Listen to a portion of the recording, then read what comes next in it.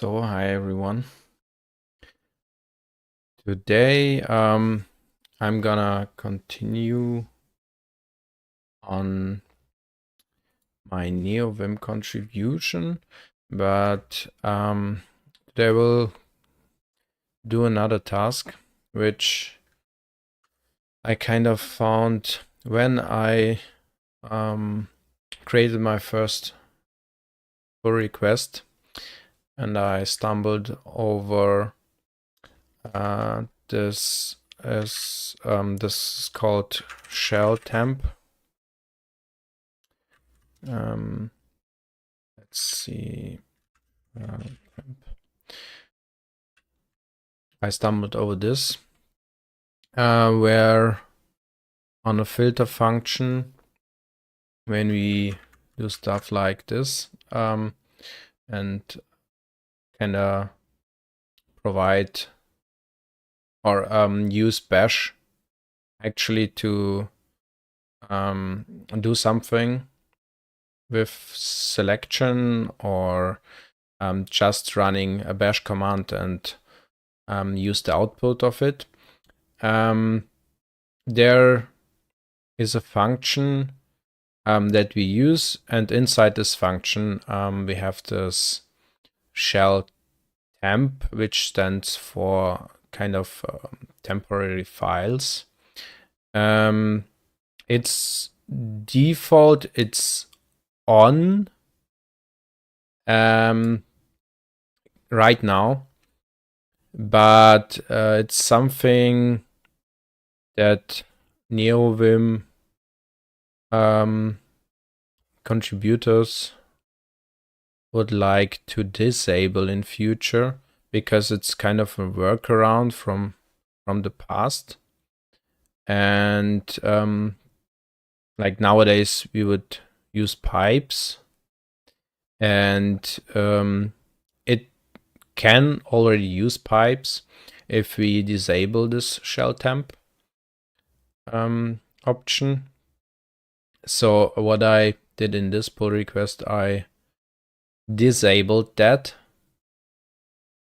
per default, and yeah, now I'm hitting some unit test issues with this one, and yeah, that's kind of where I currently am. I wanted to do this first before I continue on my initial pull request, because it kind of related, and yeah, that's how it is now. And now let's remove this.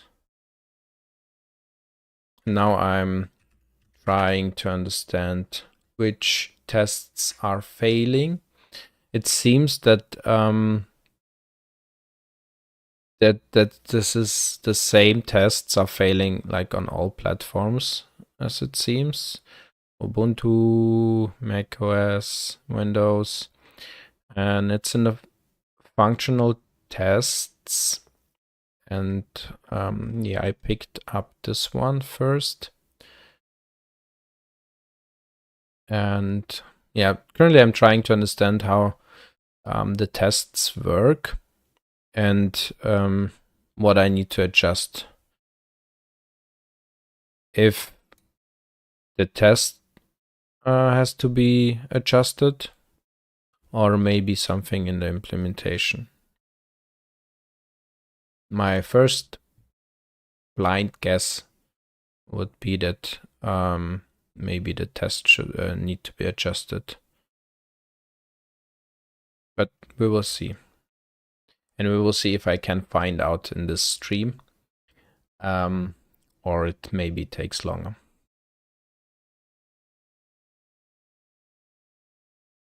Yeah. So here we are. So it states failed to match any screen lines. So this is what we expect it to look like.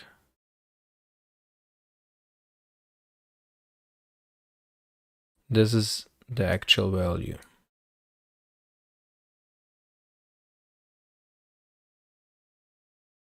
And it's on Ubuntu.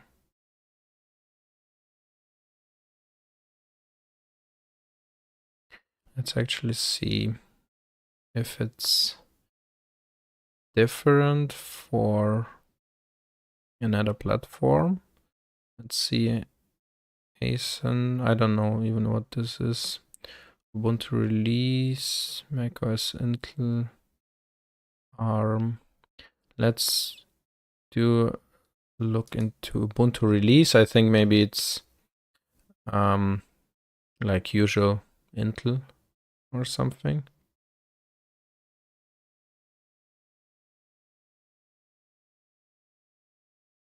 So there we have the same tests that are failing, right? And it seems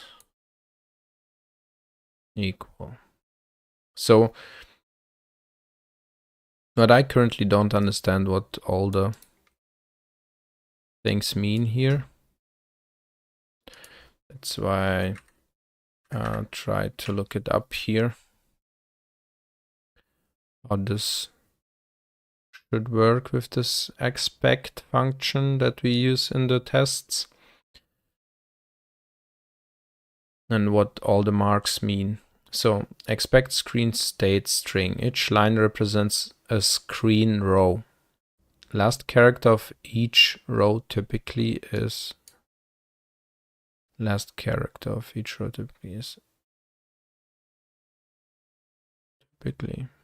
is stripped. Common indentation is stripped. Match X in a line is matched against Lua pattern X. Star n at the end of a line means it repeats n times.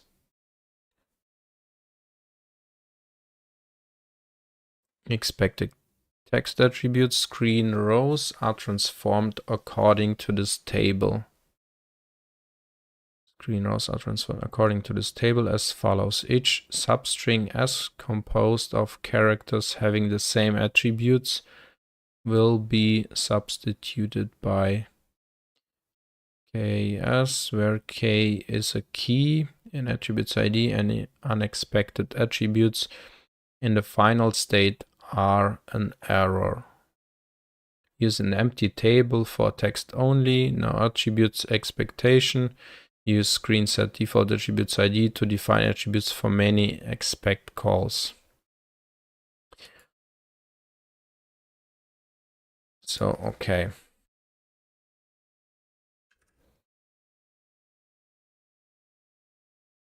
Let's go back.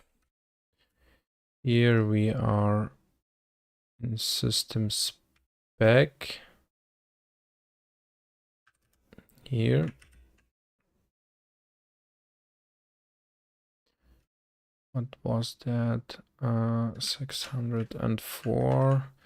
This here.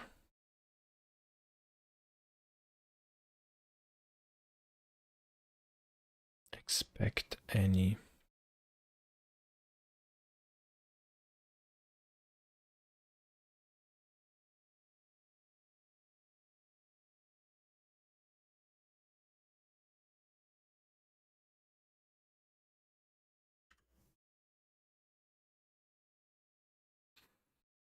What does the any attribute mean?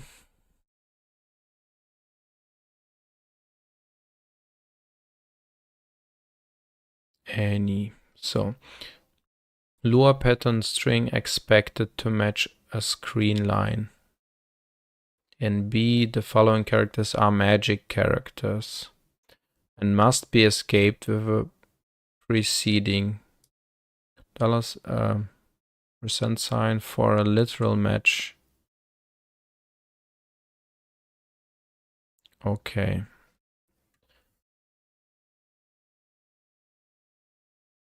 Lua pattern string expected to match a line.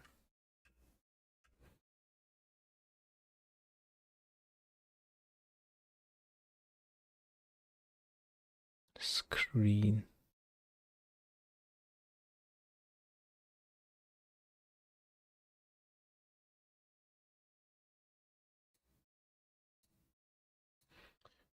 Actually, let me also play music.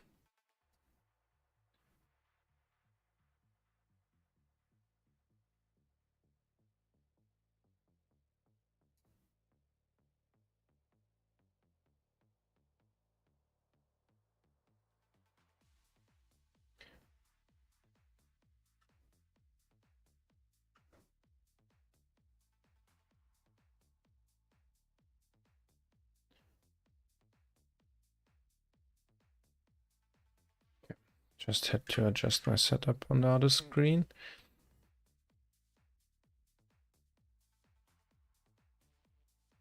Okay. Yeah. So this is a lure pattern, right? And should match what's on the screen. Expected anywhere on the screen.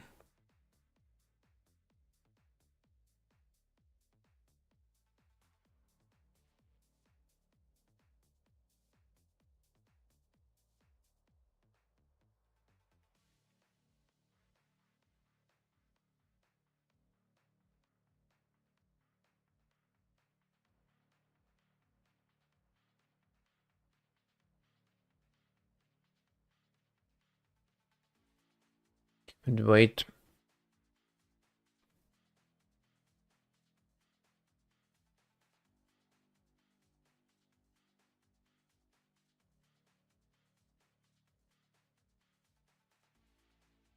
I don't get this. We have 3, 1, 4, 2. We have 3, 1, 3.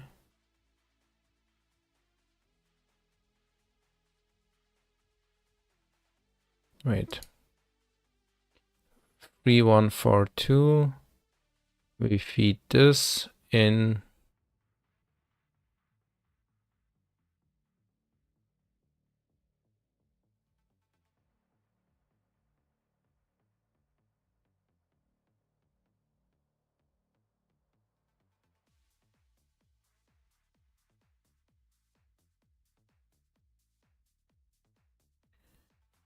Executing sort command. We have 1, 2, 3, 4.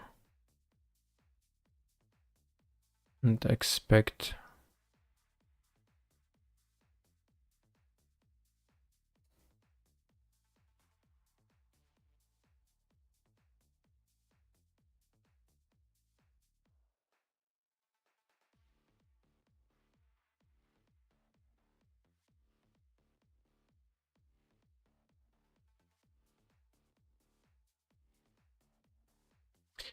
It seems like some new line or end of the line issue, right?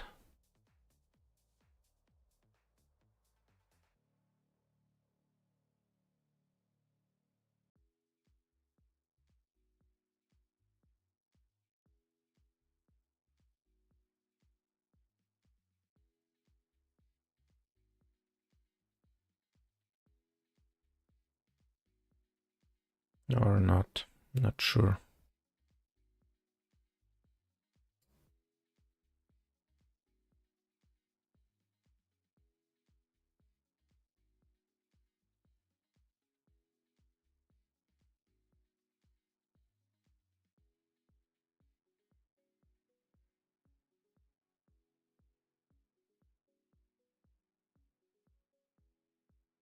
But sort is there.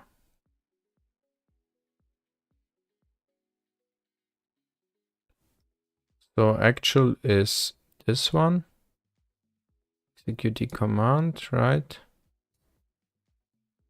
Then this is special characters. This one is also special character, right? And it has to be escaped with a percent sign, right? And this means, let me see what it was again.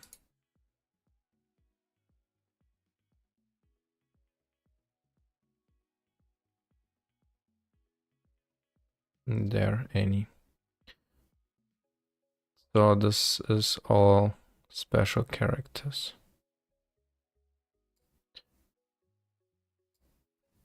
Okay, and so special character, escaping.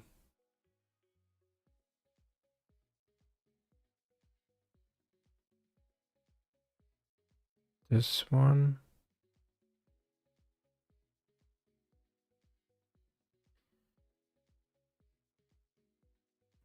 This one.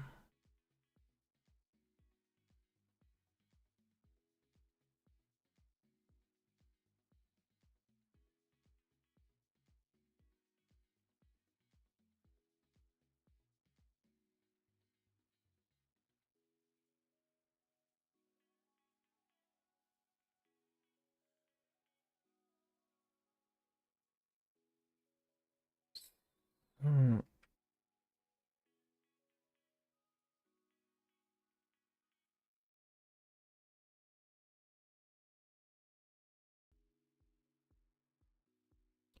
Does this mean key? Meant something with a key, right?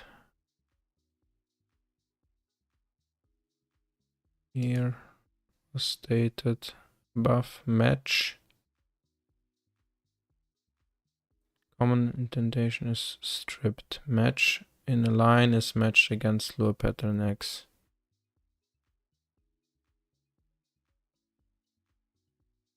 Free is matched against nothing.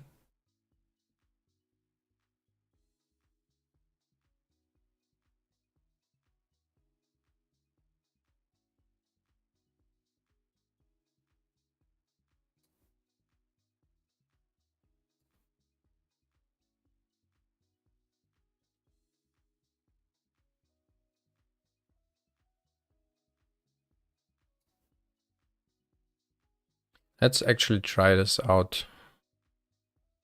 So if we create a new buffer, right, and we put this in there, here, just this one, and we execute verbose, for verbose,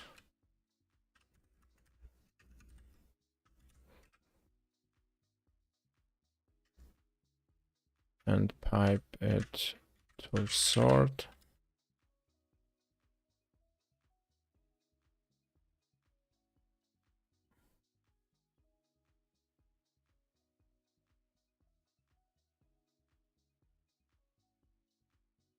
So it does what it should, as it seems, but I don't get it why it's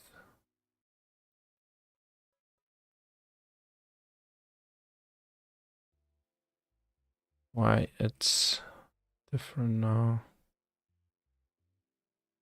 Alright, fails here. Failed to match any screen lines.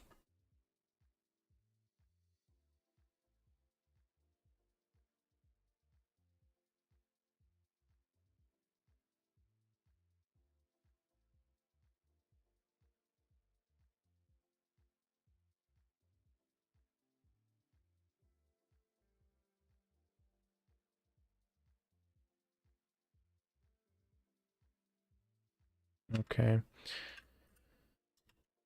So we go here.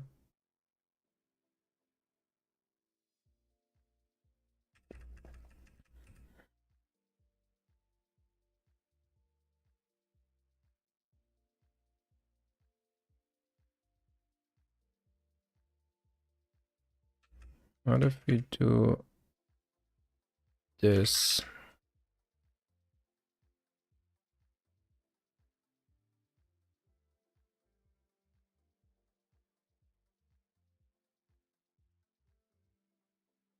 But first we will look what the Windows functional tests are saying here.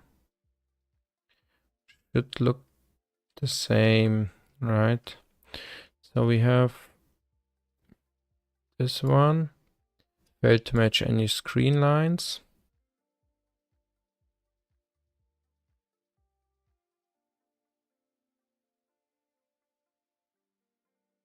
What's that?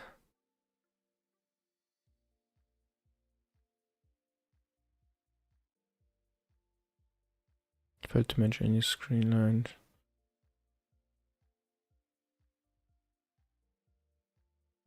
Executing command, sort. Then we get this. Does this mean?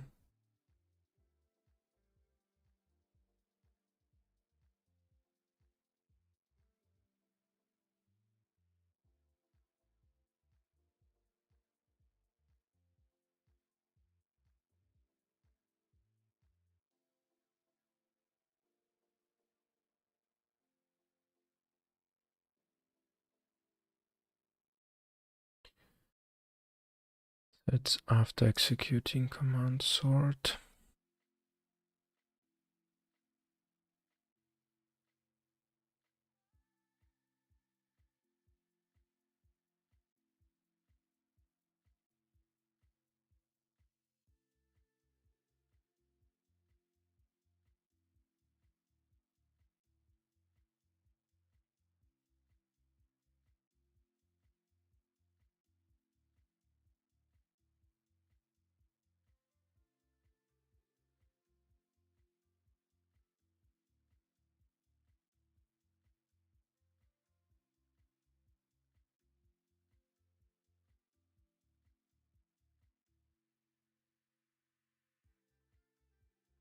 So let's see.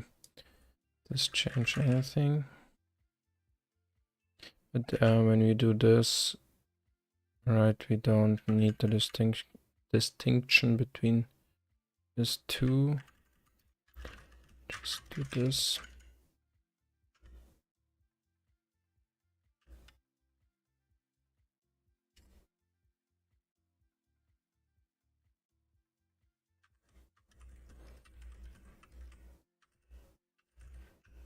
Traffics, functional tests for Unix.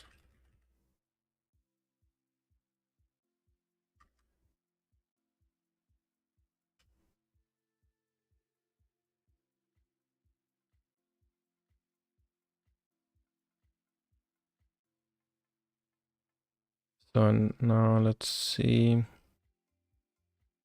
how the tests are triggered here. Maybe I can also run them locally.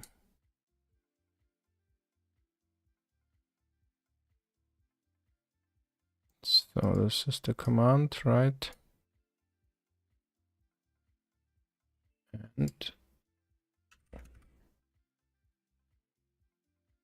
And you open up the terminal.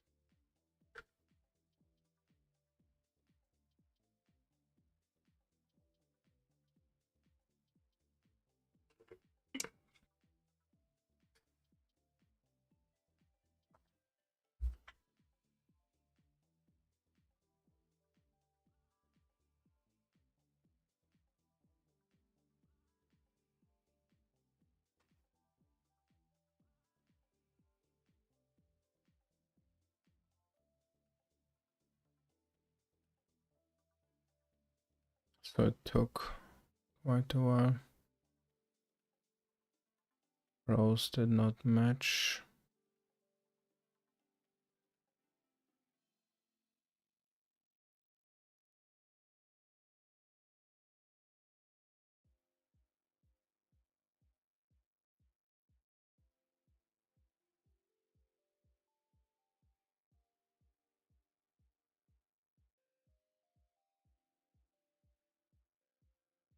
This seems weird.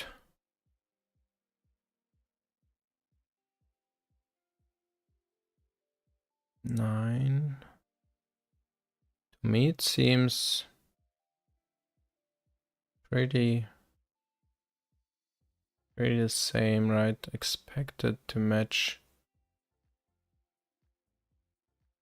word, I think it is.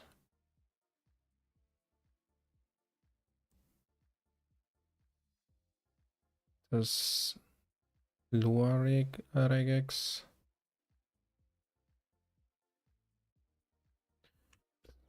Look this up.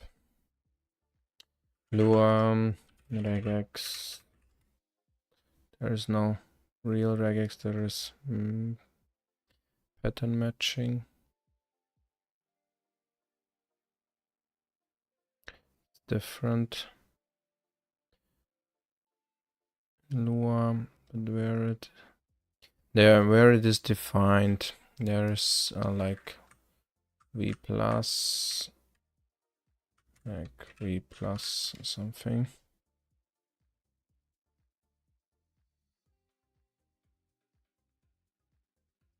It's almost equivalent of V in other languages, means match a string that is entirely composed of alphanumeric characters, letters, and digits, dashes, or dots.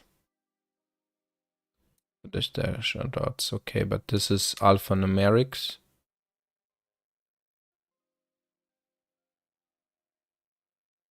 Yeah, which should match in our case, right?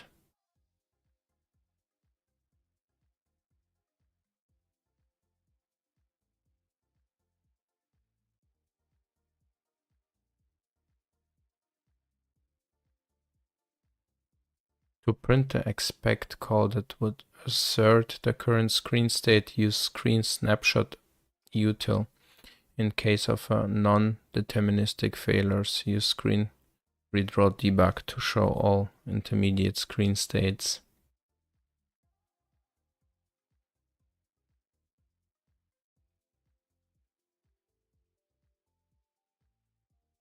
Yeah, maybe we skip this one because let's continue with the same problem that we had before. Okay, this seems weird.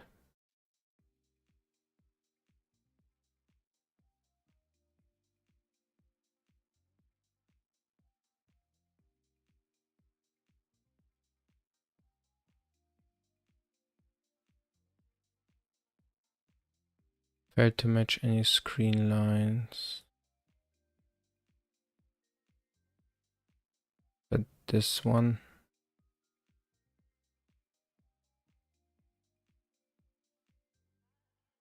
Or is it because this breaks here?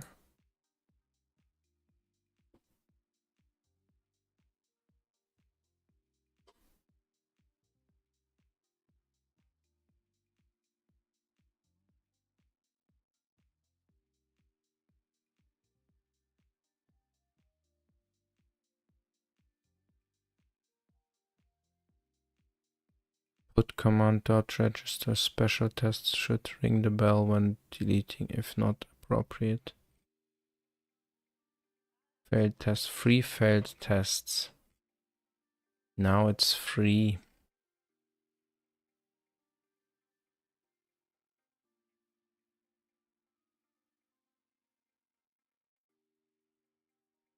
So the one from the top. UV doesn't crash on async callbacks throwing object as an error. Row 3 did not match. What? Row 3?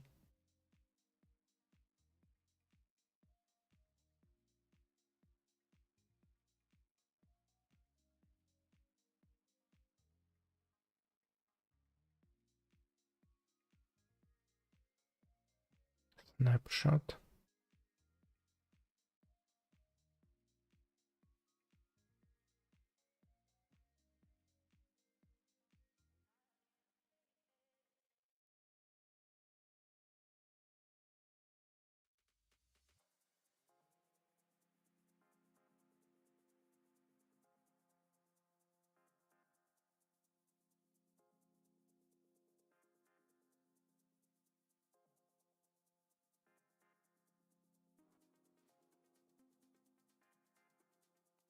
Fail to match any screen lines. Is this the encoding issue that is somewhere described in this bug?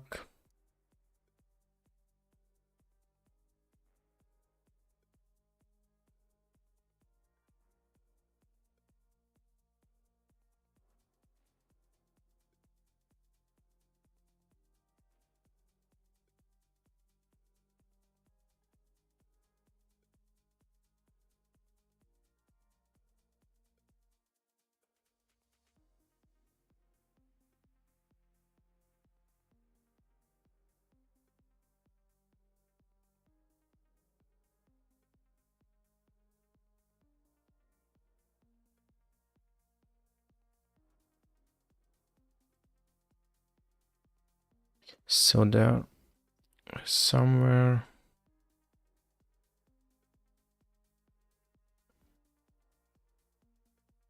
this wait here, this advantage of using a temp file is that the file type and encoding can be detected. So do we have this issue now, so that because of encoding or something we cannot compare properly the test results? If a string is not in UTF-16 LE encoding to begin with, a Win program must pass the correct code page to multi-byte to white char. Also, write console V will not work if the program's output is redirected. More fiddling is needed in that case. It gives insight into the behavior of encoding on Windows. But this is only Windows related. This should not affect Unix.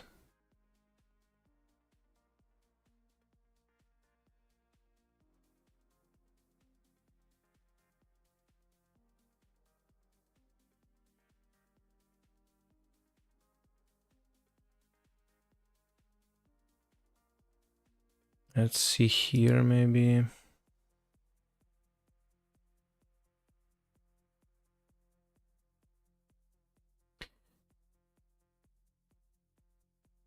Merged.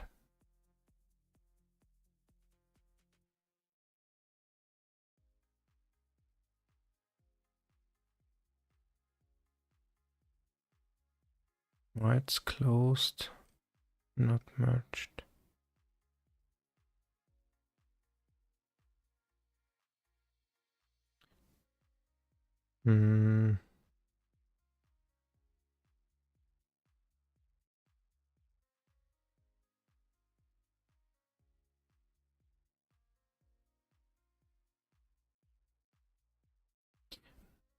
What I hope to find here maybe some tests when they wrote this with pipes, then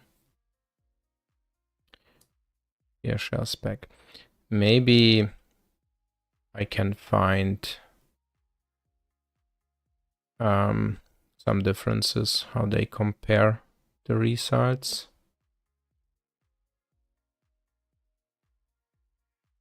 Right, because they have to also compare what's coming from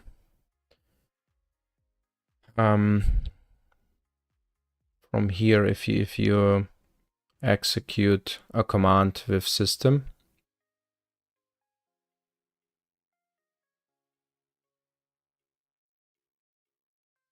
Where system can't work when the PSR and PSRCF variables are unset.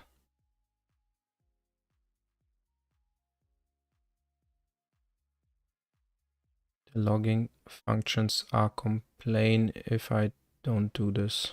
Okay. The logging functions are complain.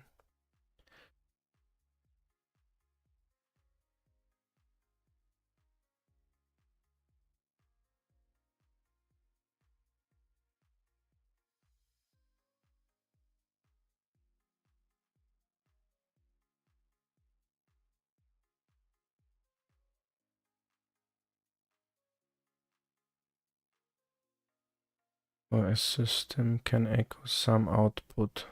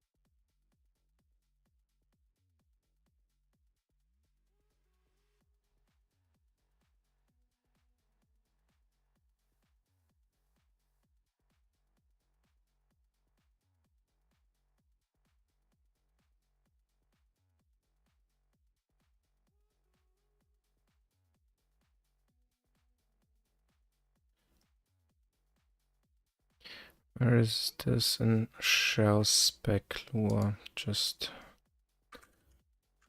see how this looks like now. Maybe stuff changed. So there, okay. Test unit or shell spec.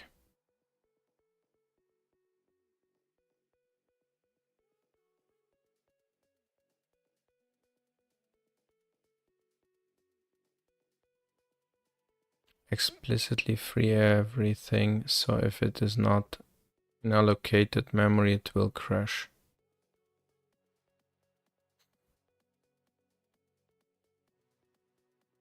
Res is 0, indexed, C pointer, not lower table.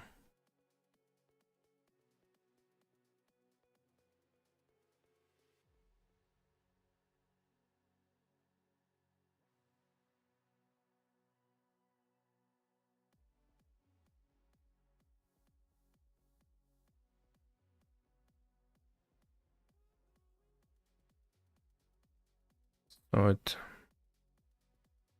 it got more complex with time, as it seems, from this PR that I saw before to now.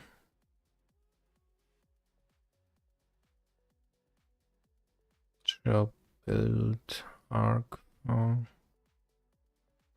works with command.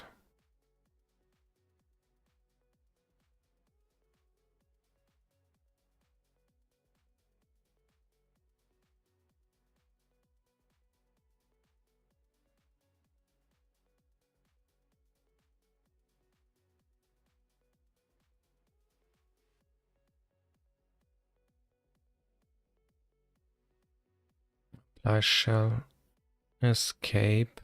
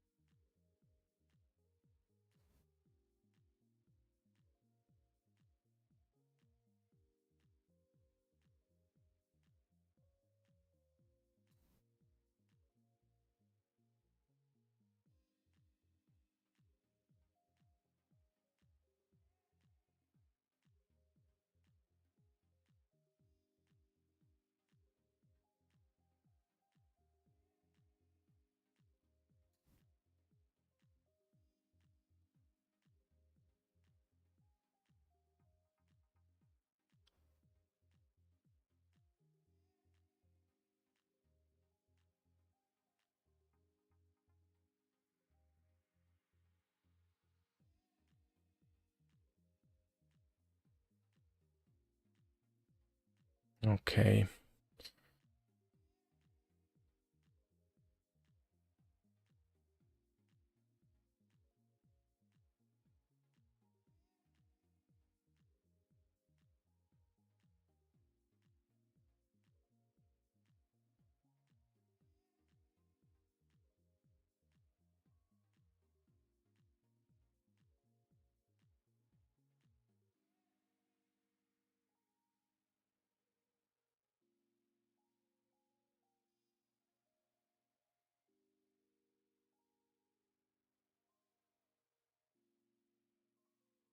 Wait, what does this mean?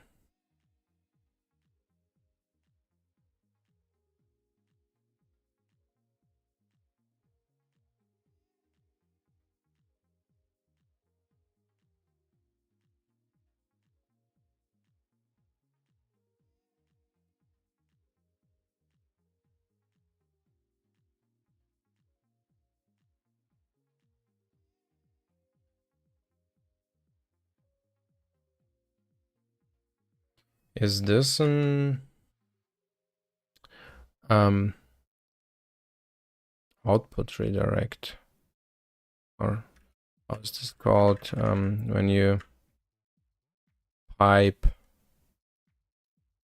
something in to a bash command, right, with this character. So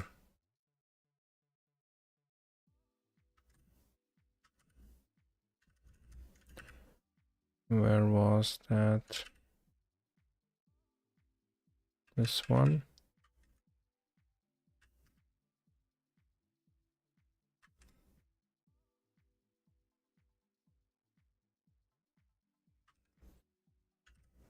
Let's actually run it again. Can close this one.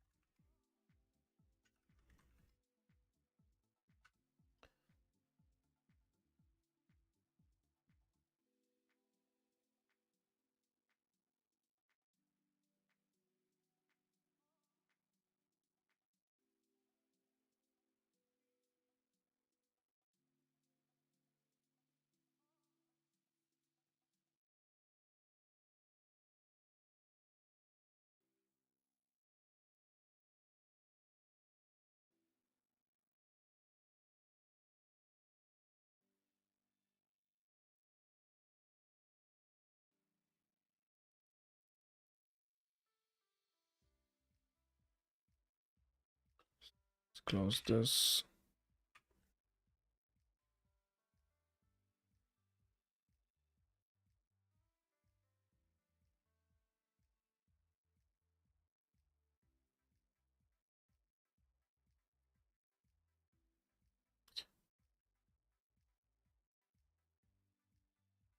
So the more I stare at the help text, the more I think this is related to Vim auto commands rather than some mysterious OS behavior. Detecting the file type is almost certainly a reference.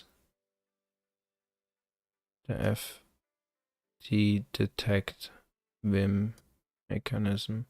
Detecting the encoding could refer to some feature of Vim that tries to infer the encoding based on the BOM or the presence of UTF-8 sequences.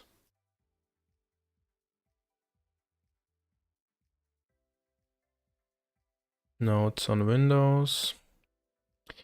There are typically two 8-byte code pages active, the so-called ANSI code page and the so-called OEM code page. Command X /U force Unicode for piped redirected output.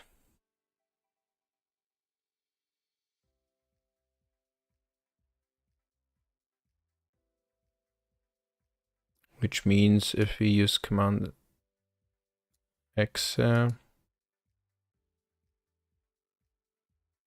/U, then it'd be fine.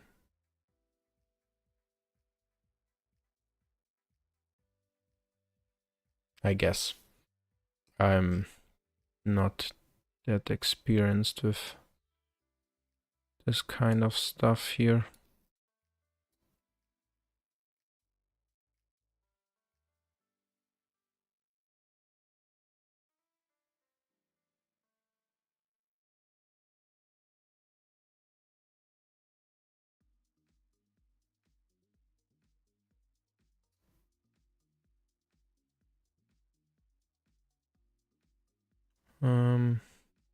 With that said, I see no technical reason for this limitation since algorithms used to detect encoding can be just as easily applied to byte arrays stored in memory.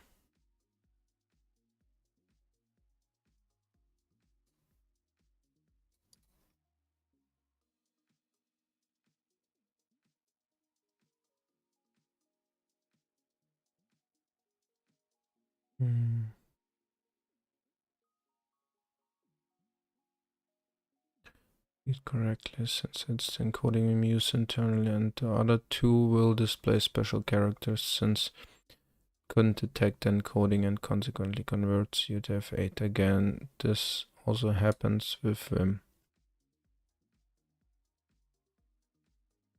Maybe I should read the whole thing, right?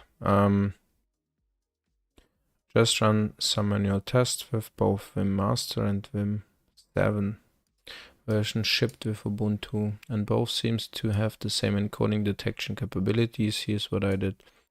First, create 3 files containing the same string encoding. Now open Vim or NVim and read the files using cut test. Okay, all files should be read normally into the buffer. The UTF-16 and 32 versions will have the converted warning displayed at the command line.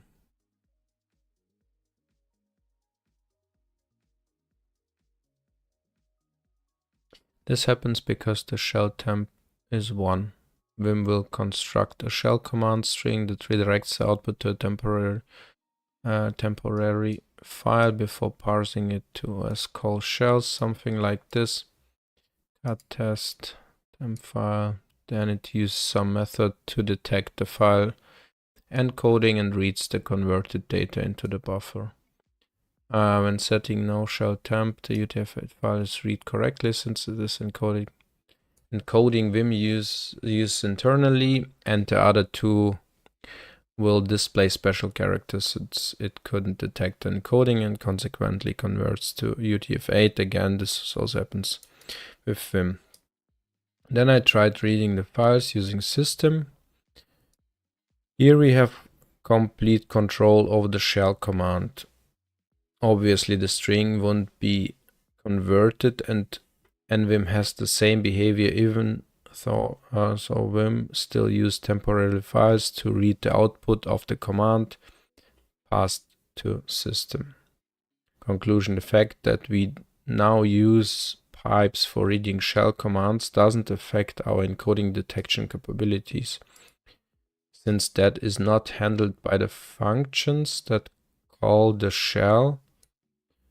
It's a responsibility of another layer.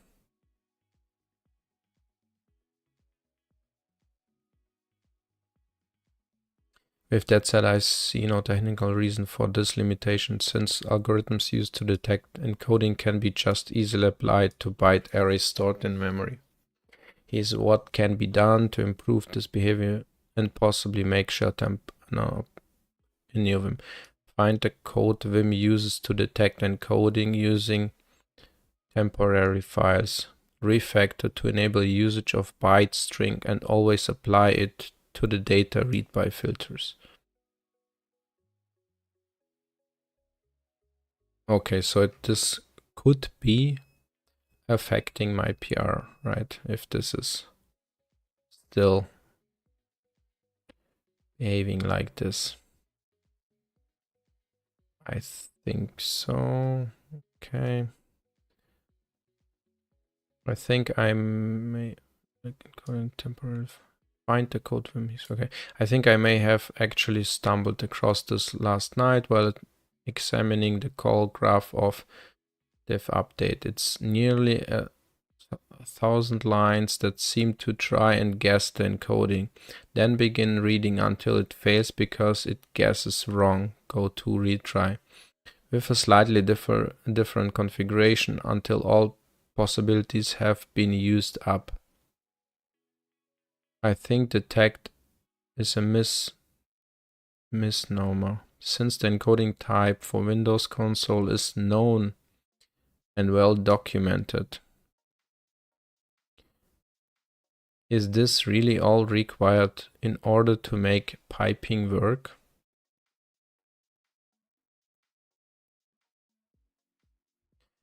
As it turns out, I went on a similar odyssey and and came to the same conclusion. This functionality should be abstracted into a separate function for the sanity of all involved and for perhaps extra functionality such as being able to decode the output of a shell command. So I hope I'm right by claiming that there is no encoding detection for temp files such as those generated by vanilla Vim's system with shelltemp, but there is an encoding detection for new buffers in read file.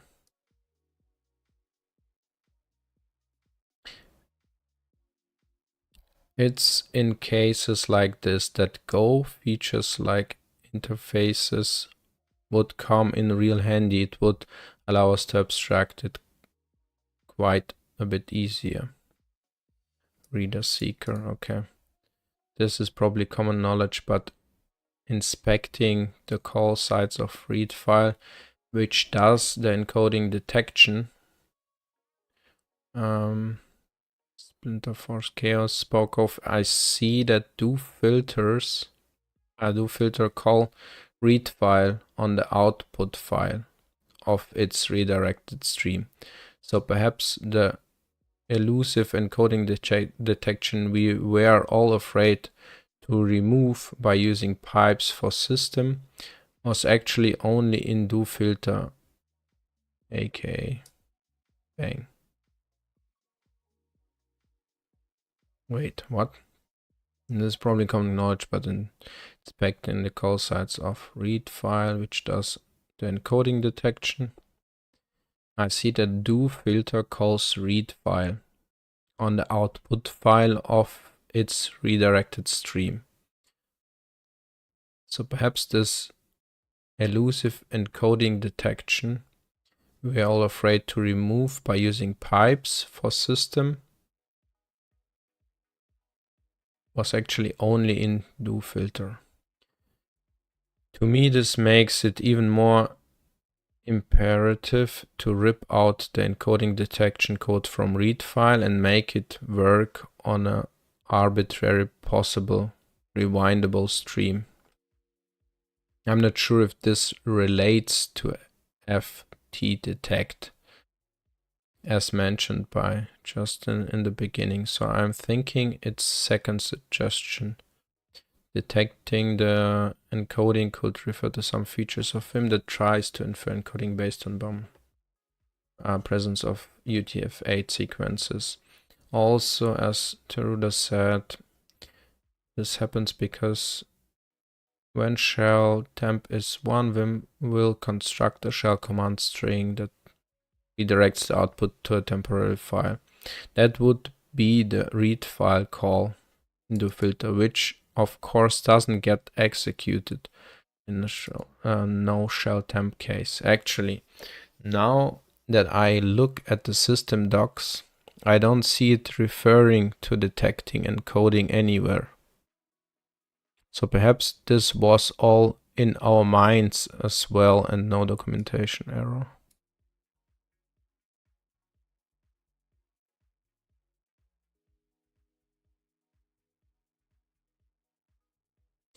I assume this may be related to my findings.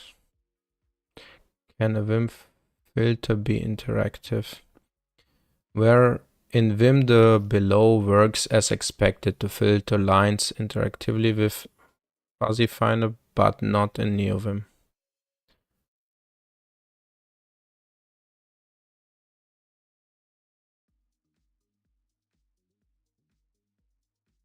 Read echo fuzzy find m.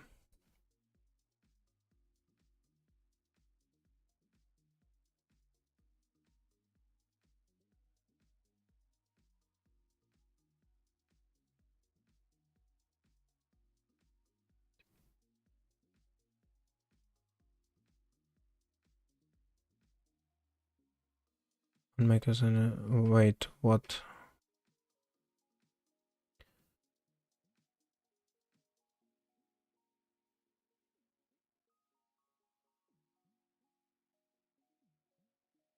Afterwards this works as hoped. Probably easy to run your command with terminal.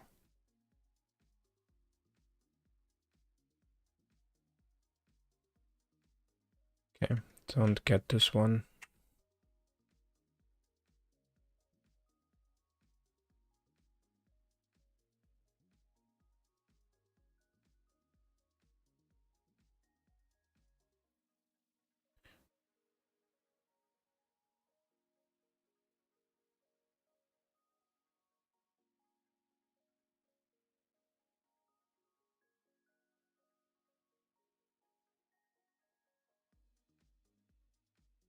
So move back to our tests.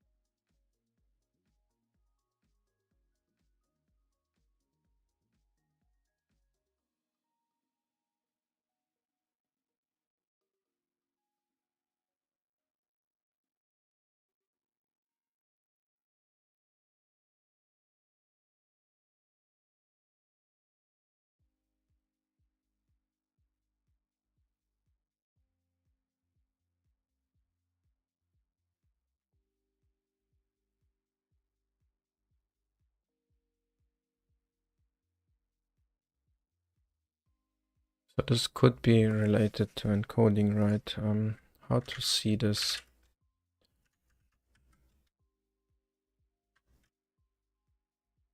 Would have 8. What is the encoding? Don't even know how to test this, to be honest.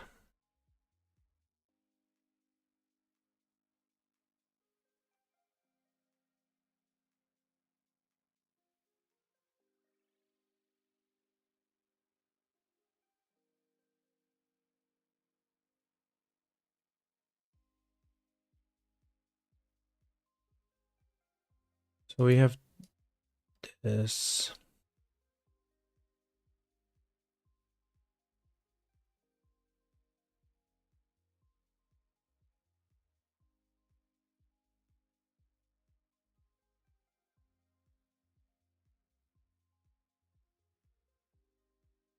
Maybe feed courage return.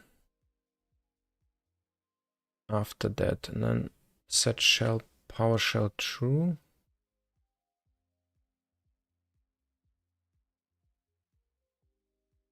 It fails here, right, on the 600.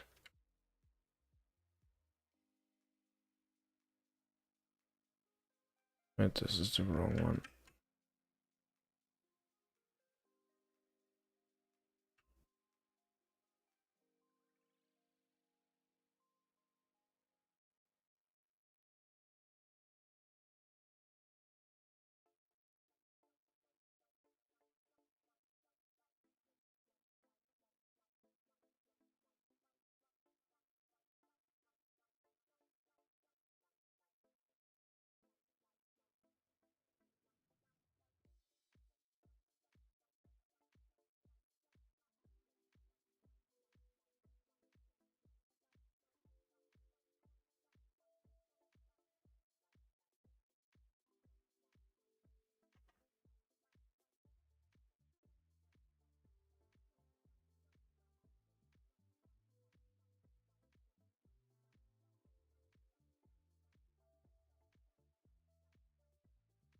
Oh, I think this means this is stripped away, right? Like the comparison starts here and it ends here. There's so many empty stuff in here.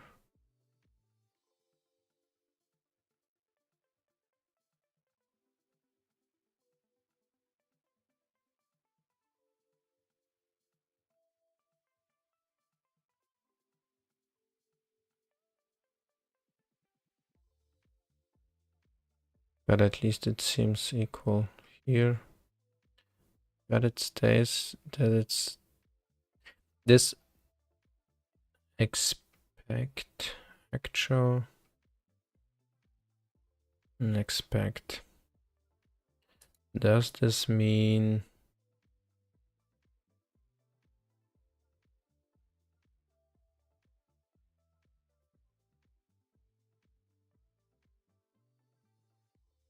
this was expected and is not finding it? 599. So this is the actual where, yeah, this is the place where it fails, right? And so this one does not work for reasons.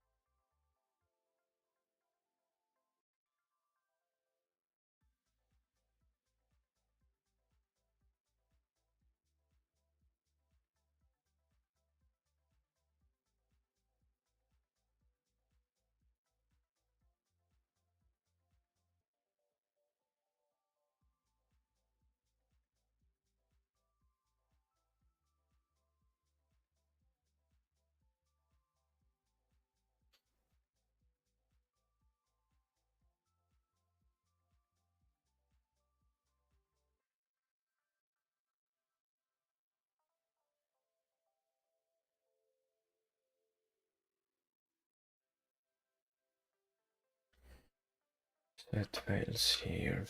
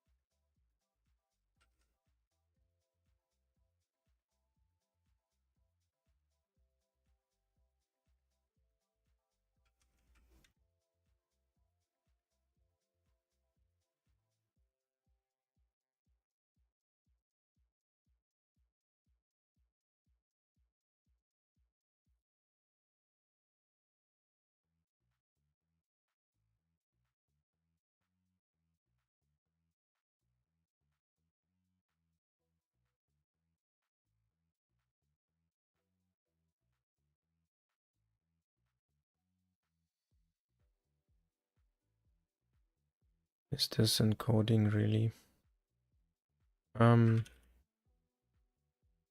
What was this? X commands.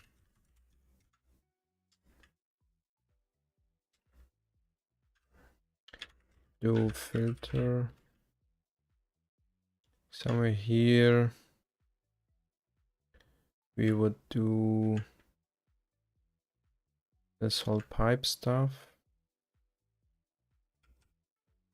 Right, buff read.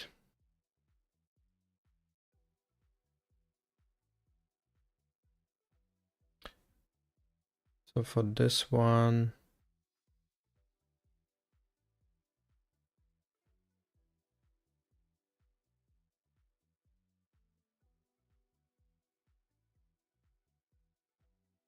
we would do the read stuff. So it's not do out, it's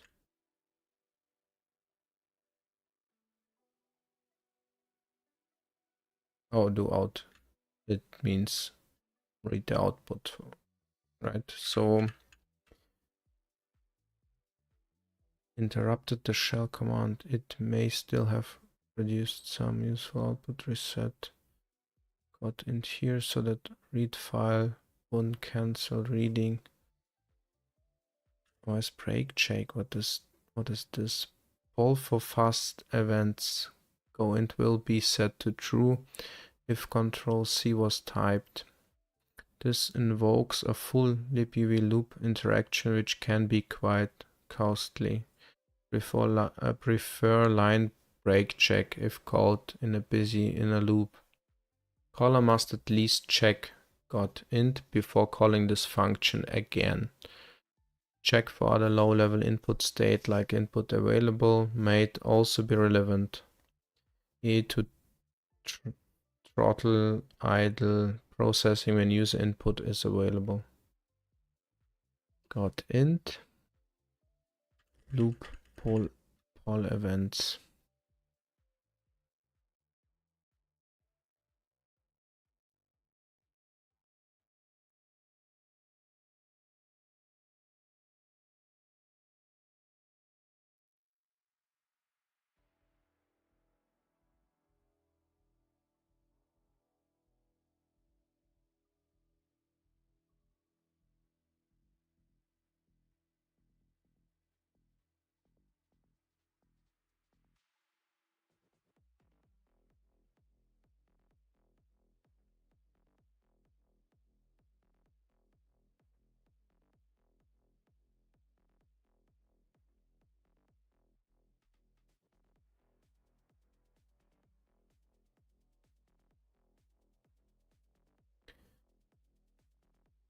When interrupting the shell, reset got int here.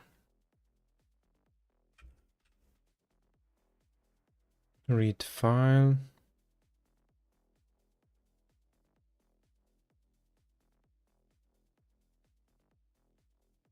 If not aborting MSG put char. This is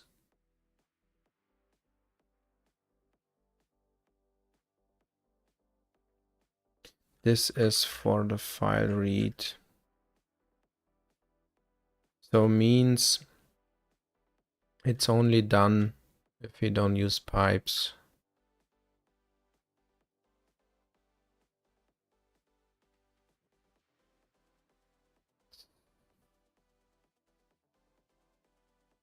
That's right.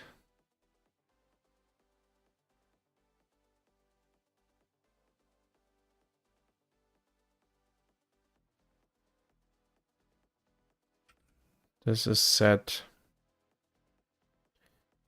if we don't use pipes. So okay, then we get here read line count. No, append line marks. Do in.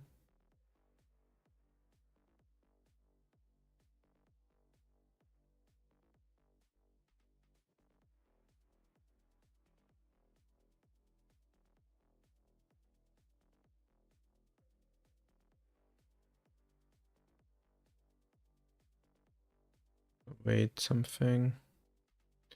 Missed something here. We do call shell here.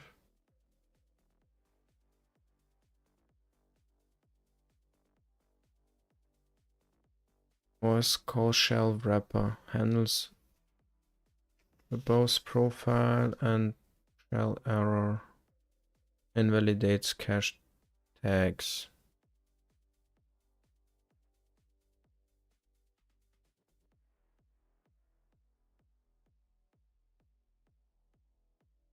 Just asking myself if we even need this function. If we have the system function, that's already the same, right?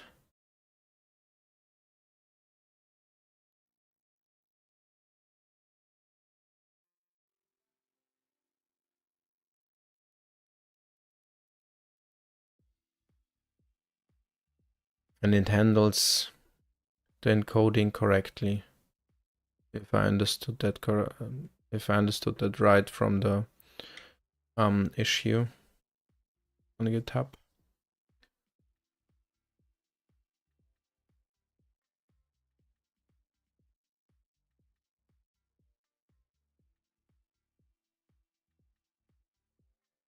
Well, let's go over it.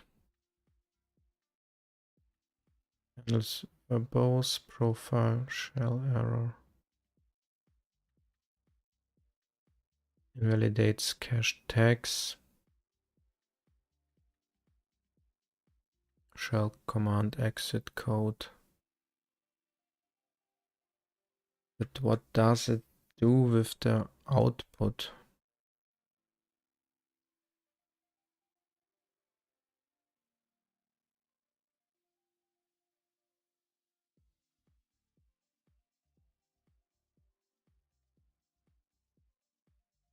What is this p-verbose?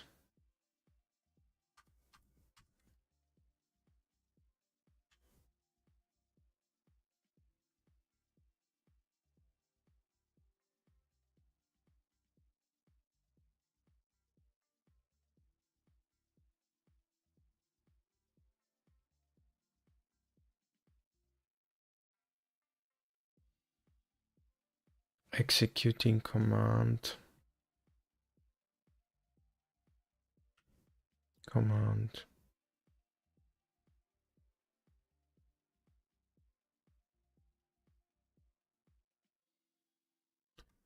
What's p shell? Calls the user configured shell. If command null, then the shell is called.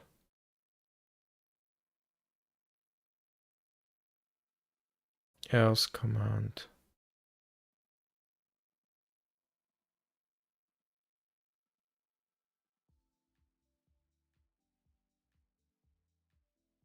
Let's go back here.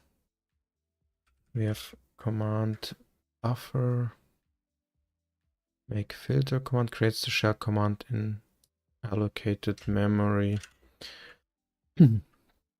So for Unix,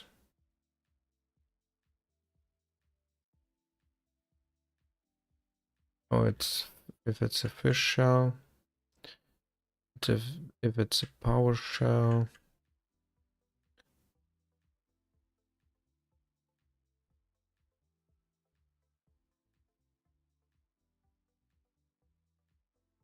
if it's what?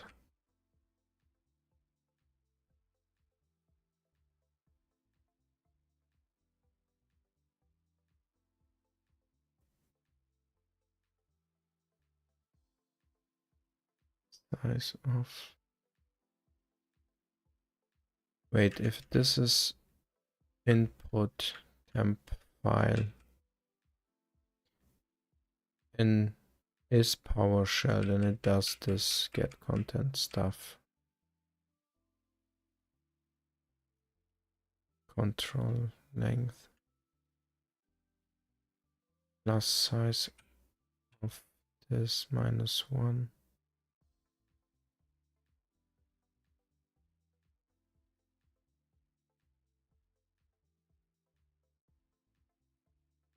What is this lang?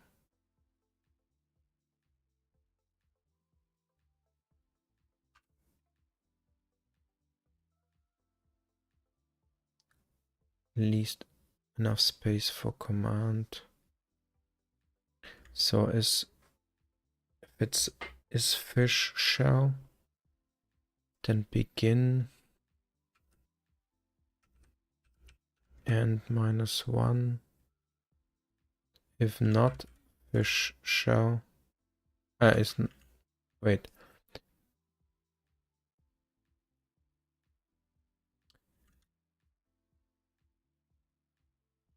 If is fish shell, then this.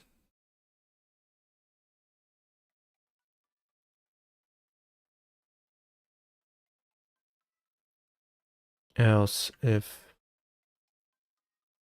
is not PowerShell, then size of this.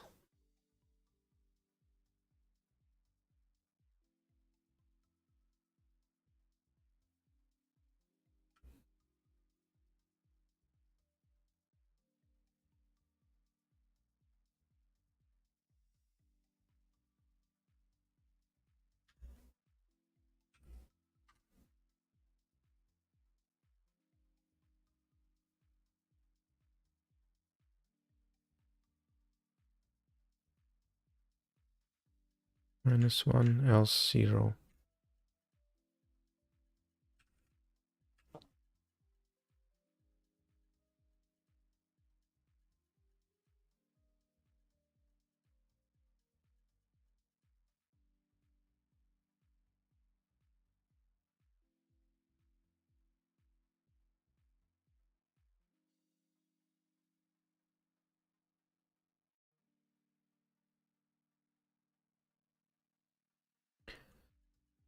Location path tail. That's false. Create a shell command from a command string input redirection file and output redirection. Wait, create a shell command from a command string input redirection file and output redirection file.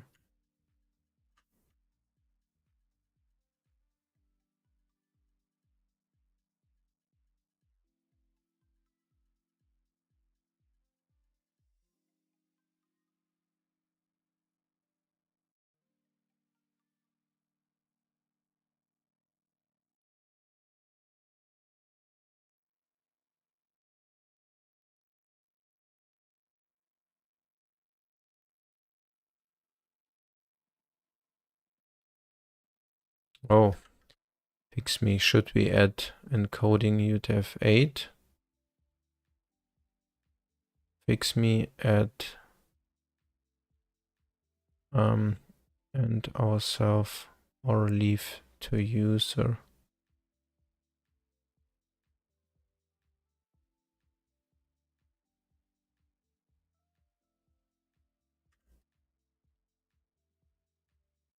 put delimiters around the command for concatenated commands when redirecting input and or output. So this is what we saw before, right?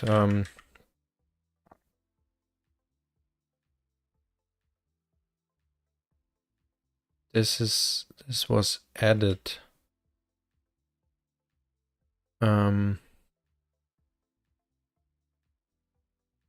But only if we use this temp files. So if we don't use them, you have to adjust the tests.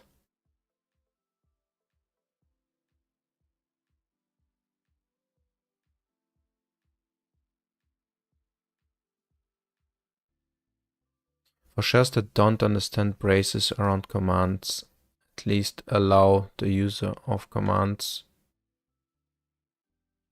Allow the use of commands in a pipe.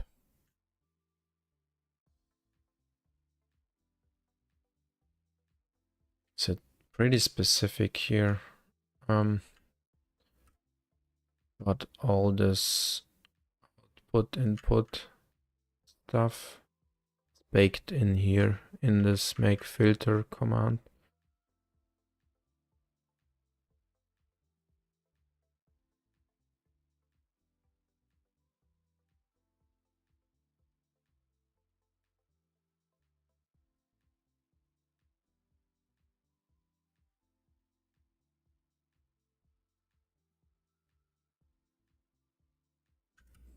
Let's go back and say here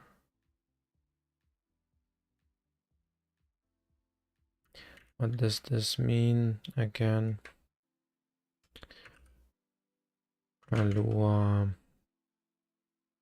pattern matching.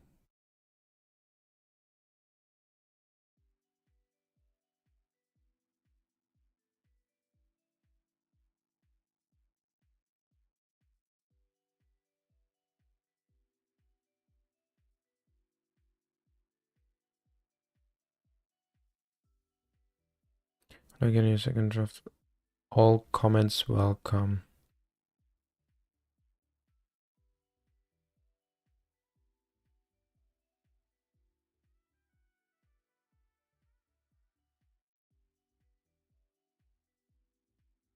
PDF. All characters and the question mark means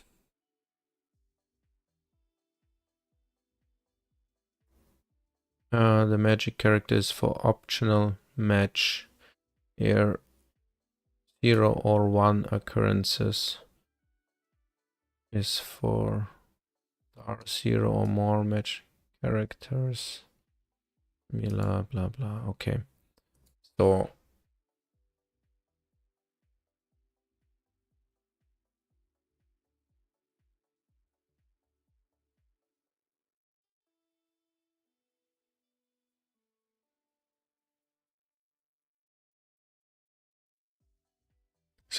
actually this would mean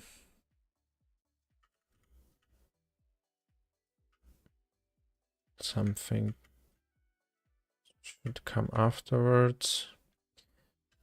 So obviously not matching the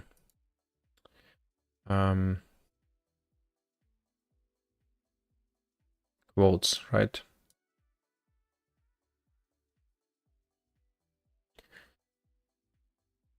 If we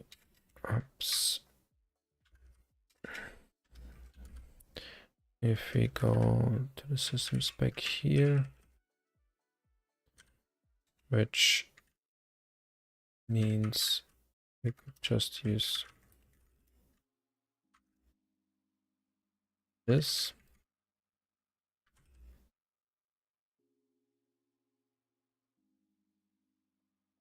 Let's run it.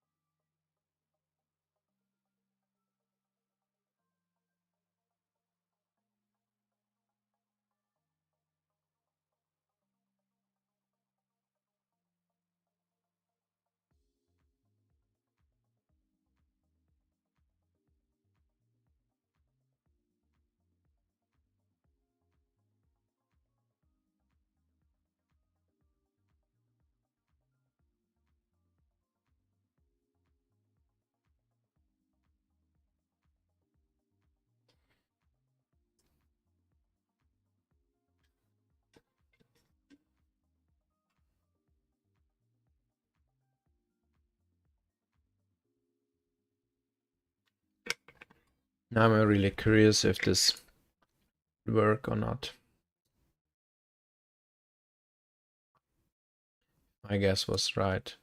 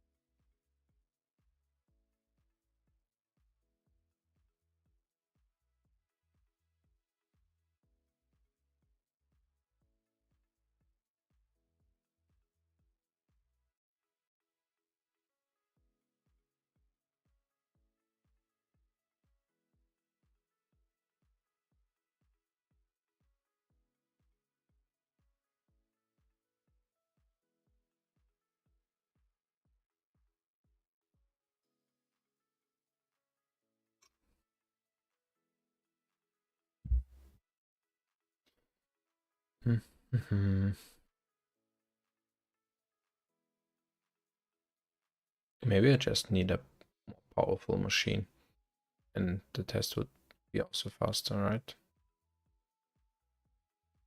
There are really many tests, which is a good thing.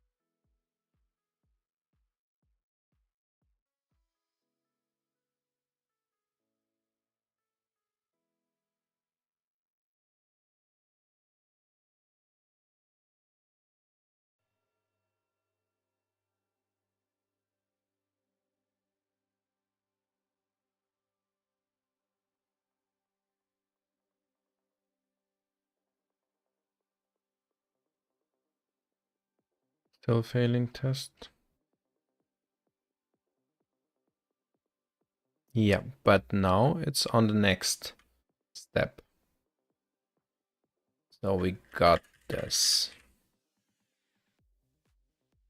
So executing command, which would be just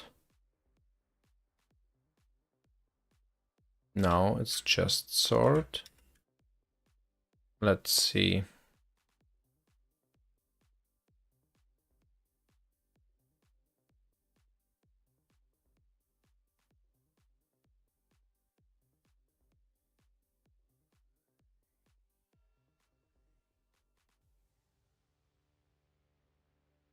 Unknown first argument, no logo.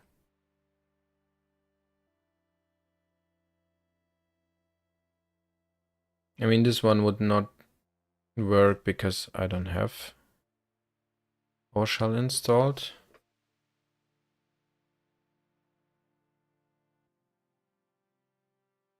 But we could install it, right? So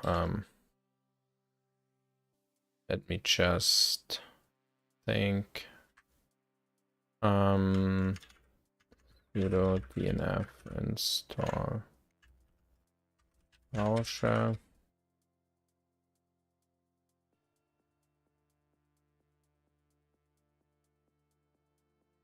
PowerShell. No, I don't know how to call it, how it's called. That's a good one. Here, maybe I should remember it. Put it in here. Maybe remove this. Remove this one. Then we search for the PowerShell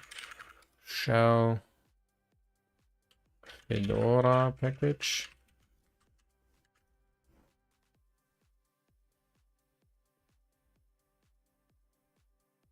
How old is this? 2021.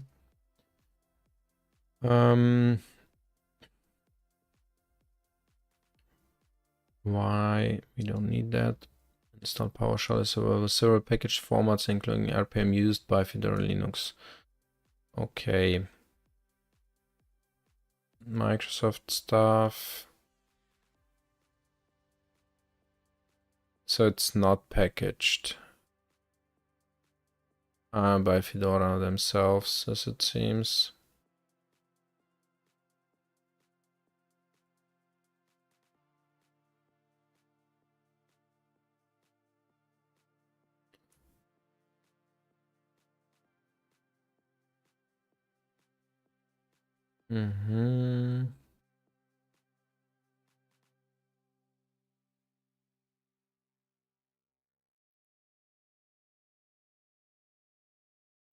Okay, that's pretty old.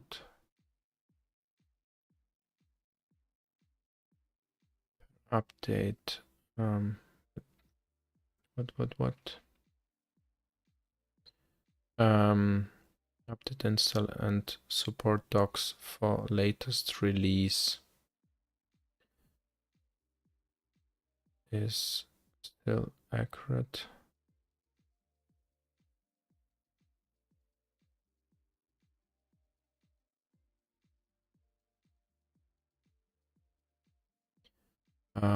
This article lists the current supported Linux distribution and package managers.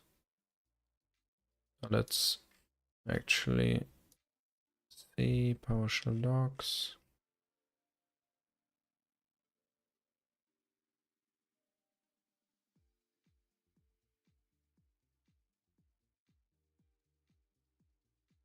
Okay, getting started.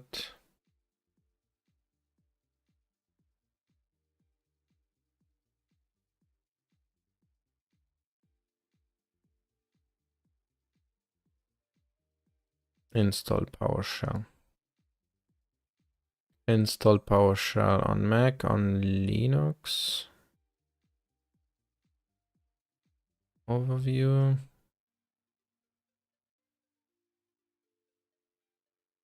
Community supported distributions. What does this mean?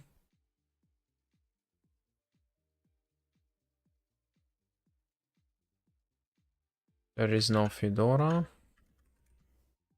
but there is Red Hat Enterprise Linux.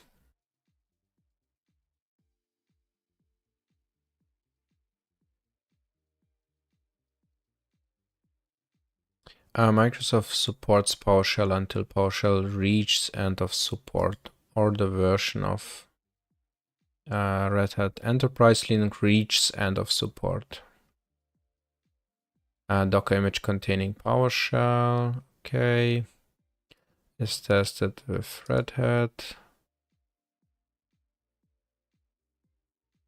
Installing PowerShell on Red Hat.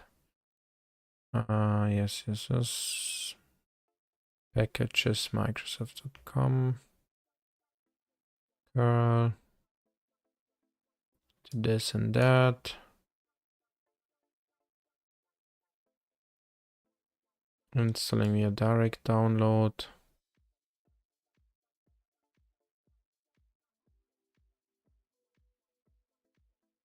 Okay. I don't want to add extra repository for that, to be honest.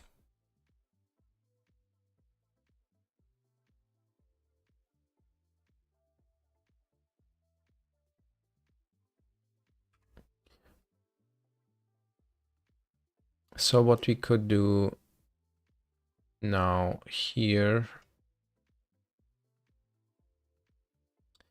we can search again, PowerShell. Just want to see if there is something going on the Fedora side to maybe package it in the official repositories.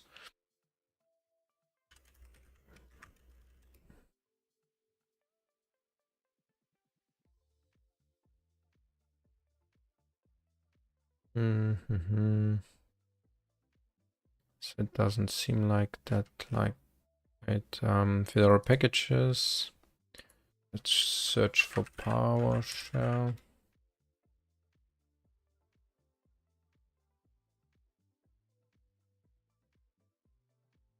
So it seems there is no works going on there. But that's also fine. We just look here in the tests, right? We have Windows tests here and functional tests, and we see the output there. So we could just take how it should look like. There, here, shell without redirecting to a buffer. Okay, this is the first one. Okay, we have to actually merge this change. Fix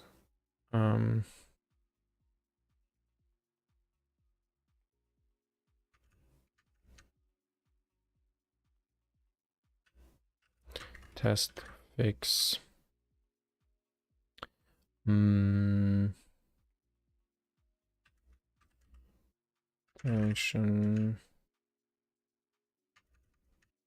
expectation expectation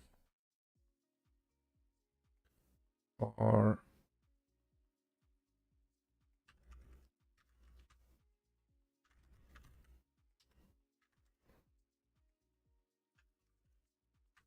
like this. Now let's see what the tests are saying here. This would mean also, like for the other tests that are failing here, like this one.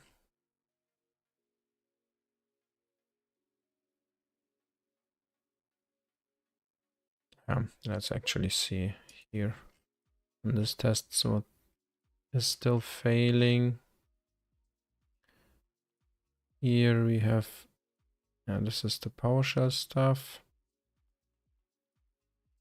And we have here, if it doesn't crash on async callback throwing object as an error.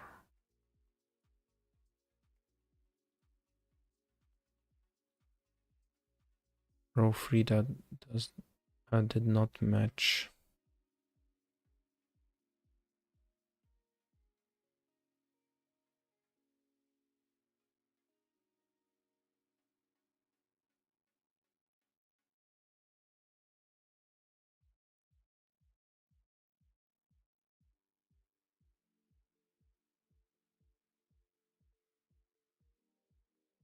Expected. Actual. What do I miss here?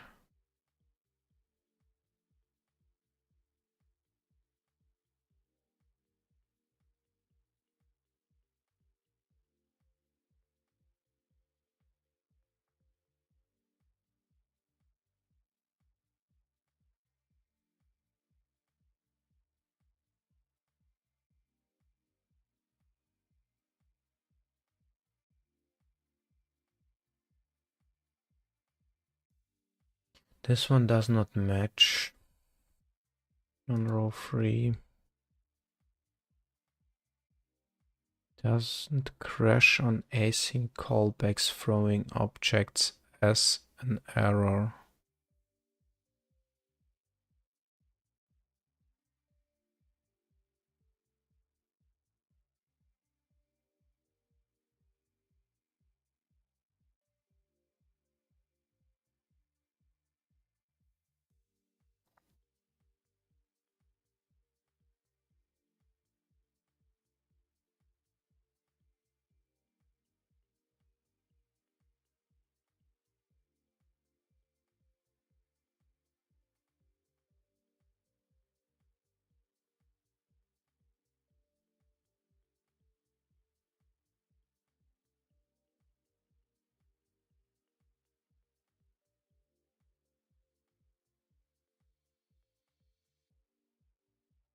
PowerShell not found.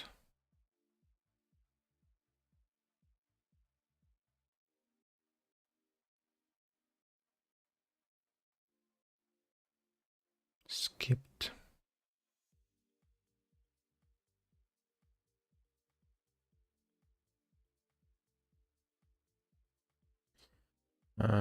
System spec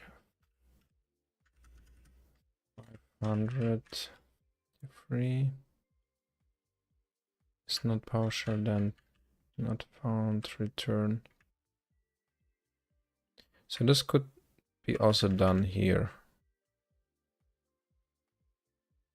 Set PowerShell. Does this mean set neovim shell to PowerShell? Okay, but this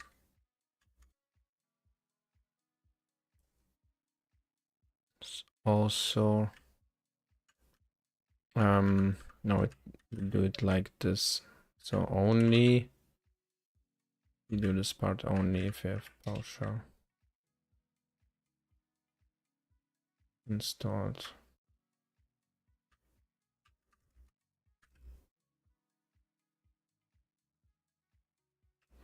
Or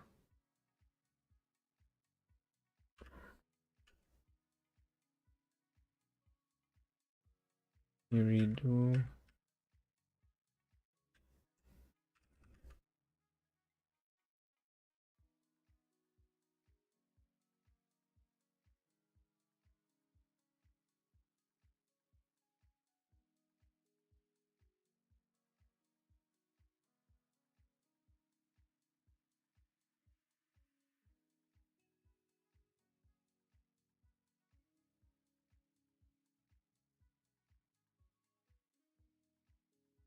PowerShell not found. Just thinking if we need to return here. Not sure how this works if we do like only the one part of it and then return here.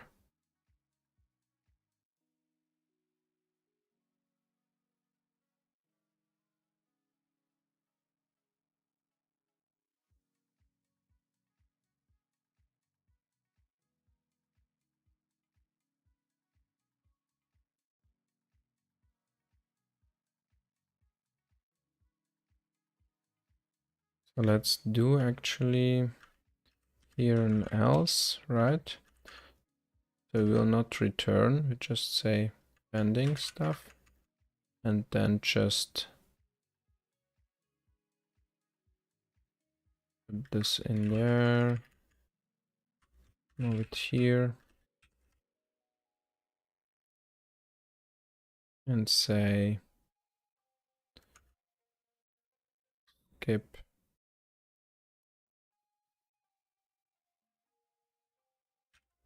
PowerShell part.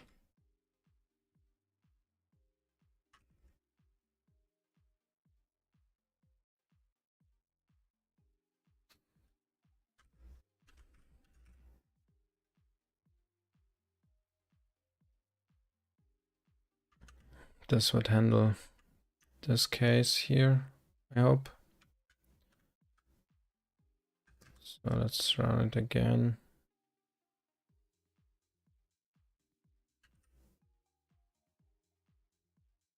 And in the meanwhile, we can see what the test was saying here.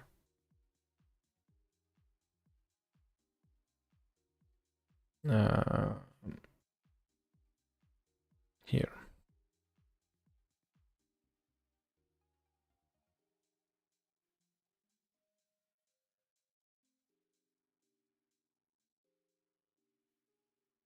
Yeah, wait, that's the wrong one.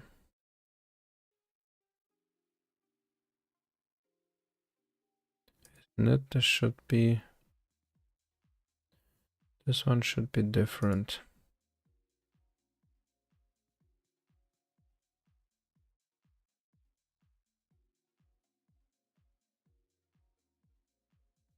Oh, it's Still running.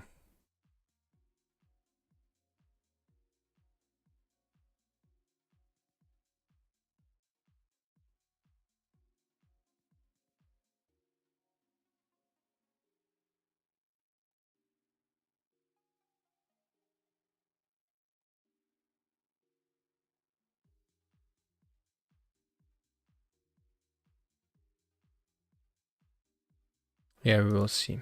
But here we have an error. Yeah, no. Don't. No, don't. Oh, okay, I will wait.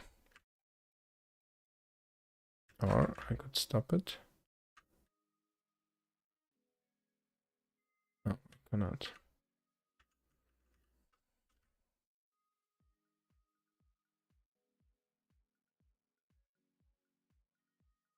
So it failed again.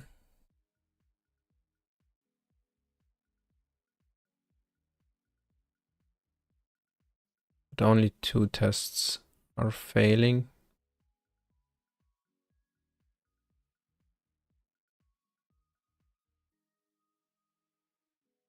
Failed test, 1 error. So here the PowerShell part.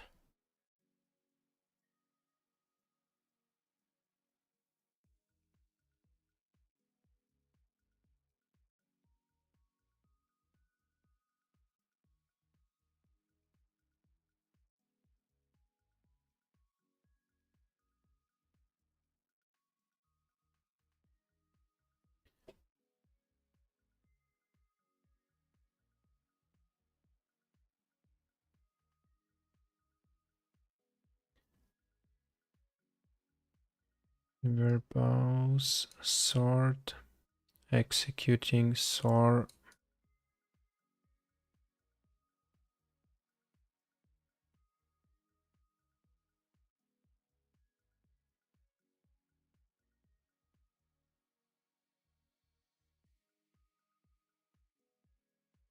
So this is the actual command. Is not recognized as a name of a commandlet function, script file, or executable program.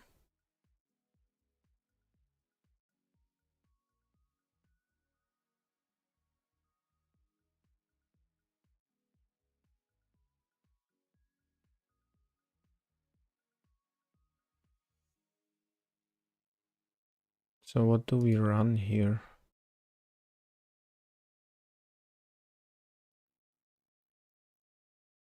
Sort.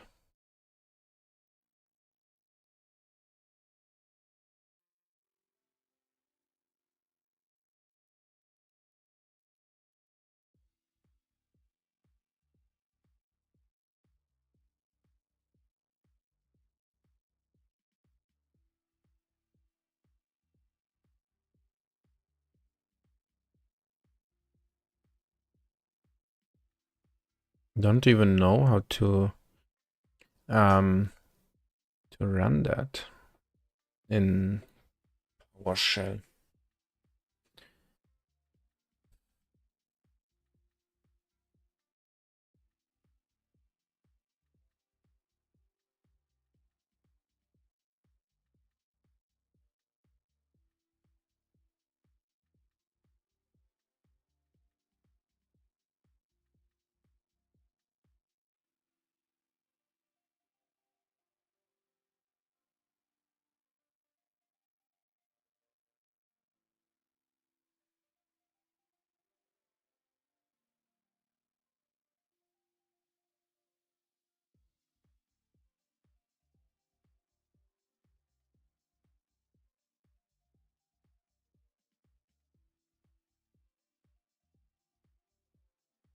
Do we have to do it differently then?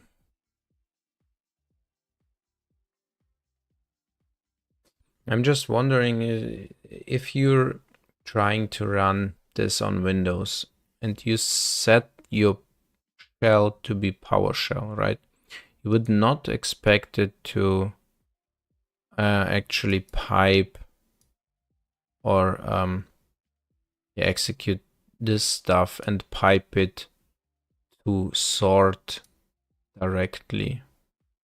Weren't you? You would try to use whatever PowerShell uses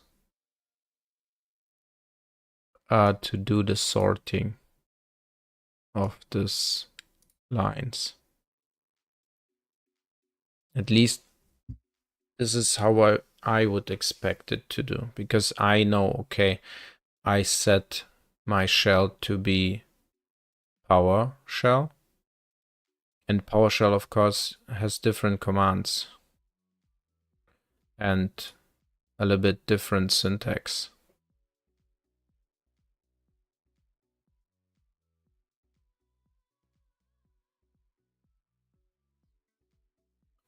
But I would know that as a user, right? If I use PowerShell, then I know I have to use something else.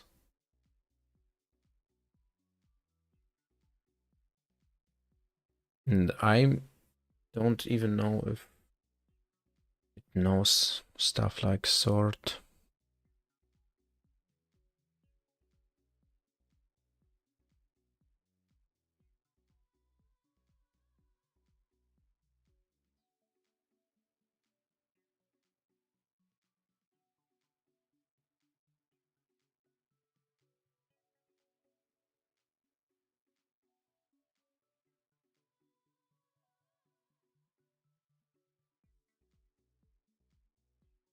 Or is not recognized as a name of command line.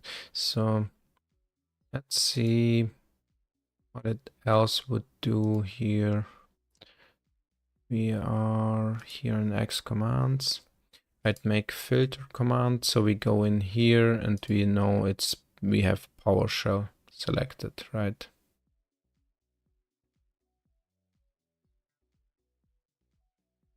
Okay, then we go further and we check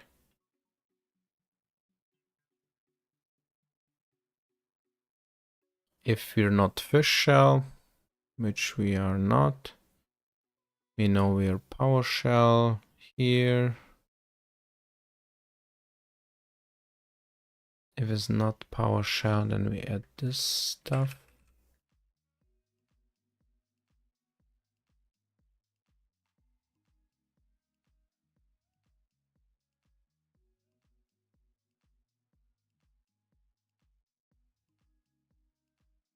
If PowerShell, we add 0.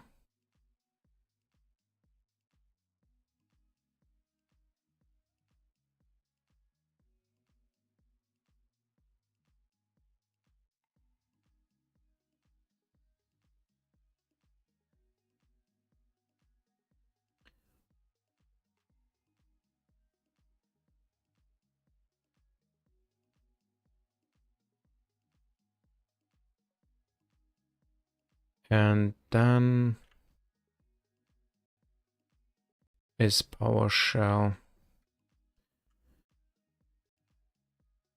but only if input temp variable, temp file is provided. We do this stuff, so we skip this. We don't have it, we skip this.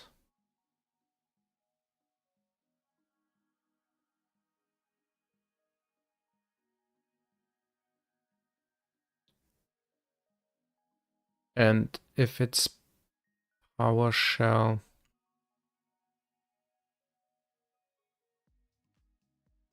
we just do command lang -1.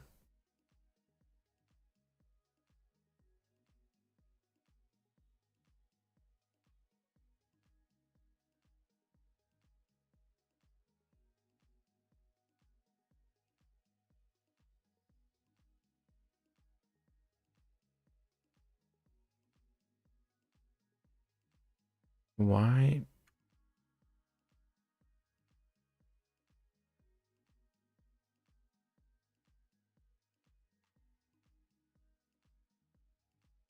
Why -1 here?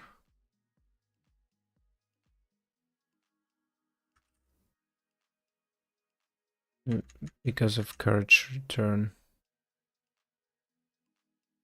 Is it this?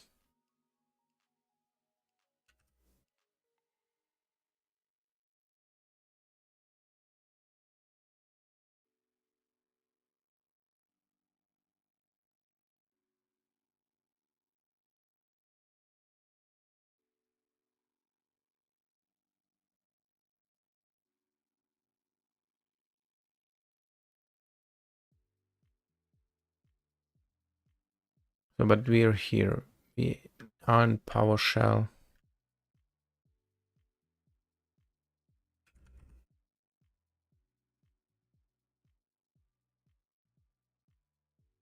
And I don't think we have to do a -1 here. Why do we do a -1 here? Don't do it for the others.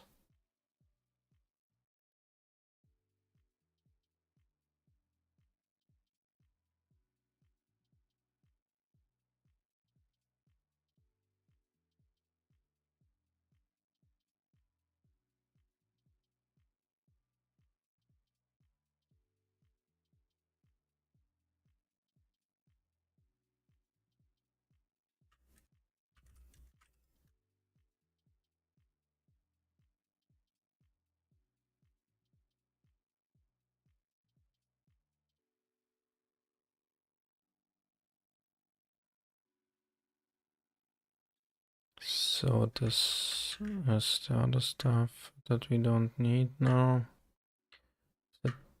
Else this is for non-Unix. For shells that don't understand braces around the commands, at least allow the user the use of commands in a pipe.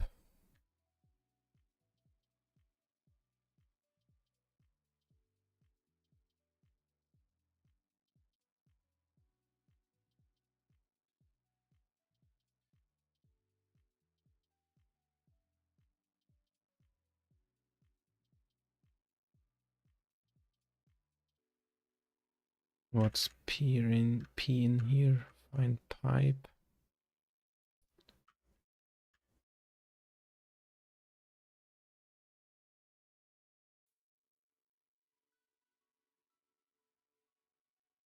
If there is a pipe, we have to put in front of it. Yeah, we don't need this for a pipe here. This one is completely... Okay, this is completely if we use this input temp file stuff. Output temp file. Okay, so there could be so much, this could be so much simpler from the logic if we remove the whole temp file stuff in the future, right?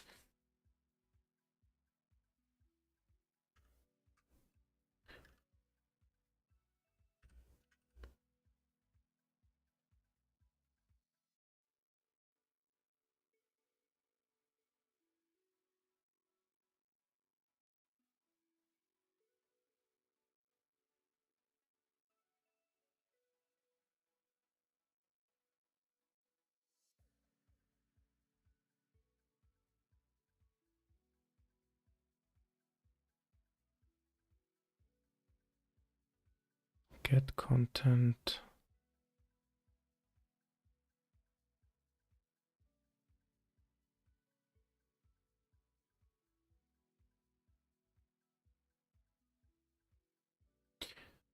So I think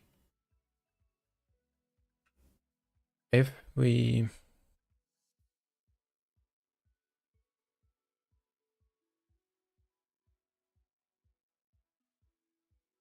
use PowerShell,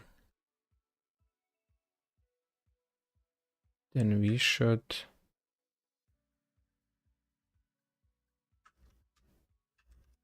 do this like this.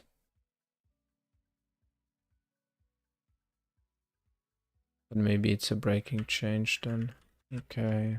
Not sure.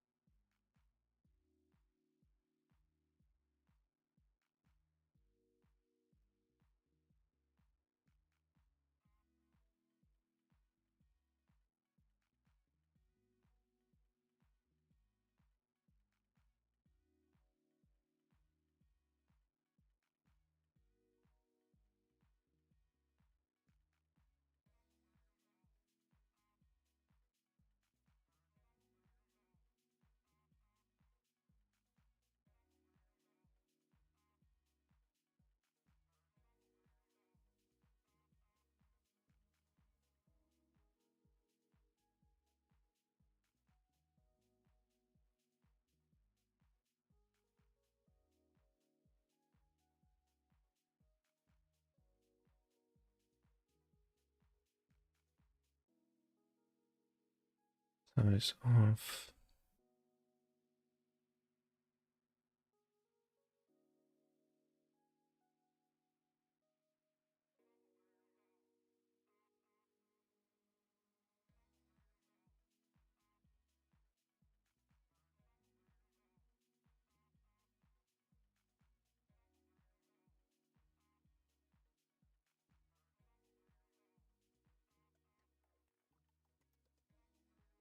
Yeah.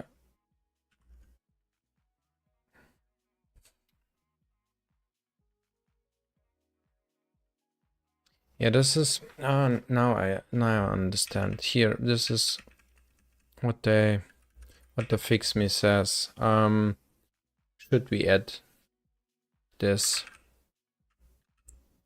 or leave it to the user? I would say leave it to the user, because this is what you would expect. Like if you have a shell open, right, you have to do it yourself in the real shell. If you have a PowerShell open, you have to do it also. So it's just natural to me to leave it to the user, because you would expect that it, after the bang, it behaves the same as you would have a prompt in the shell.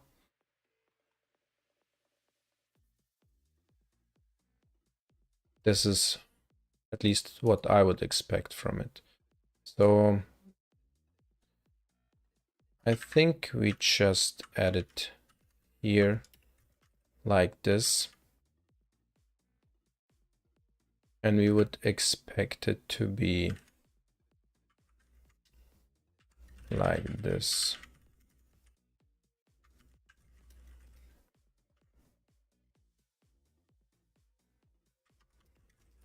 Whatever comes after that, right?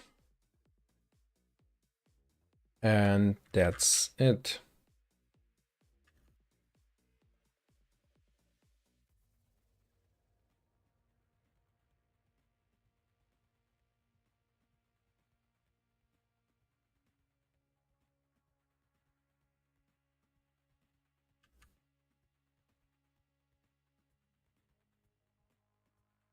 Now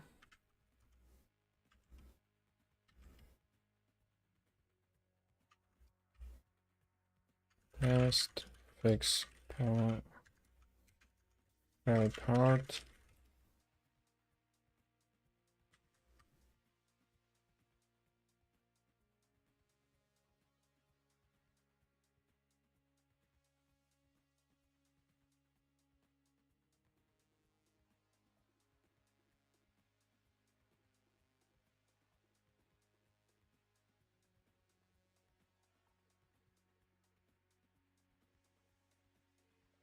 And now let's see in the next test.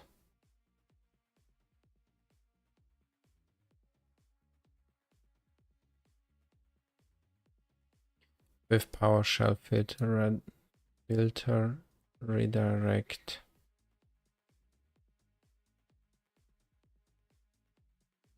What? Oh, it's within and output stuff. Okay. I think I get it.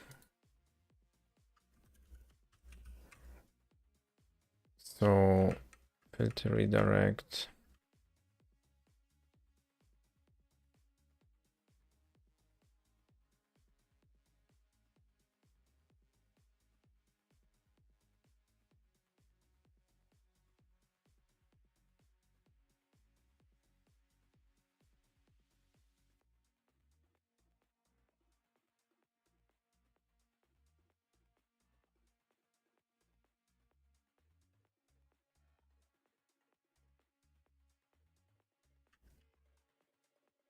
That's PowerShell.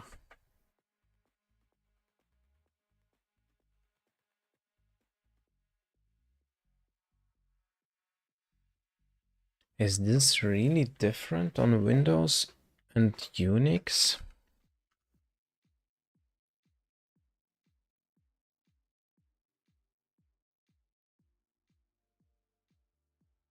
I mean, the command really different one? Here I would also say that we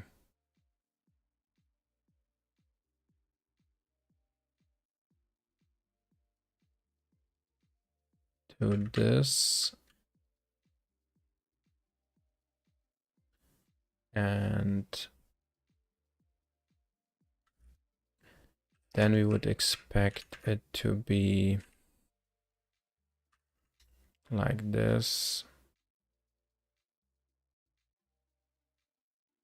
Starting with sort, right? And don't do this part.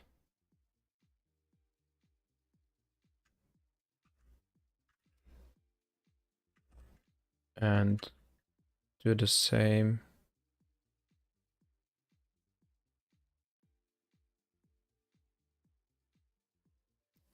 here.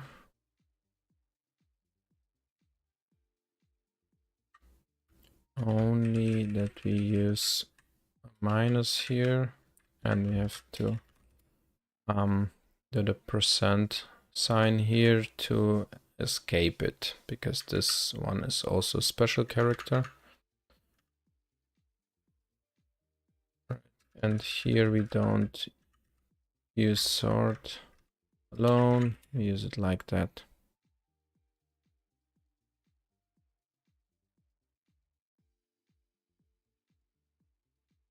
So this is what it should look like now.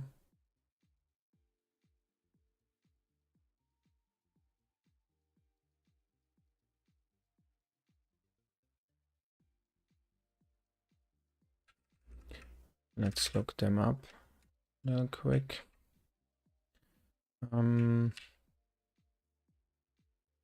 GitHub.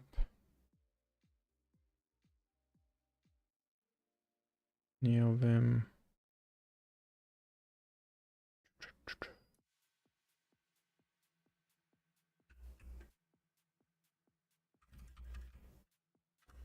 Yep.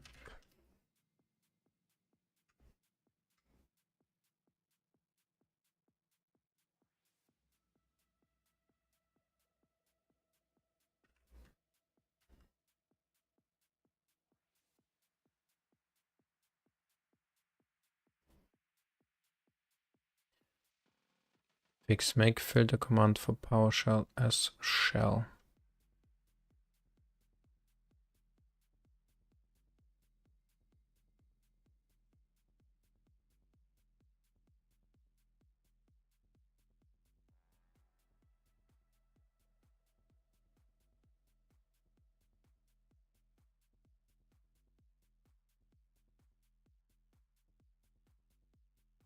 It doesn't work with PowerShell, then why it is used for shell pipe. Okay. Yeah, I'm not sure if I have to.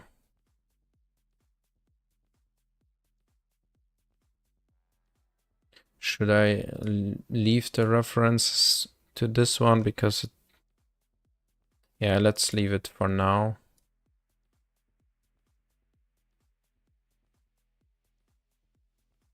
But they are related to the temp file stuff.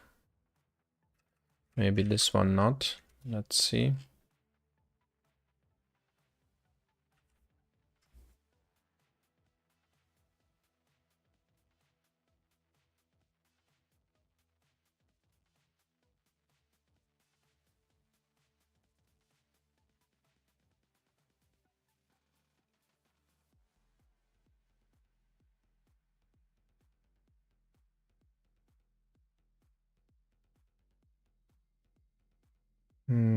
Okay.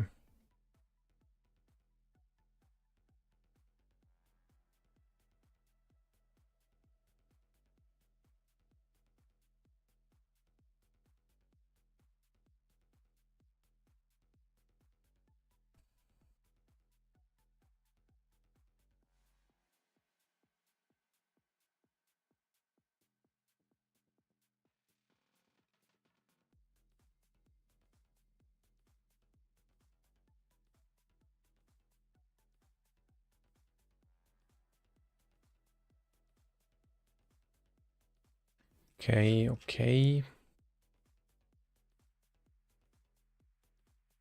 This one seems also more related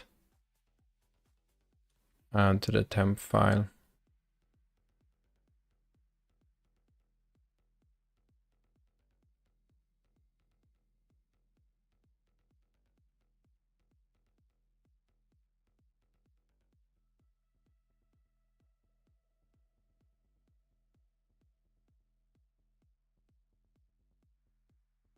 But yeah, let's see.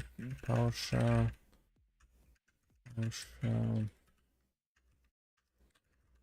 This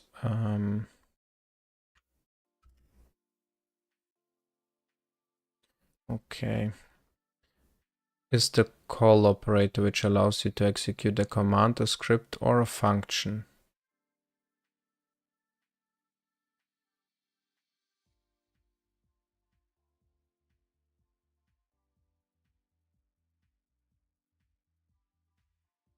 Call operator.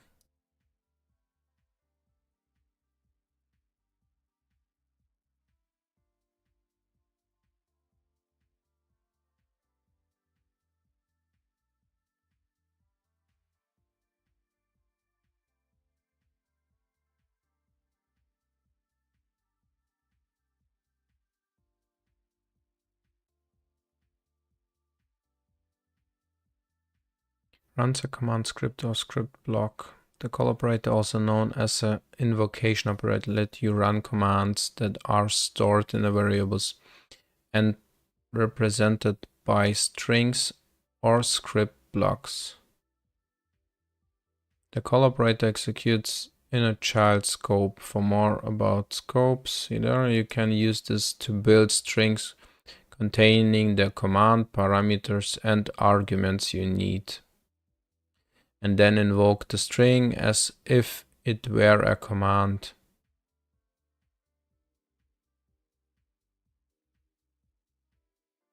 The strings that you create must follow the same parsing rules as a command that you type at the command line. For more information, see about parsing. Okay.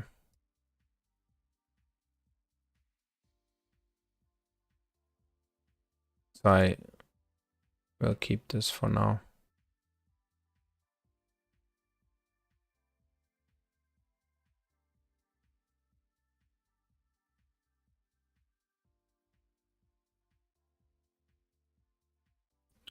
Oh, I removed this part. This has to be in there, right?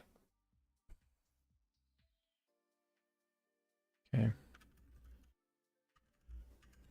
Should fix the next one.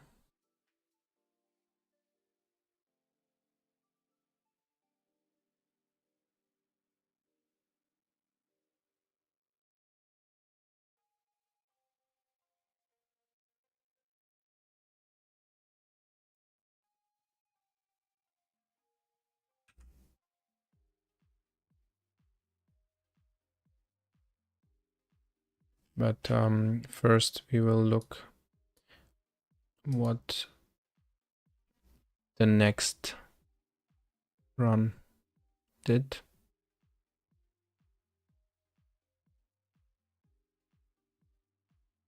Okay, it runs still, so let's see on functional test.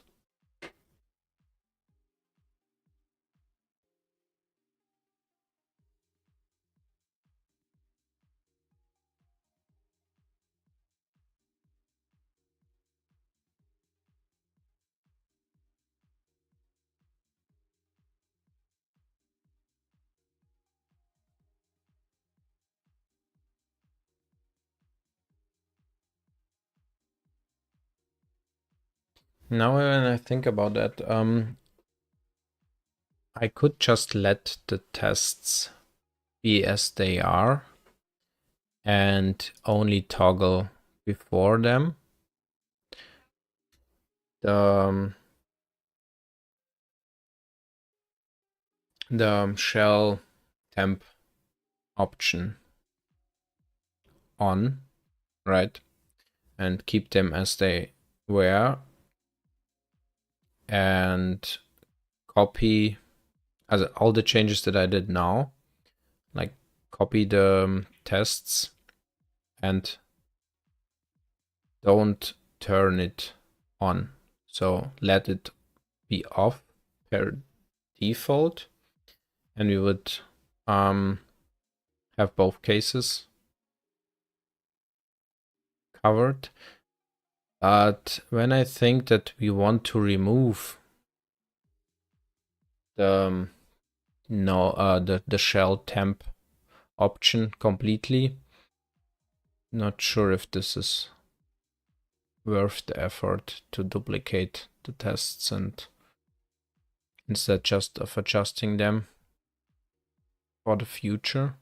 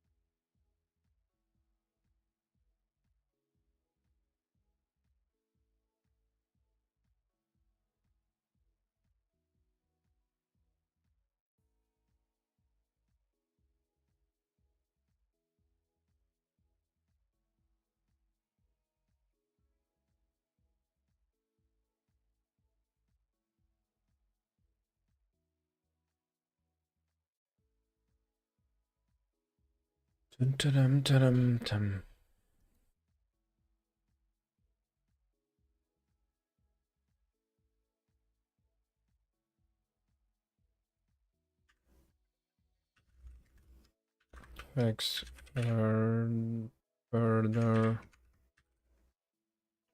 Yeah.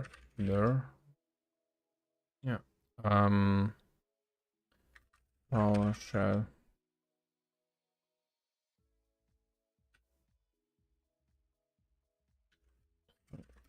Tests.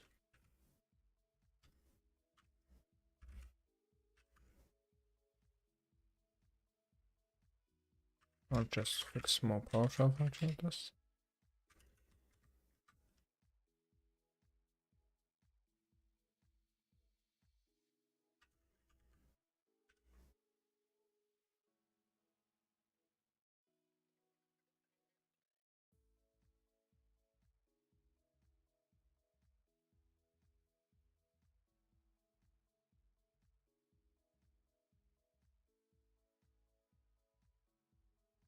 Come on.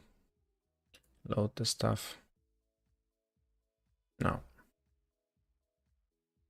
So we have only one failing test now. And this is the sort stuff. So if I push this should be working.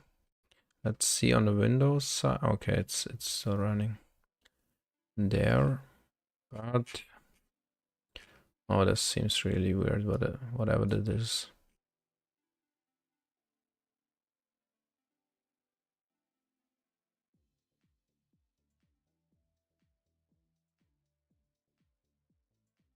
Standard of terminal runner, standard of terminal runner.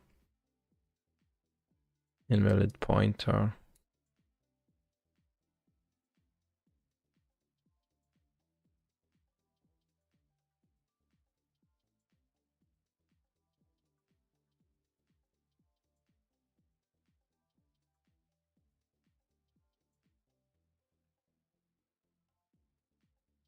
Test auto command failed. See output above and summary for more details.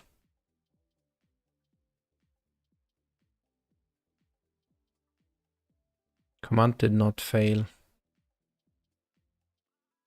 when it should. Or run test vim. Test command bang. Line 7. Let's actually push this one.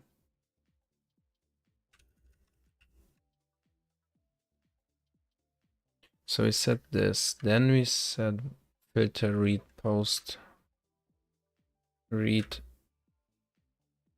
help,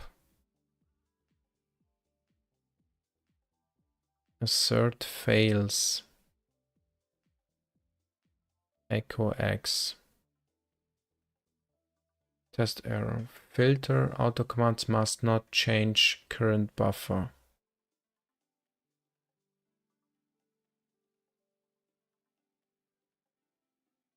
Filter auto commands.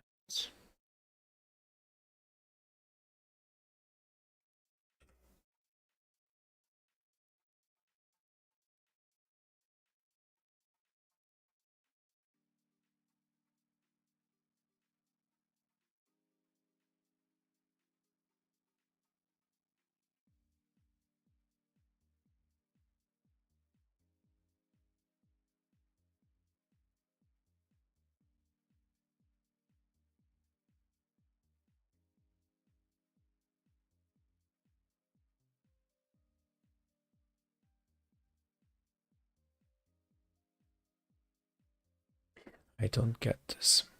What is this? We have an auto group, auto command.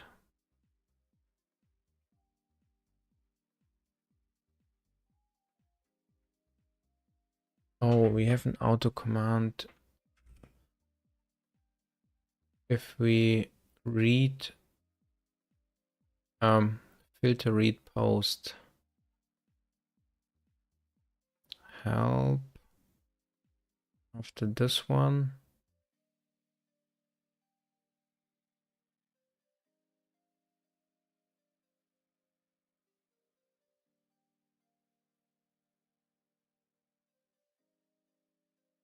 This one should be only valid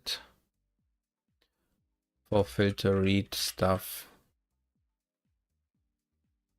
because filter read post.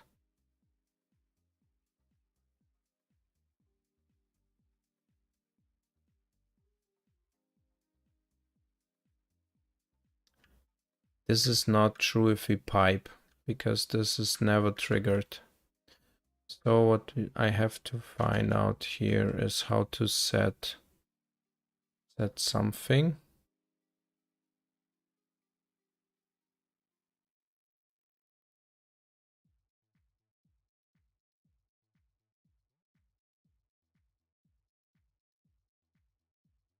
Okay, so if we jump back, where was this?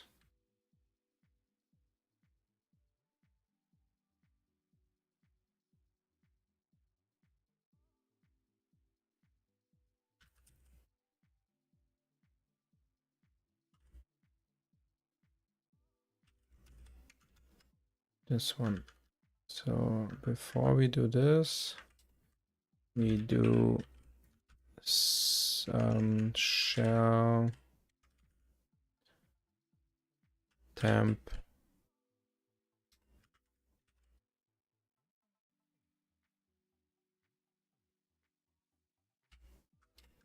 I think it's just this, right? Set shelltemp.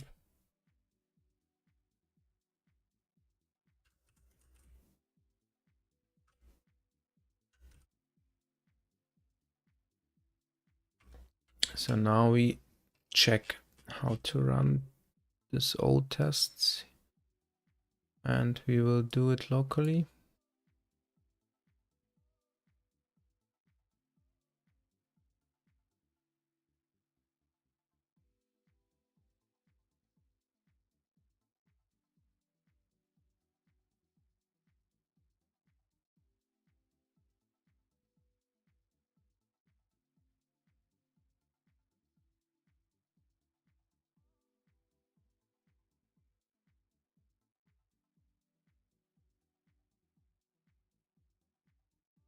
So this is how to run it.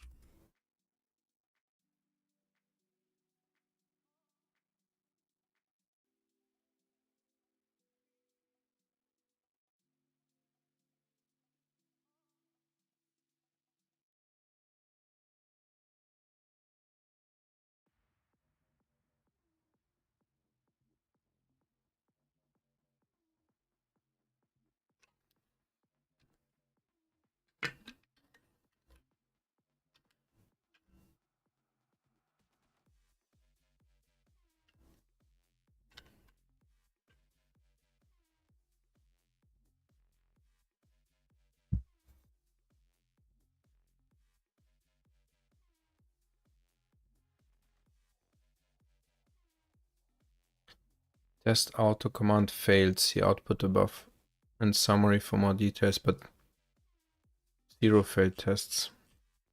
What does this mean?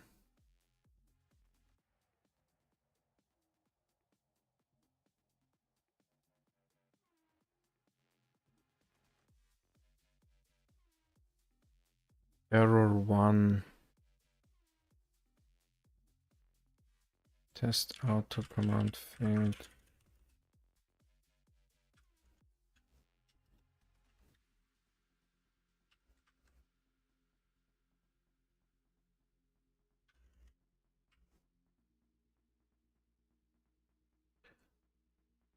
Where was that? This is test directory.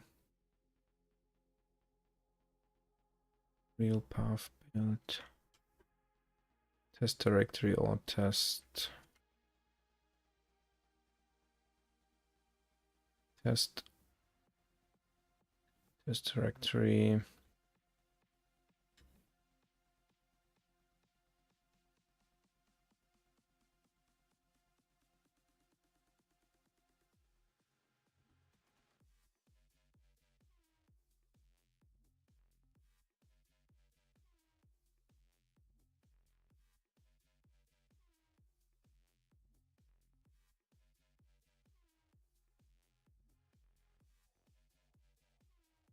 Is this what failed?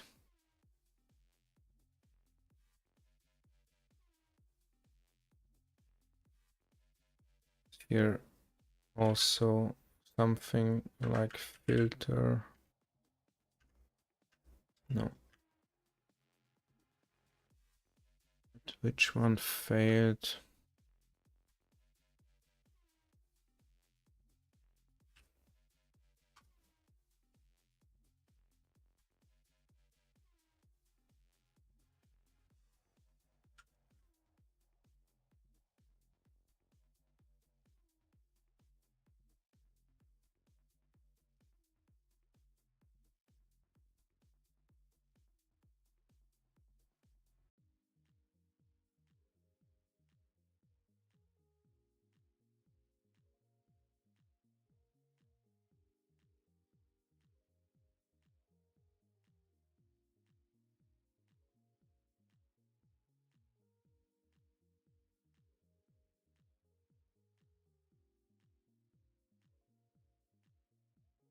Skipped.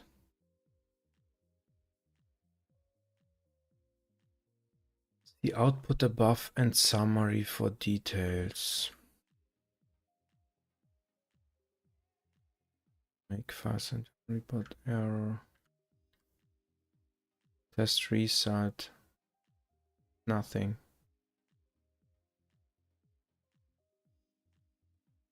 Test auto command log.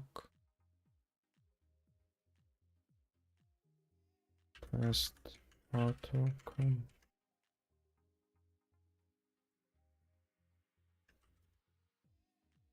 Where is the logs? Where are they located?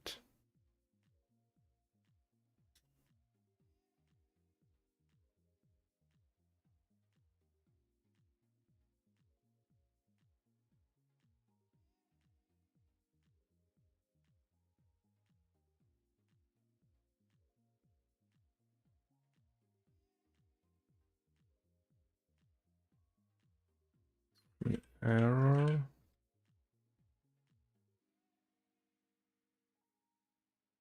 I change read only when close.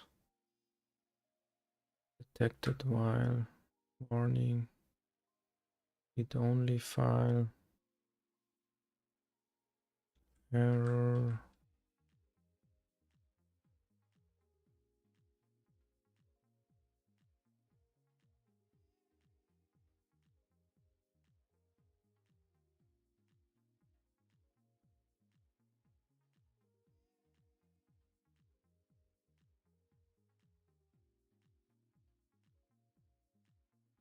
So I'm not sure if this is even an error.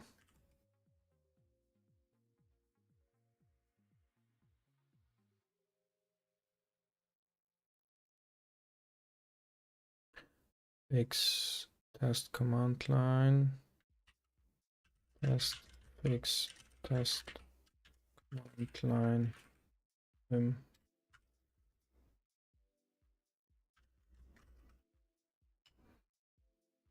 Let's see.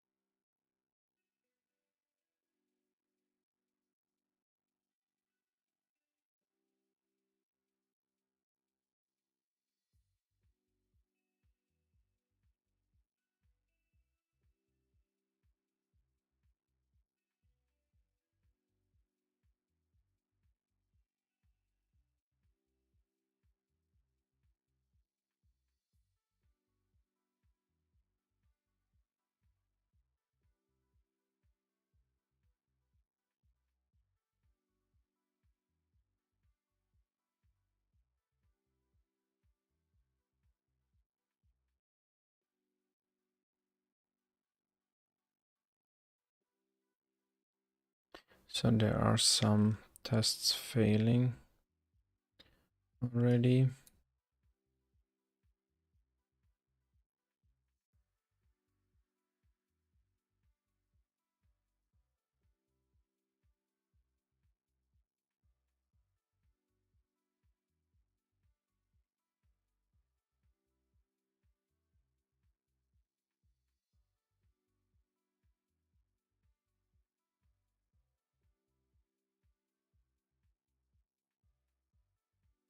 Standard out.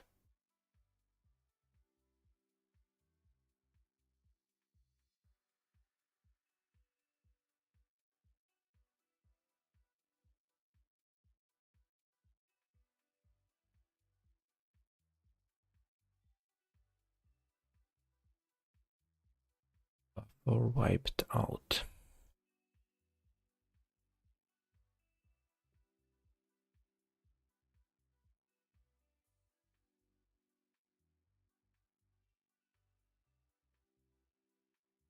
So old test is failing still.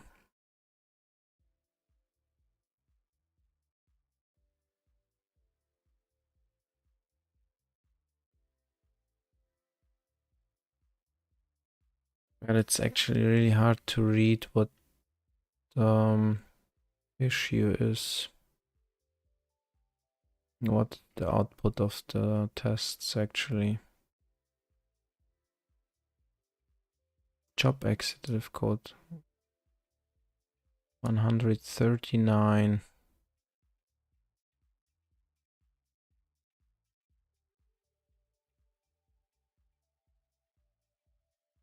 So test auto command something was wrong. Test buff delete. Error detected while processing command line script. Run test vim function run test. Test buffer delete. Change buffer.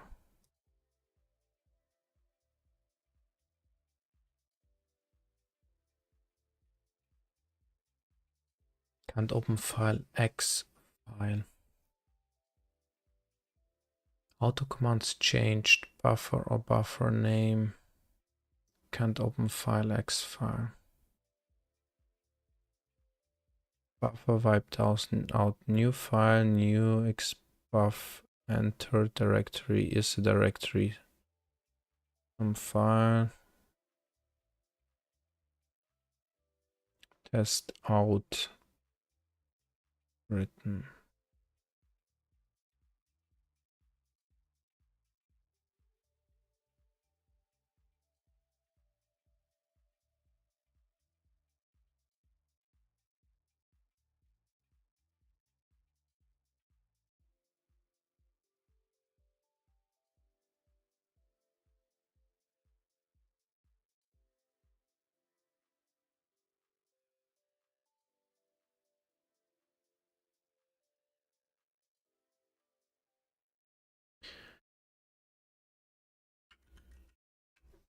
$139.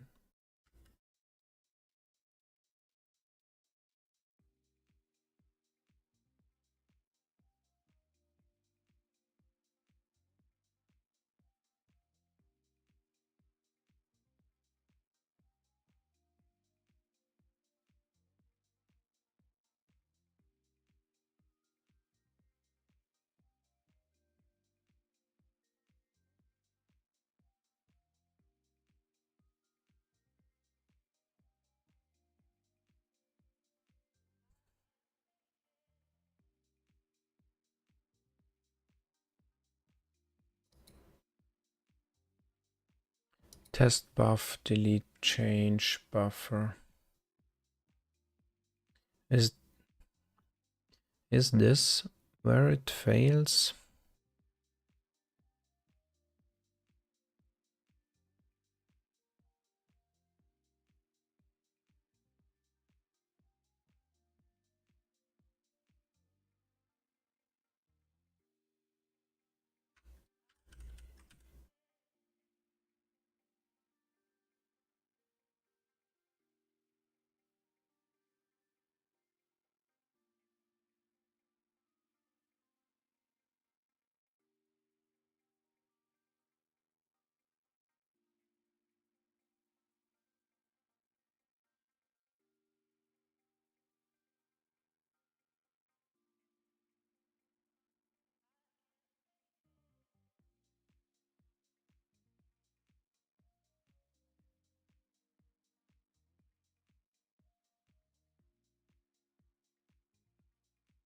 opt test vim failed.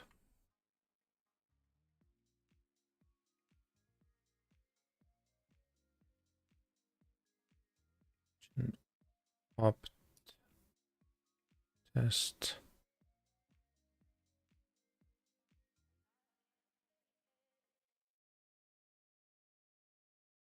Let's search for this one.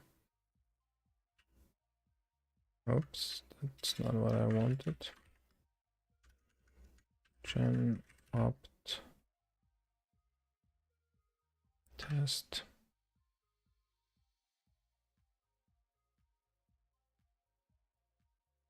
Script header. The test values contains multi-byte characters.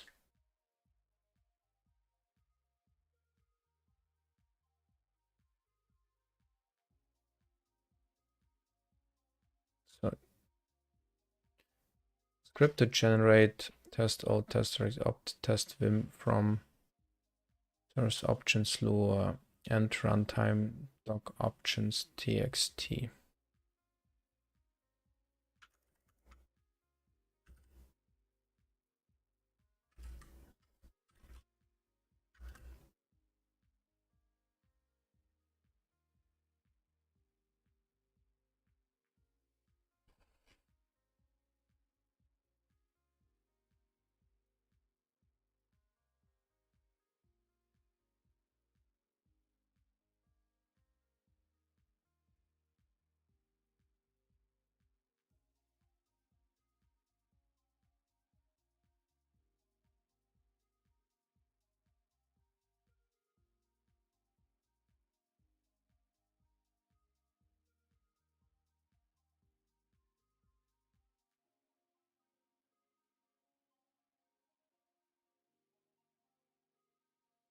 So it's still failing.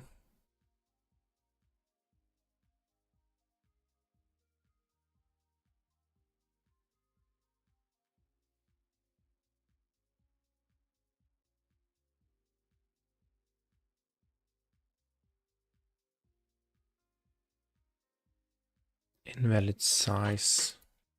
Malloc invalid size unsorted.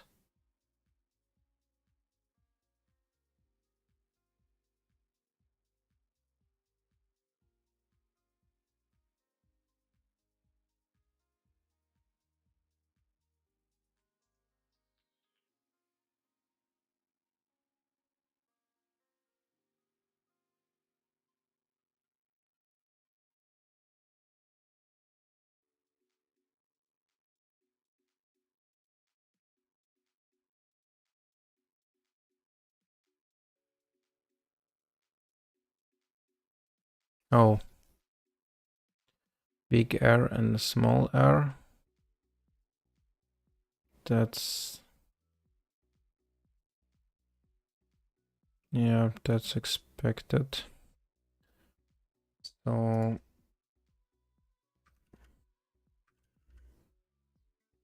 sort means r.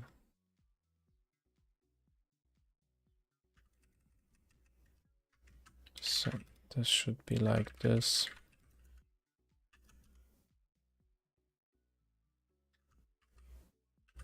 Test fix.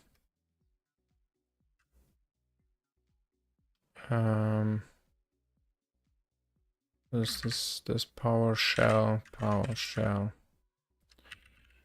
test.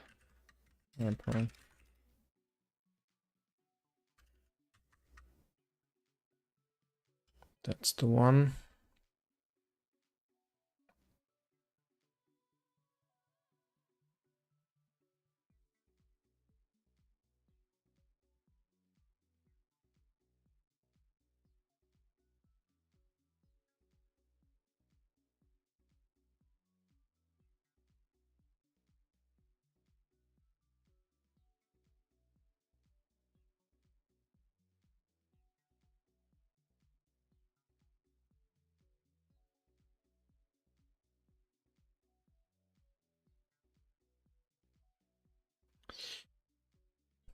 We have unit tests that work. This alt test. Why it seems different on my side? All test skipped. Test result skipped.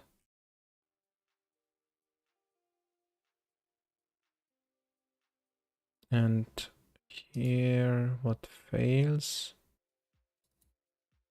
Opt test. Vim.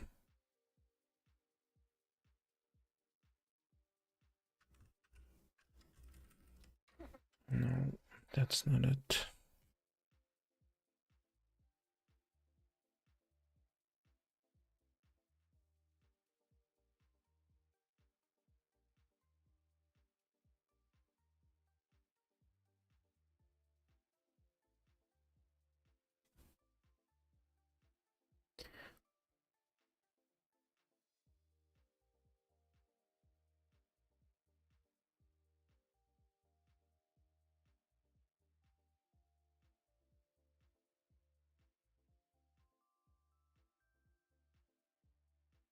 Test log.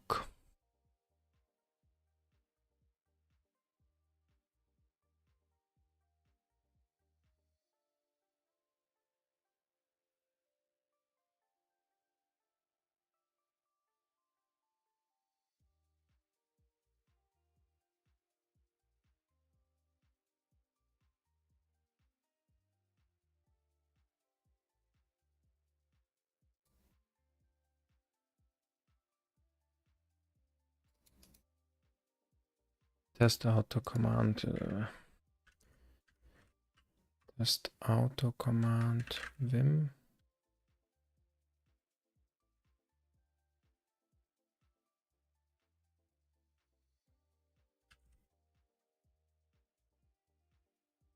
X test filter.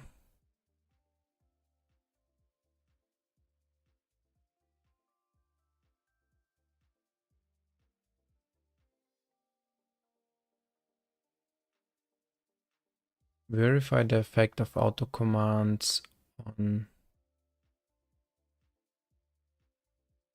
test change mark in auto commands. Here we have test filter, filter right. Okay, this seems like another thing which is completely related.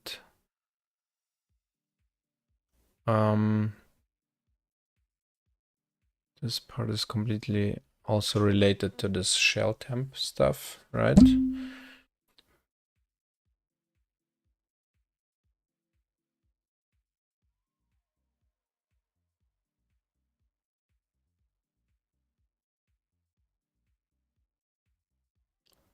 This here.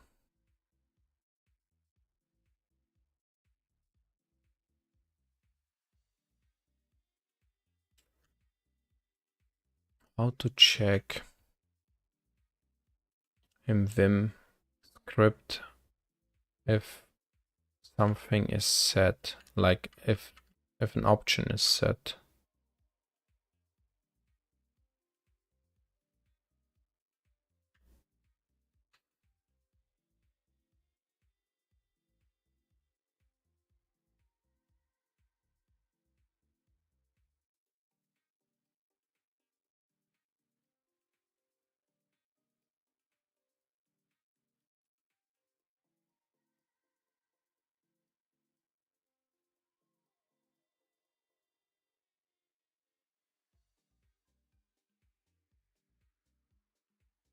Test filter no, shell temp.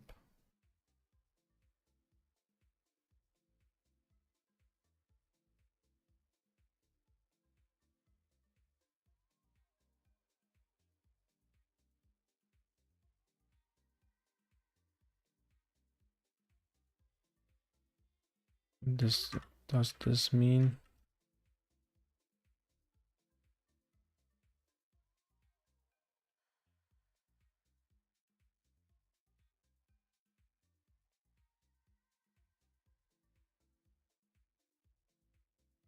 Does this mean?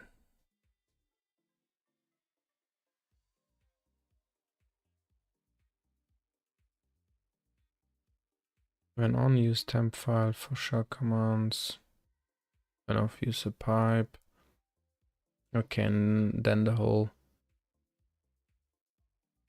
filter read and stuff.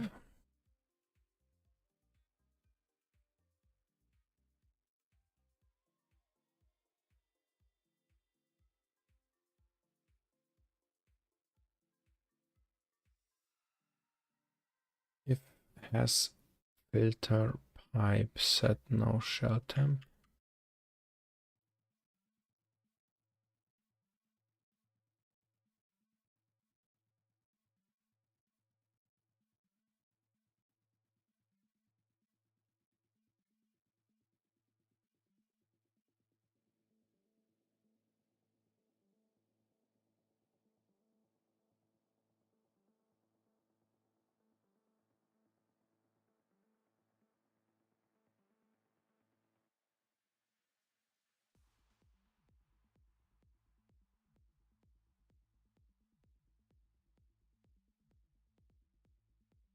Or should I have reset this?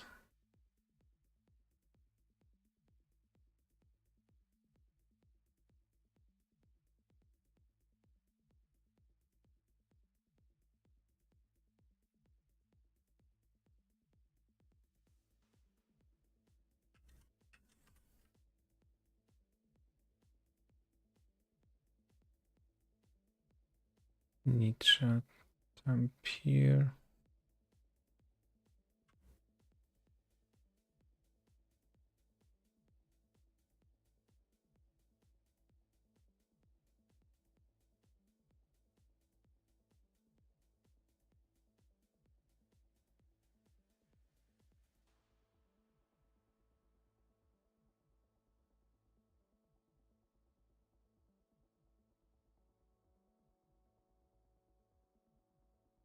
Test for filter read. Read post auto commands.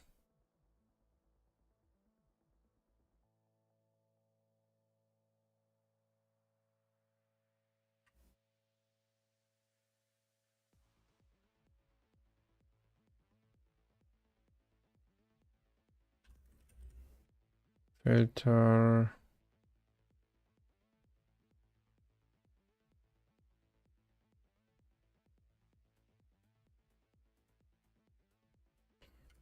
So, what did I fix before?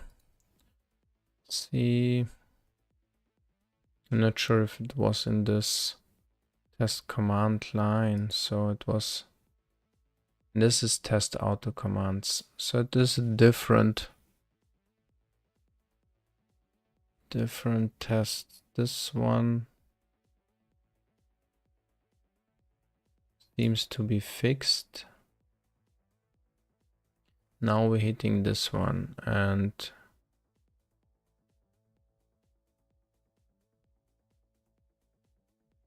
so at least here if it has Unix, and we do all this stuff.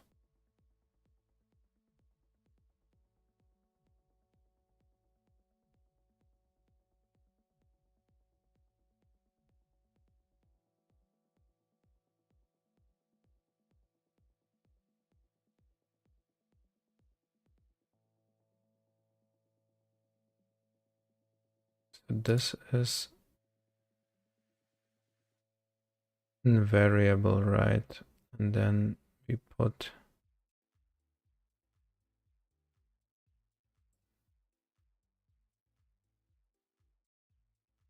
shell temp.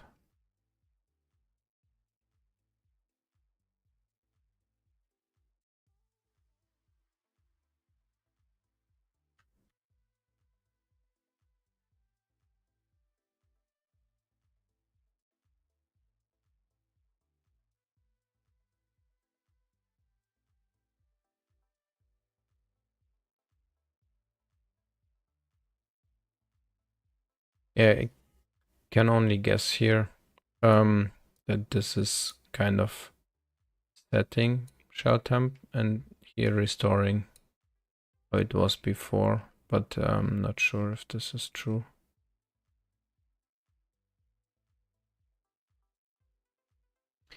But if we go, oops, this is not what I wanted. Now,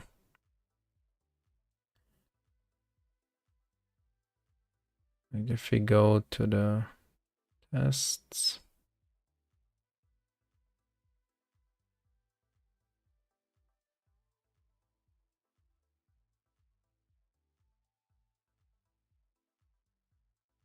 we have still some functional test failing.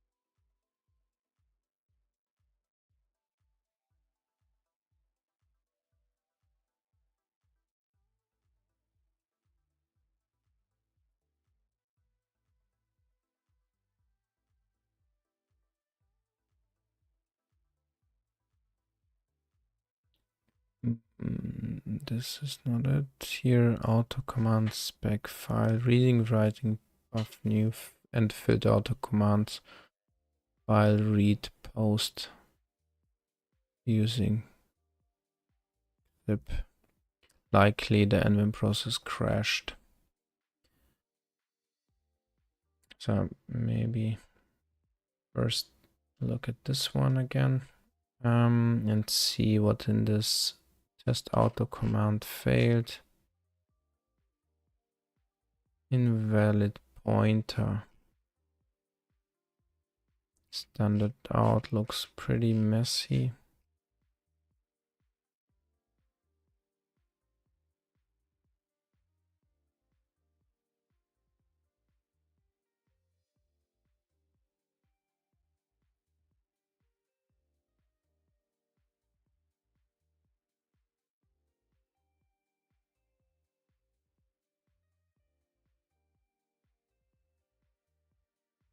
So I think it fails here. Test read write auto commands, invalid pointer,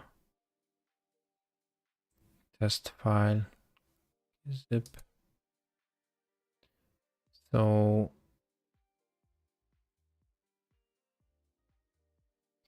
test read write auto commands.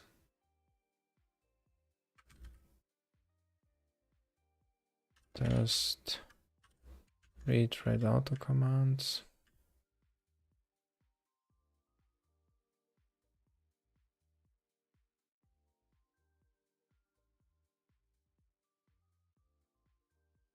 Run this test only on Unix-like systems and if gzip is available.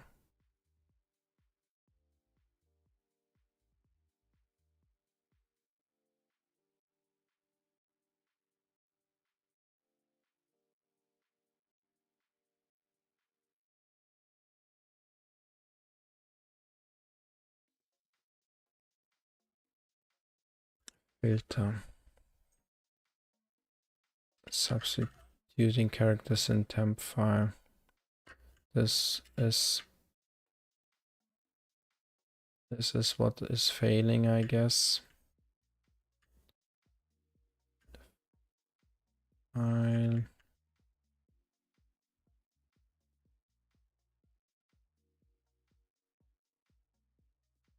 Filter stuff. Okay, here it is set.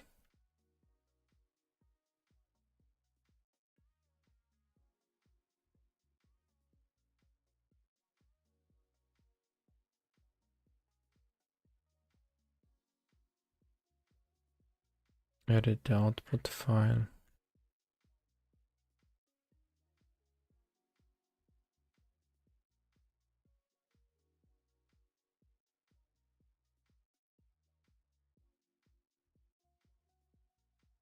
Read compressed file.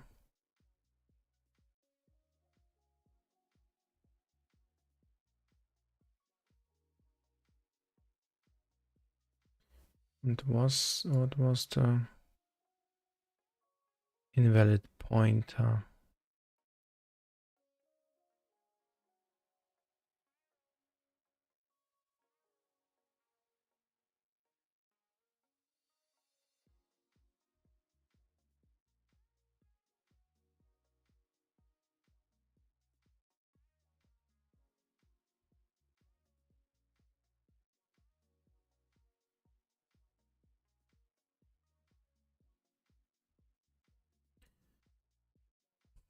The line would be good. Mad crashes.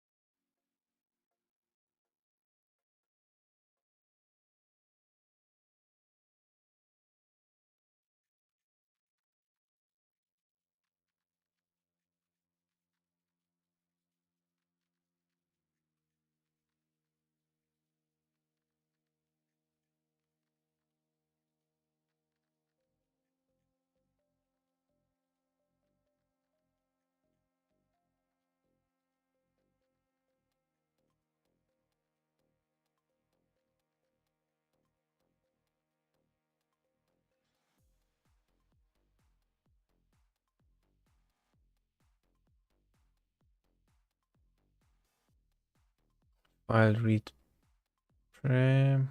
File read frame.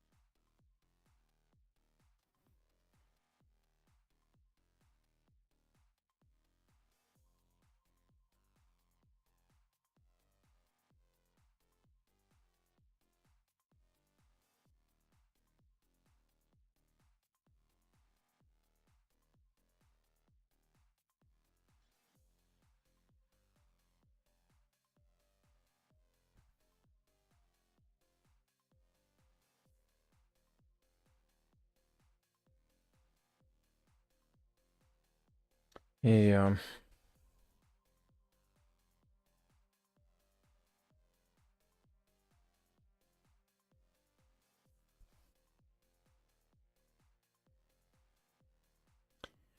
Use file changed shell auto command to avoid prompt. File changed shell.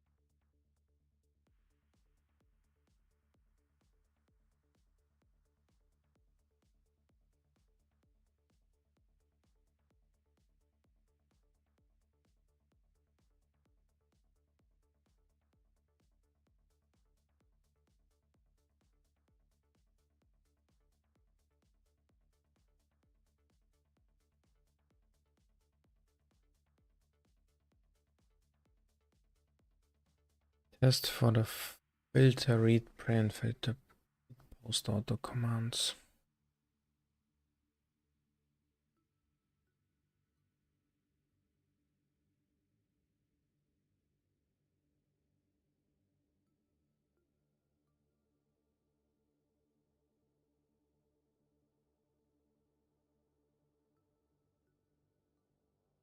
Hi.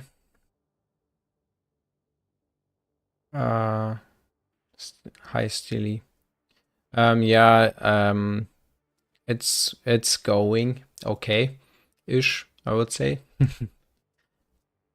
Yeah, I'm switched now to a different issue that I'm currently resolving for neovim. Kinda, my first issue lead me to this one. Yeah, I'm progressing, and I'm happy about this. And I'm learning quite a lot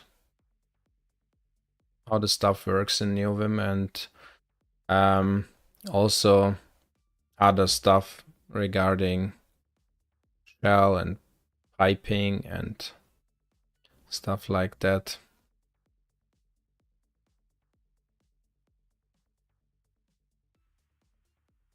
How is going on your side? What did you do in the last time?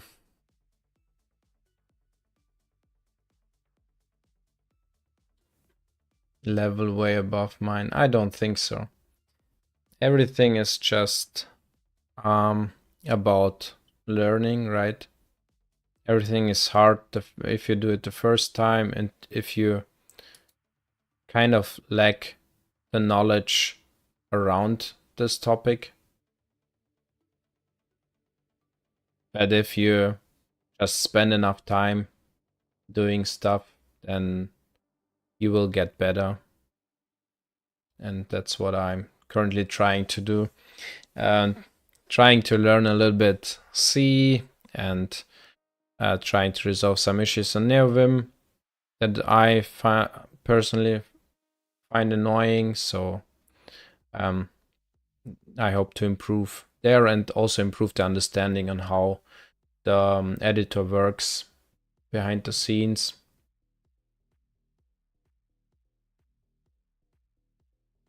It's good. Made 5 Go projects so far. 5. Nice. Also progressing, right? And today I started learning SQLite.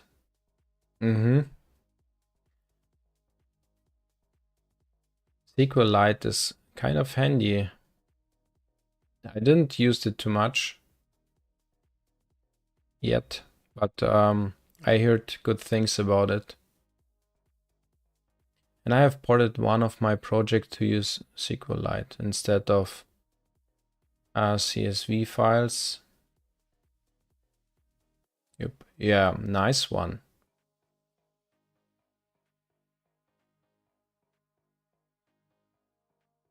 I used MySQL before, but SQLite is just so much easier.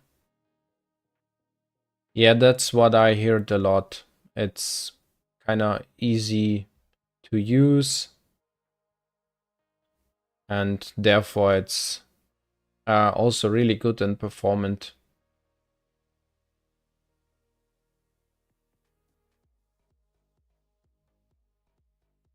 Of course, they would serve different purposes, but for small local apps, SQLite is fine. Yeah, that's, I think, the most like, this is the preferred use case for SQLite, right? Some local databases, like for apps and stuff, where just CSV and plain text files are not good enough, and you don't want the full-blown PostgreSQL or MySQL databases.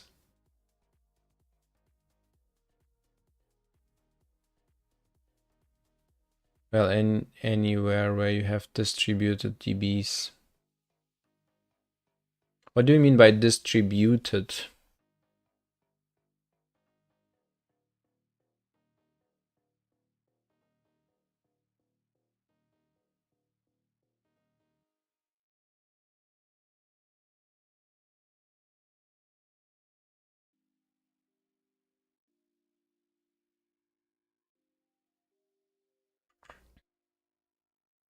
Well, I would always use MySQL for something where I would have a decentralized DB that's running on my server.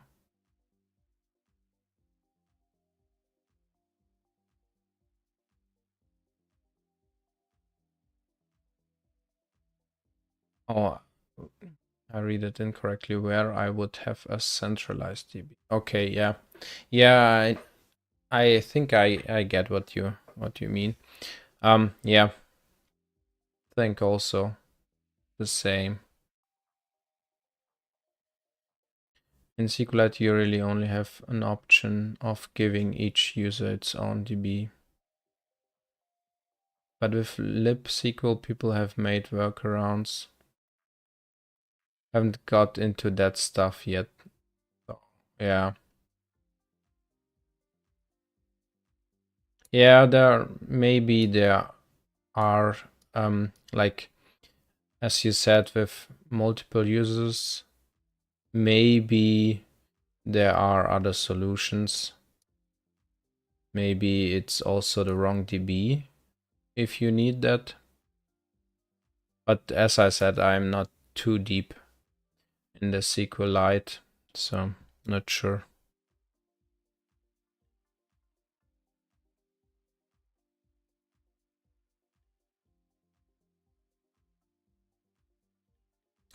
Yep. Yeah, now I'm currently on unit tests. As I said, the initial issue lead me to this one, and I totally underestimated how much effort this would be. I just thought it's just setting this option to false, and then it's it, right? Then I created my draft PR, and then I saw that the pipeline is failing on many of the tests, and now I'm here fixing the tests.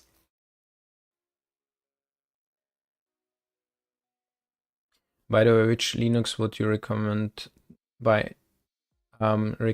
recommend me installing on my T480? Been thinking about it for a while, and for now I have Ubuntu installed. I don't know if I should just switch to Cosmic or switch the whole distro.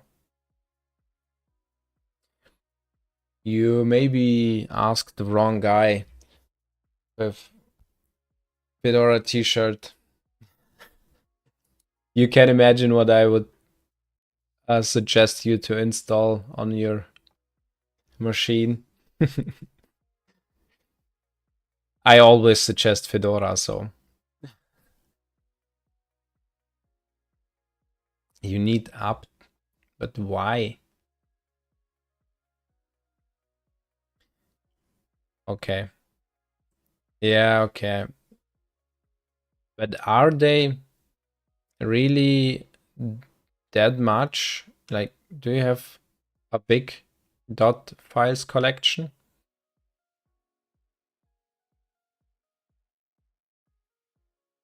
I use Ansible to install all of my apps.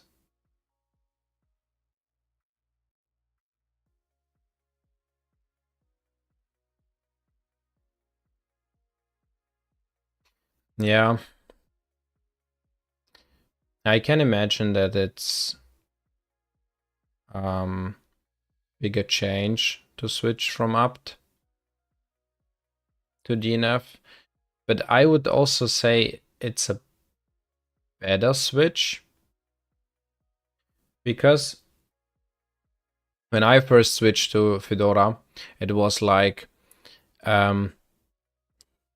I used also up before, and now I forgot any command that relates up. But back then it was like you have to do apt update and then apt install and stuff, right? And DNF is just DNF install, and it updates automatically because you always do update before you do apt install. It's just more user friendly, I guess.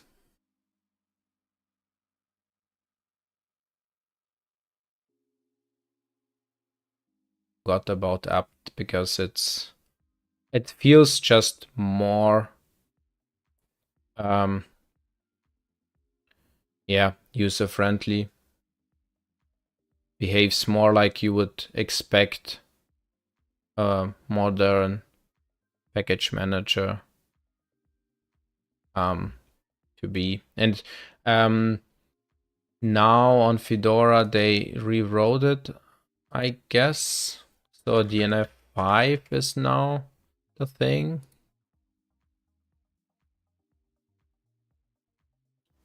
I think it's in C, yeah, C++, C++, and it's much faster than the previous one. And yeah.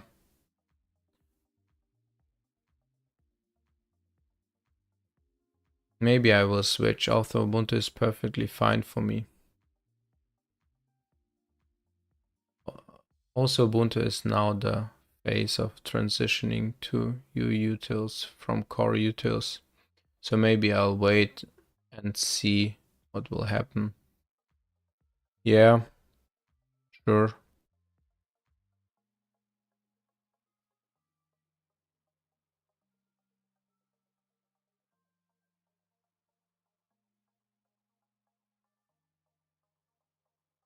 This core utils is written in Rust, I guess. Right, I think I read about that in the news. Core util, what was this? Core utils, core.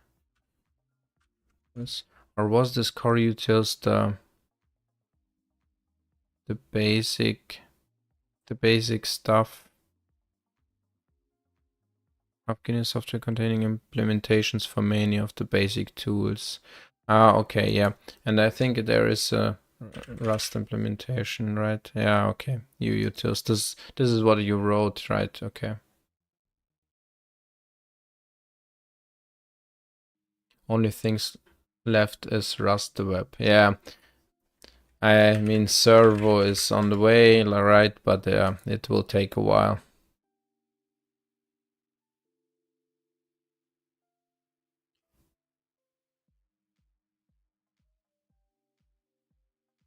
Is there something here? No, nothing pinned.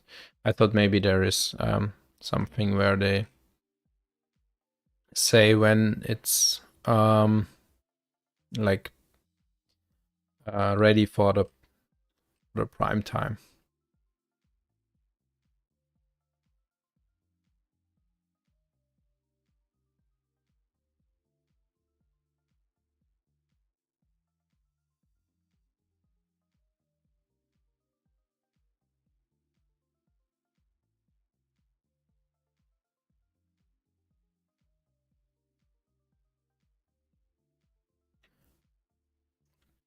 Just wondering if Fedora had a discussion about this.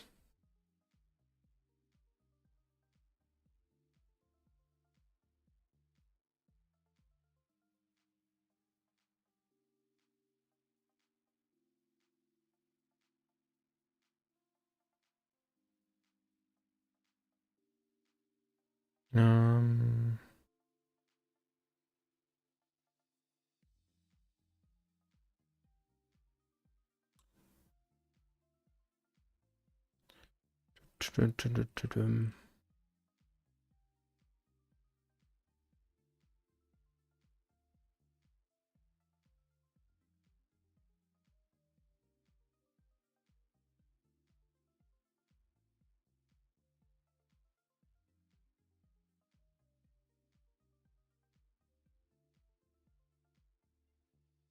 Yeah, that's basically for 4 days.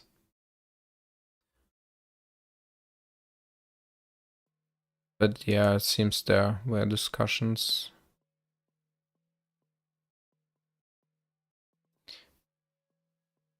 And it seems that it's already provided. Oh, this is the bug again. I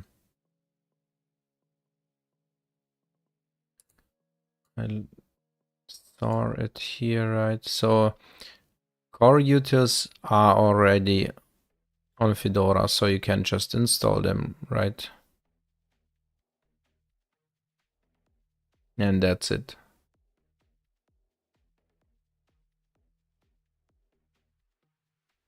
All right, it was nice talking to you. Got to go to bed, but wake up at 6 in 6 hours. Oh gosh. See you tomorrow if you're live. Night night. It is on Ubuntu. You can already start switching utils. Yeah, it's also on Fedora. Okay, yeah, then good night. See you in the next one.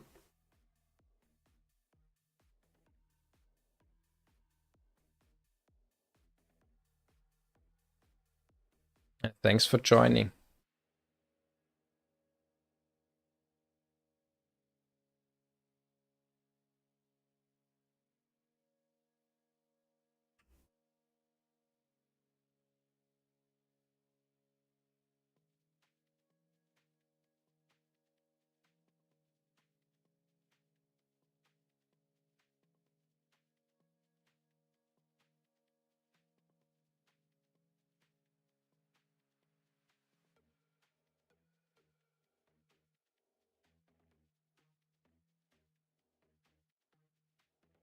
Can't find tag pattern.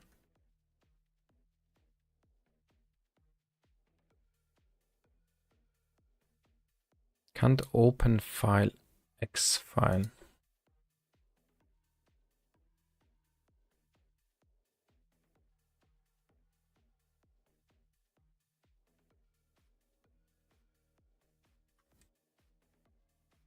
But wait, this is from another test auto command. And we're executing this stuff. Can't open file.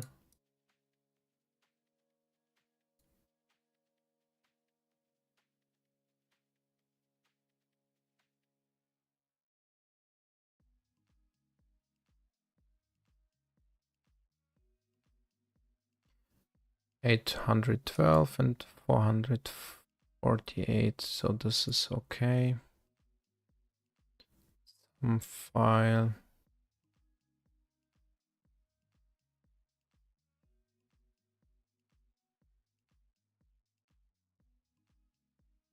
Executing this, executing that.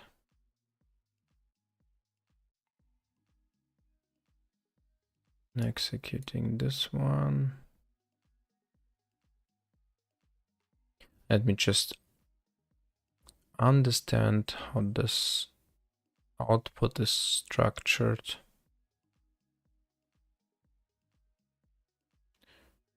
So this one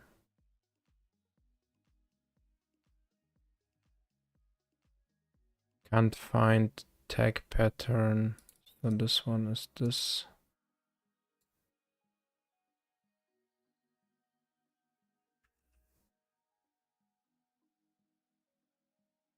Read command. Wait,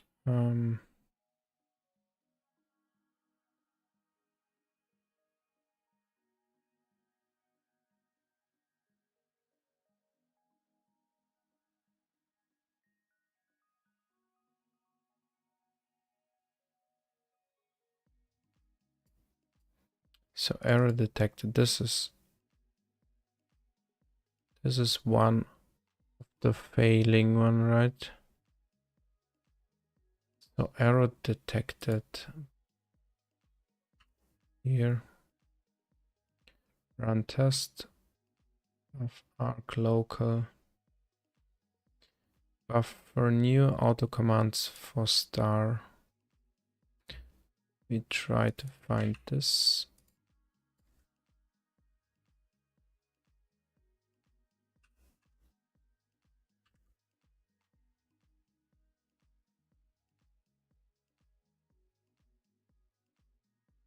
This was using freed memory.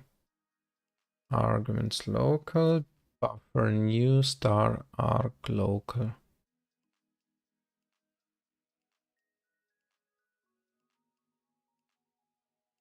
Drop XX. This one.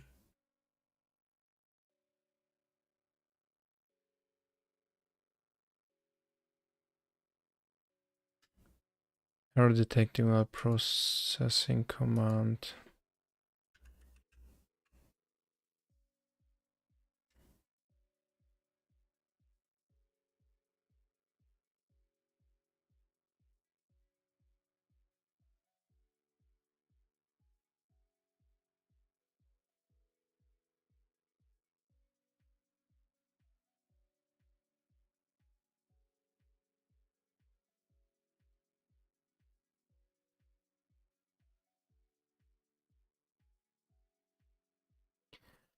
So we start from the beginning again. Okay.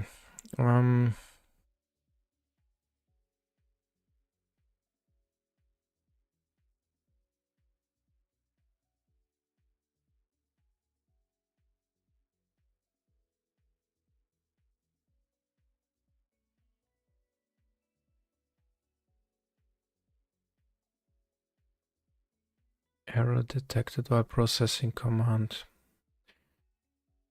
Run test vim function run test.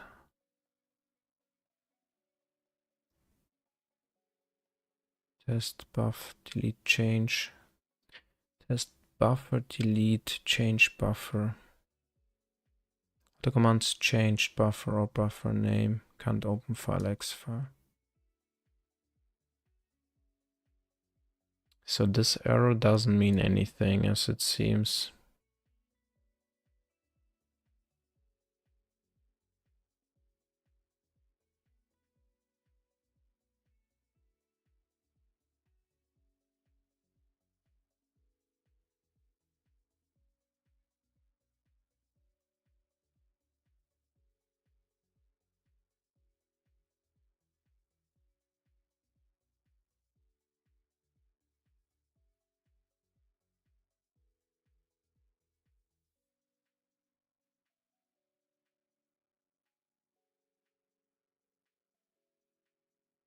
New arc local.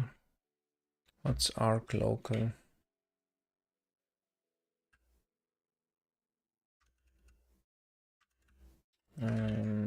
Arc local. Make a local copy of the global. What? Make a local copy of the global argument list. Doesn't start editing another file.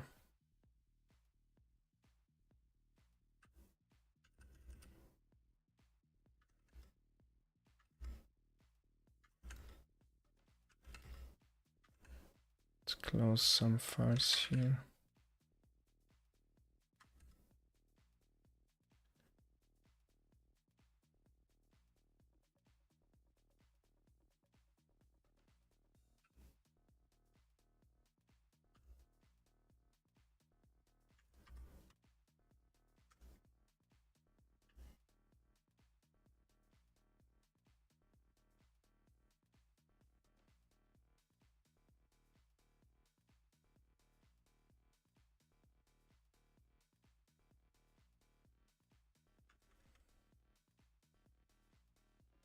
Drop XX.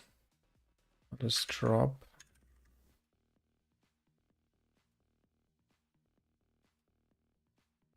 Drags and drop one or more files into Vim. Whine it as if a drop command was used.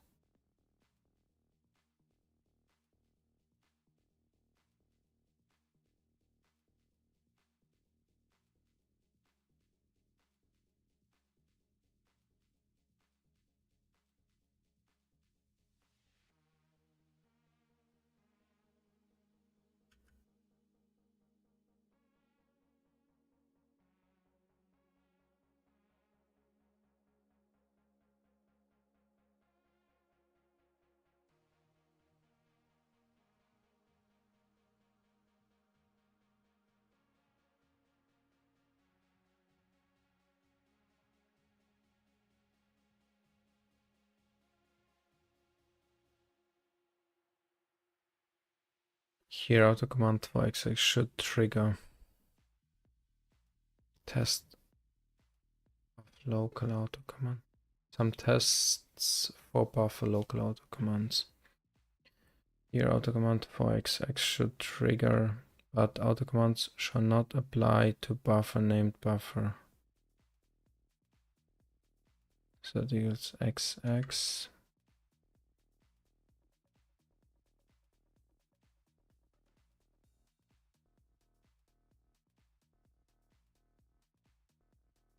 Let's go back, completely.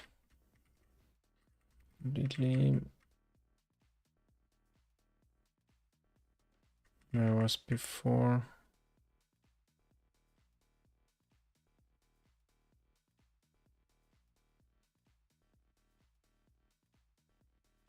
Run command and add an error message to errors if it does not produce an error.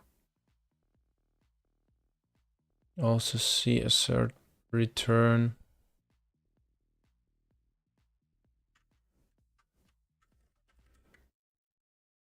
This was using freed memory. What does this even mean?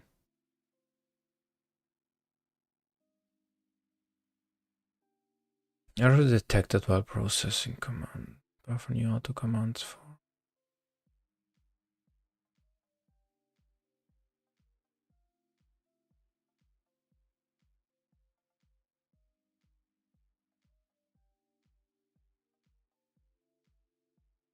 Of new auto commands.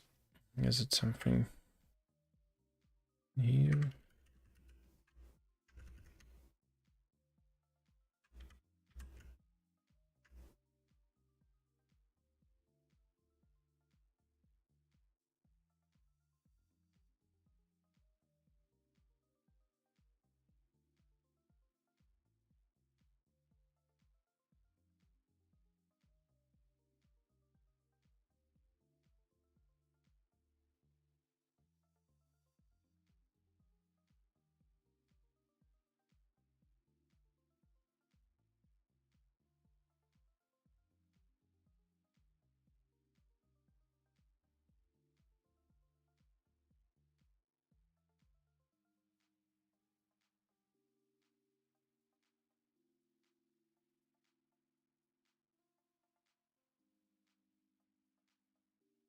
So I will try again to run this and then see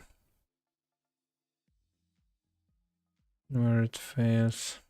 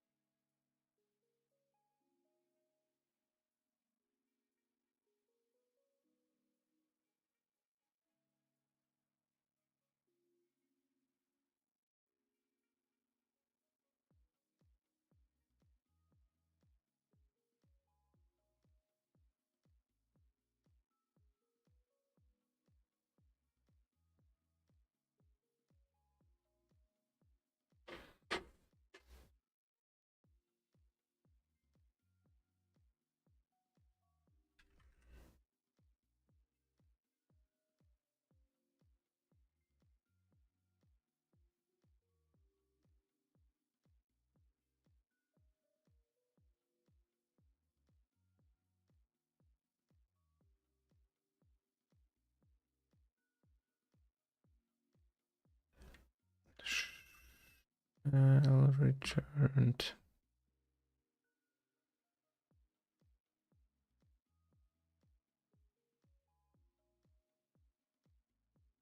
What is the standard out even? Let's go here. Ignoring swap file. So we go here.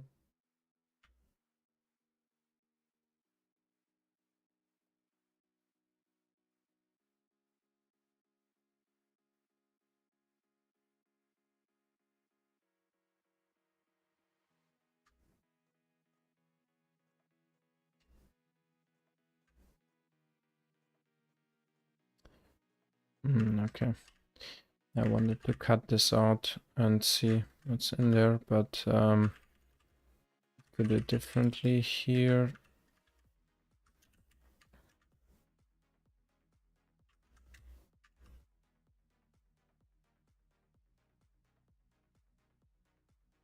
And then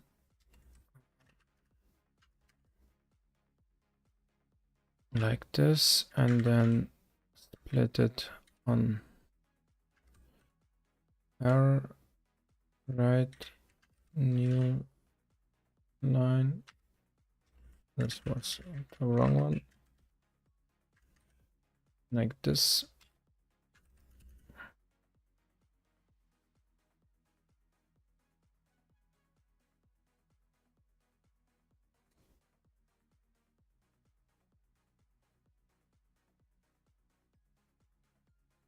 Ignoring swap file from neovim process. Test auto command executing.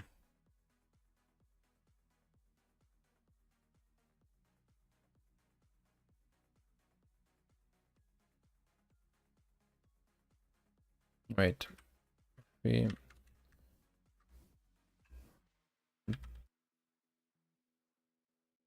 replace this.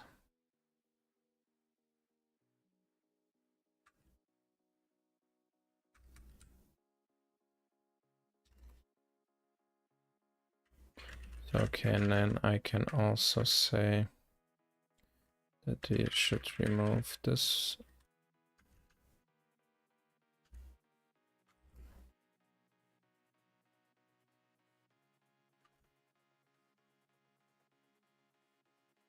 What was again shell access code?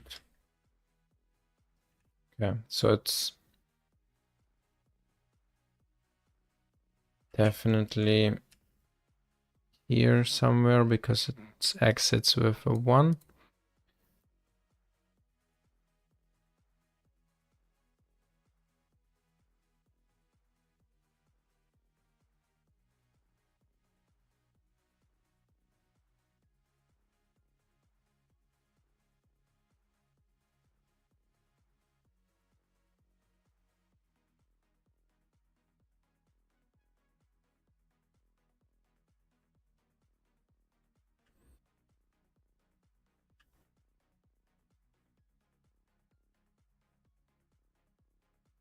Executing some file.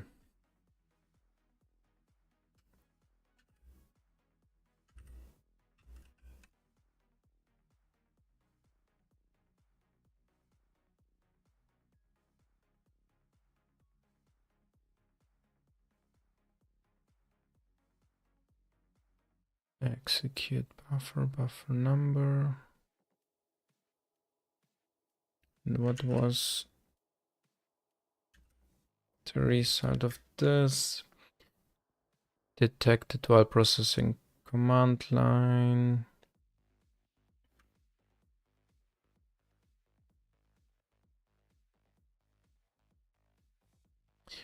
Auto commands changed buffer or buffer name, can't open file. Let's see if this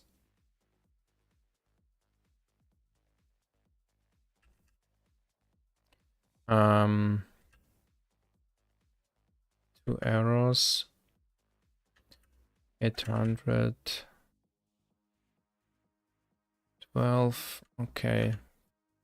484. Seems okay.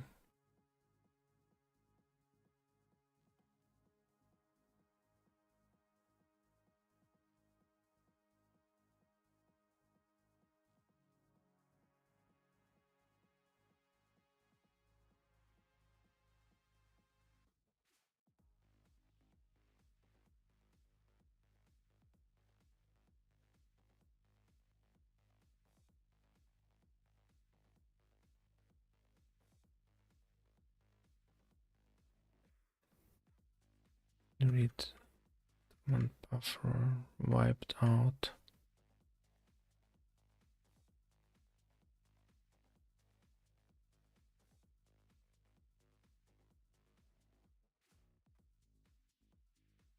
Auto commands deleted or unloaded buffer to be written next test.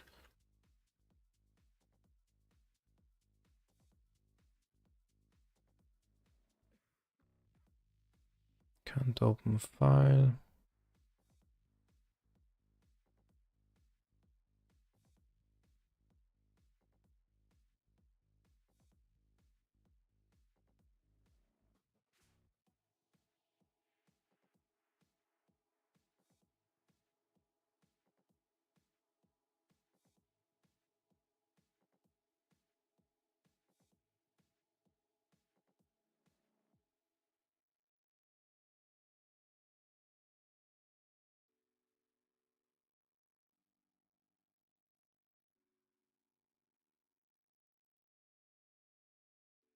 Test read write auto commands.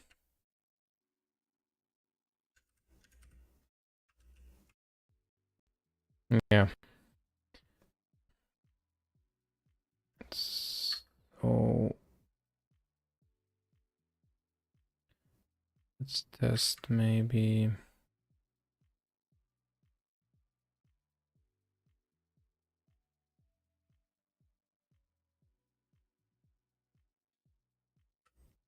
Maybe we can find place where it fails. Too few lines before the second.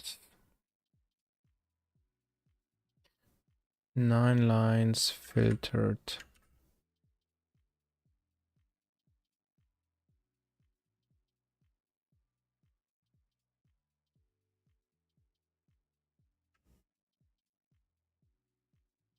Test test for the file read post, file write pre and file write post auto commands. Right, in new close. Read and decompress the test file. 0 read test file.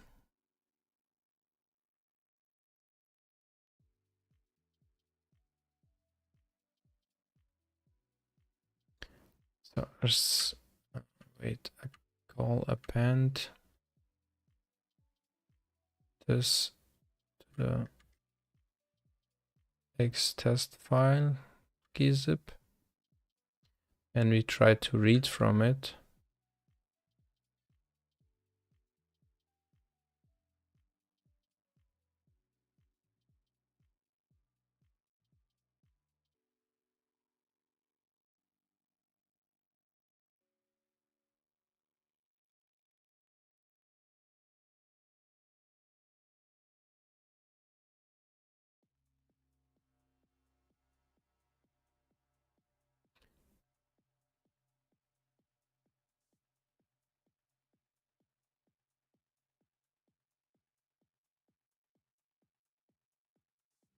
Oh wait, how does this work?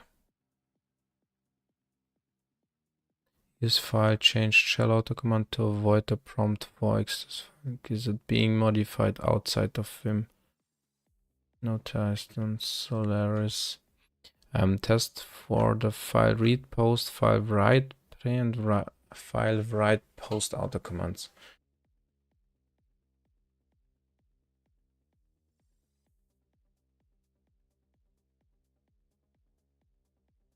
Let's set bin.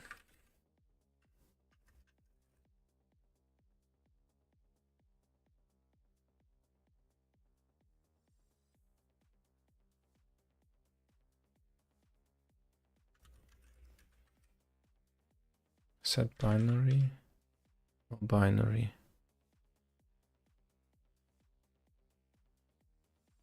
Let's search for binary. Binary, no binary. Default is off.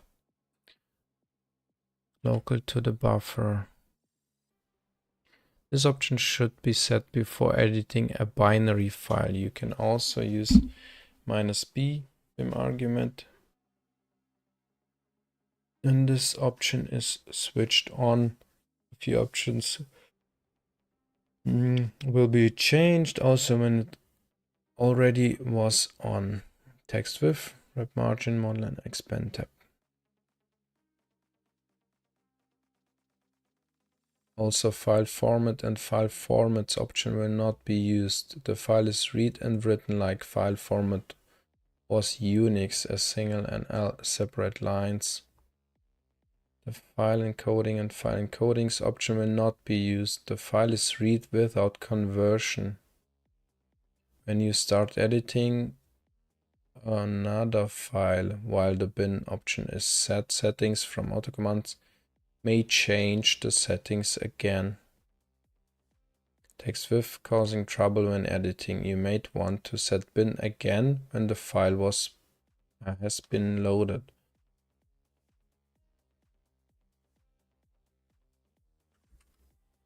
So okay, we set binary on here and we append this stuff, we write it just as is.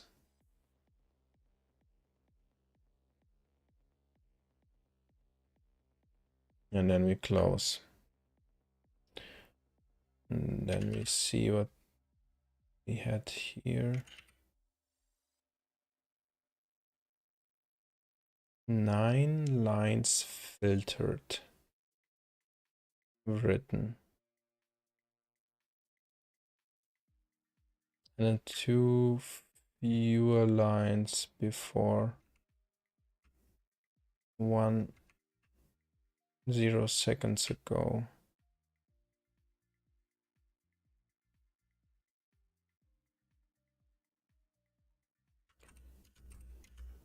Nine filtered. How many are we? 9. So okay, this was done, and then we try to read the stuff here.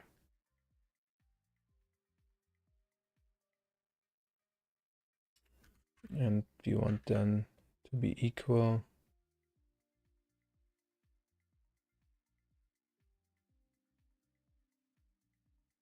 to the get line.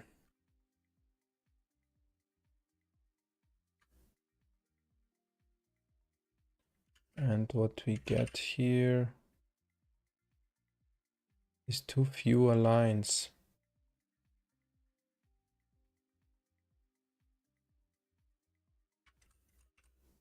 Two fewer lines.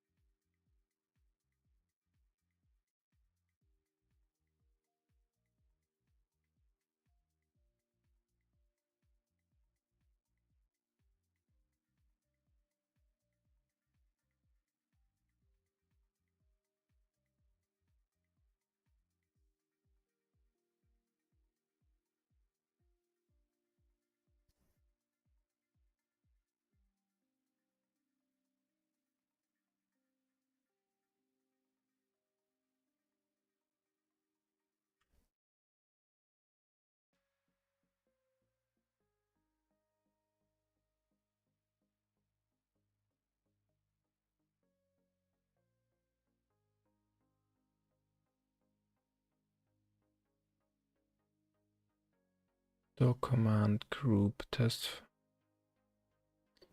Seems like, is this triggered?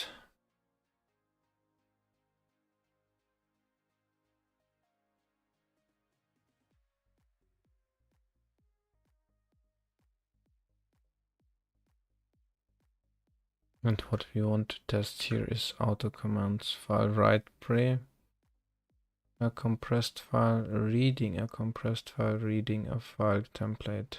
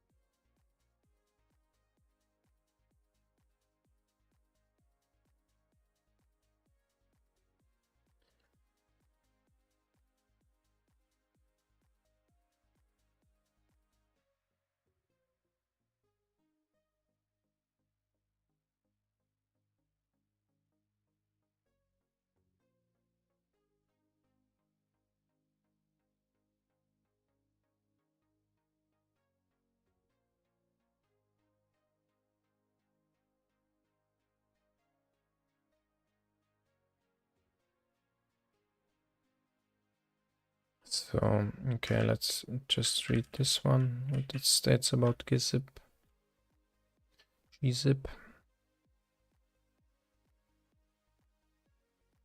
Did set complete.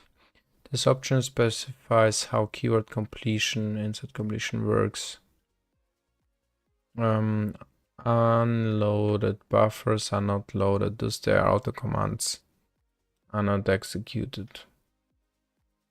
This may lead to unexpected completions from some files, gzipped files, for example. Unloaded buffers are not scanned for whole line completion. Okay, that's not what I searched for.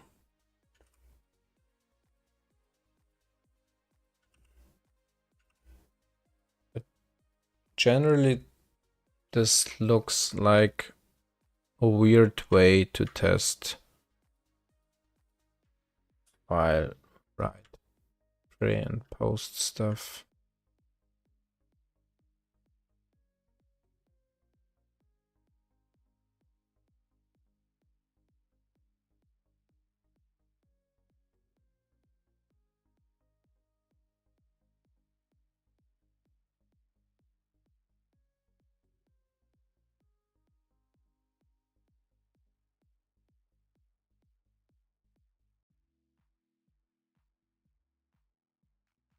So let's test this part.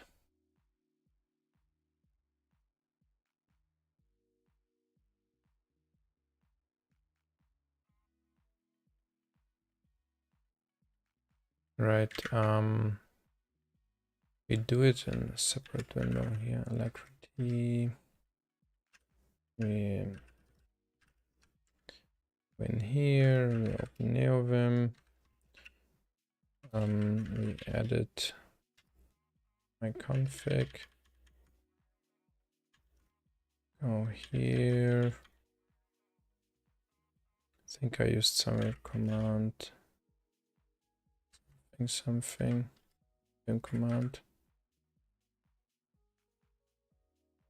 So let's put this in somewhere here. Yep.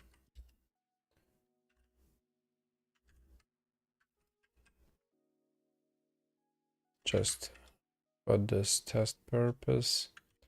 Right, we write there and open up. Then we just do this command here.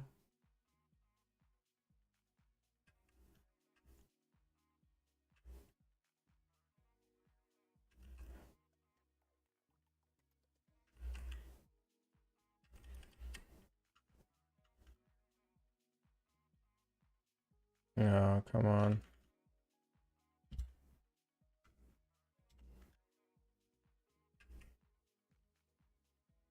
we do it differently. So copy this and we put it in here.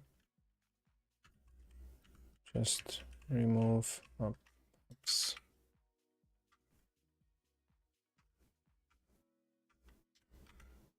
No. Oh, come on. So this one, replacing this and this, nothing. Okay. This, and then we write it. No, before that we do something else. We open up this, edit command, test one. What we do ein echo test print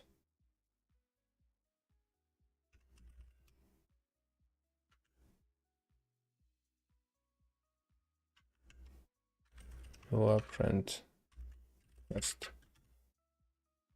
Okay,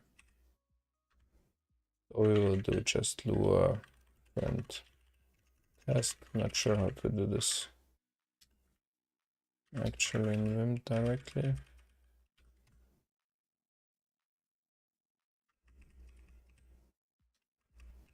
Test. Right, call this play, call this post, right, play, right,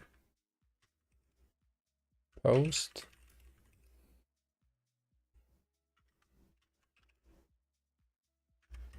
read post.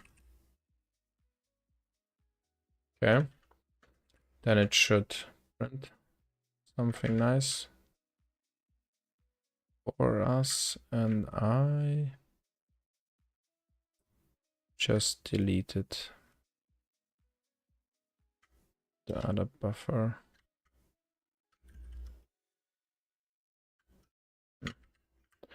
Okay.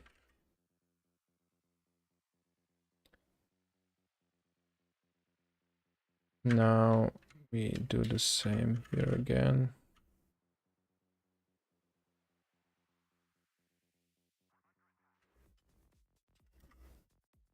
So, but differently, we say everything inside here. Right. And everything after that, we only need the internal stuff. So like this. And then we will try to write this like it's done here.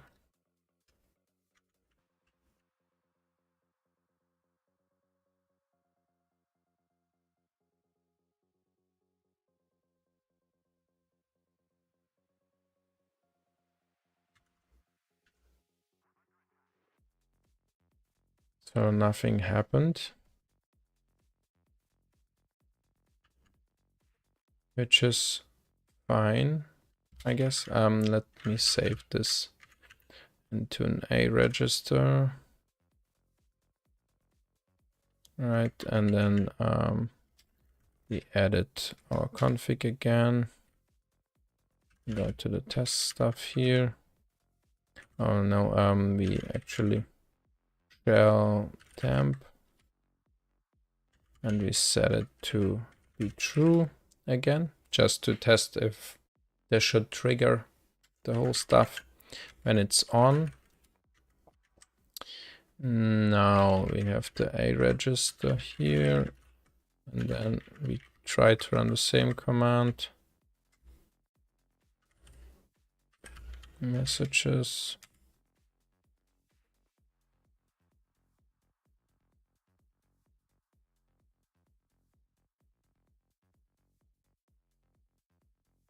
nothing was triggered.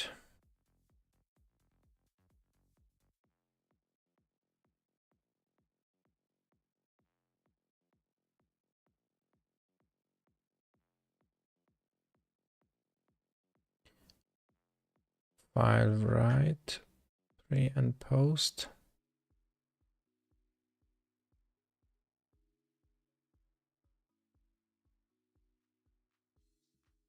Maybe it just does not work what I put in there. But it should, like echo.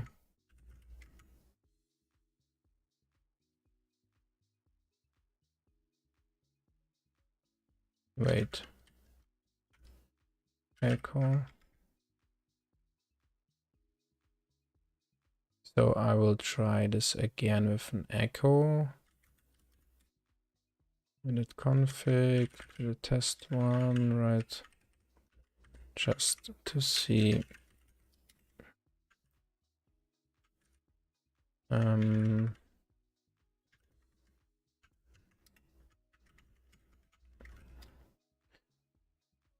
Just to see if this works better.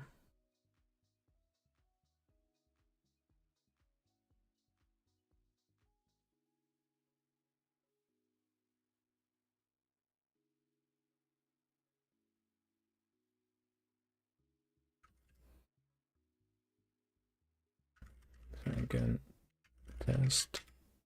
This would work. So we open up this again. One. Then we write this here. See messages. Nothing. And we check set shell temp. It's set true.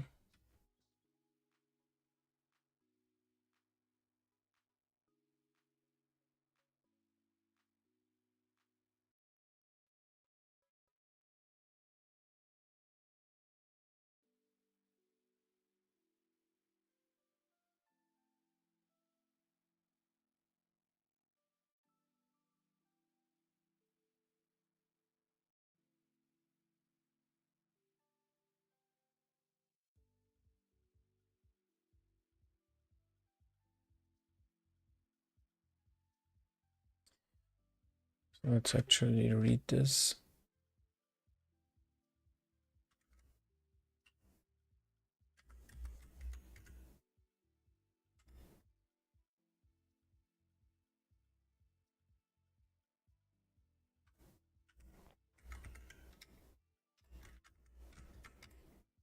Okay, and now if we edit config, this test stuff.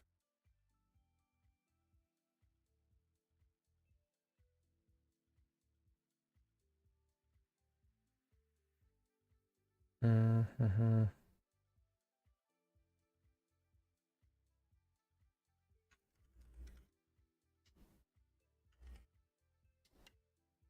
shell temp.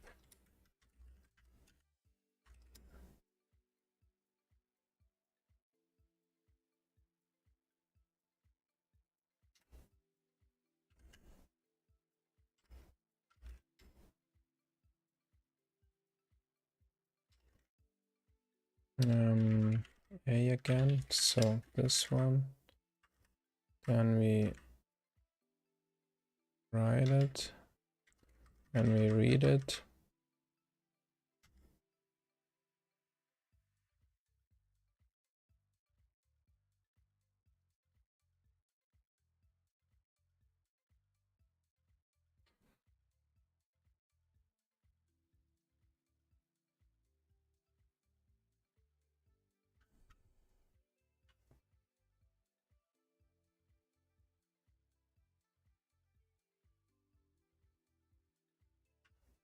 So I should set it to binary first.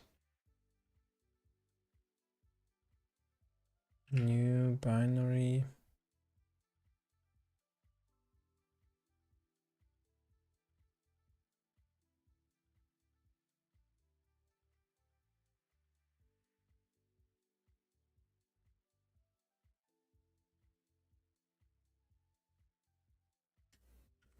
Okay.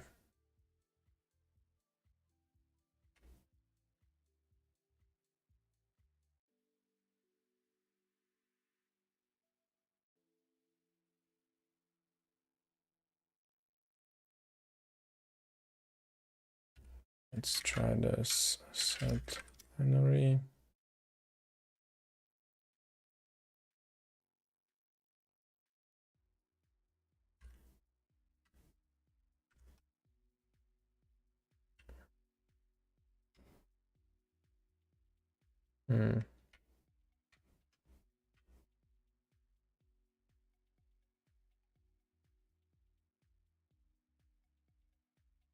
So if we did it all in one line,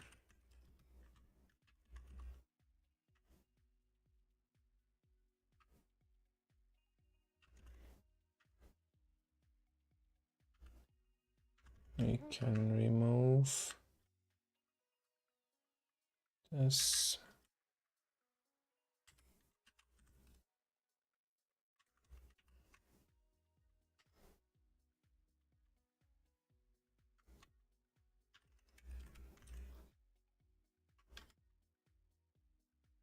Okay. Set binary, then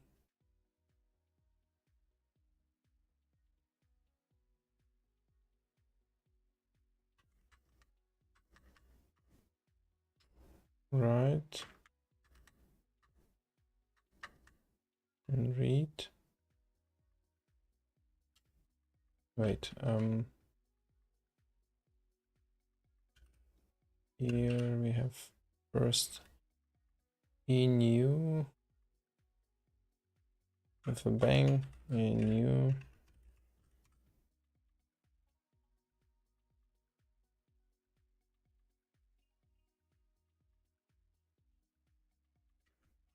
Then we read.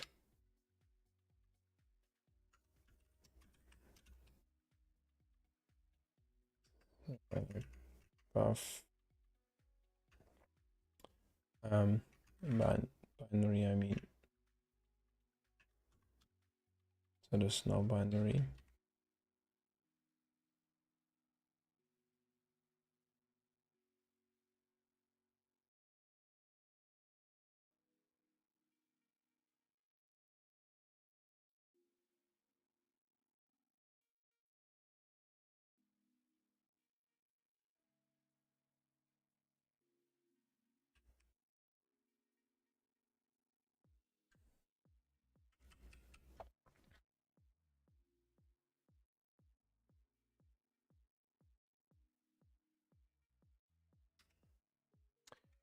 So I don't really get why this is not working.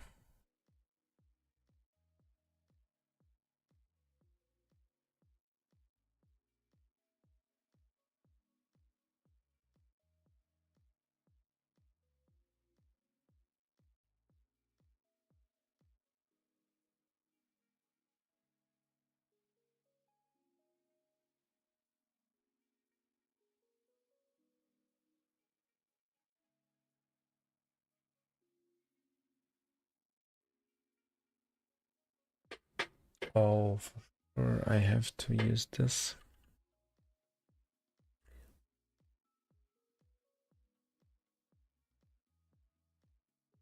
But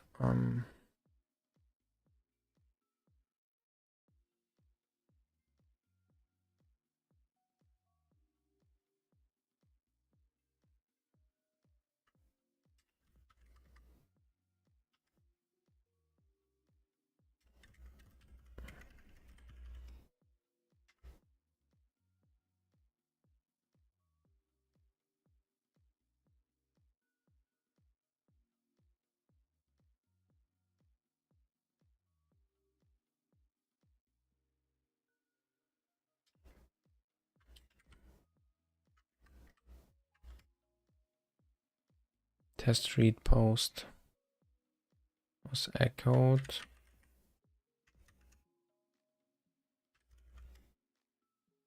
Why is the echo is not in messages?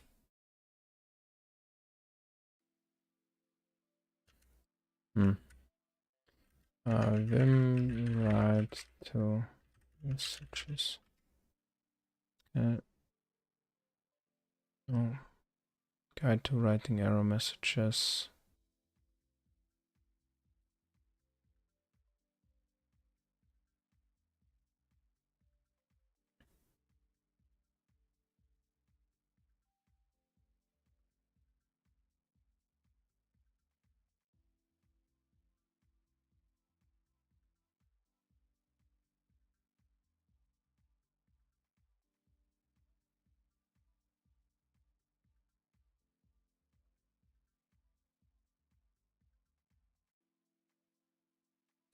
Not this again. How to add commit messages? No.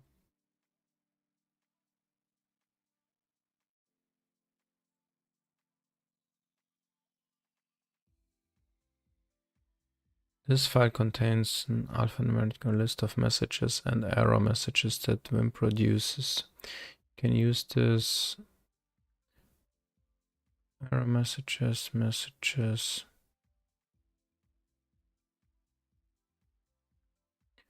The messages command can be used to view previously given messages. This is especially useful when messages have been overwritten or truncated. This depends on the short mess option.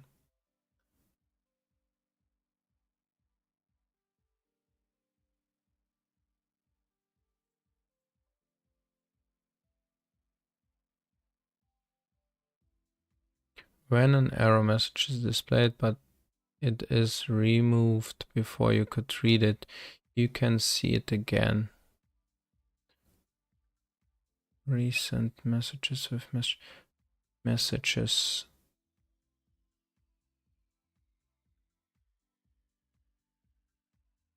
Echo error message.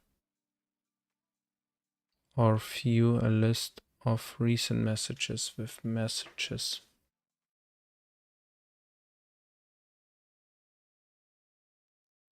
It is an internal error. If you can reproduce it, please send the bug. Okay.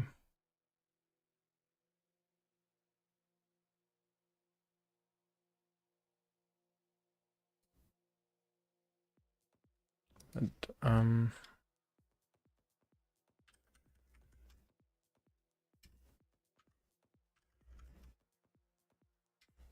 so I thought maybe there is some special thing for that error messages.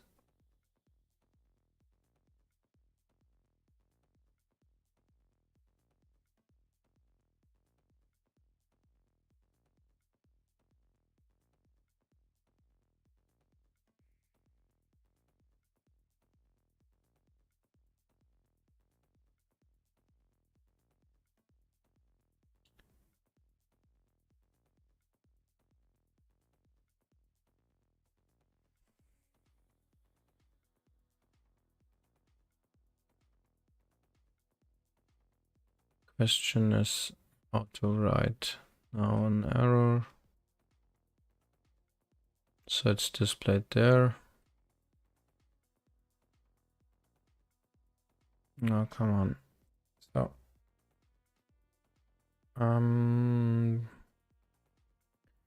echo create error message found in messages.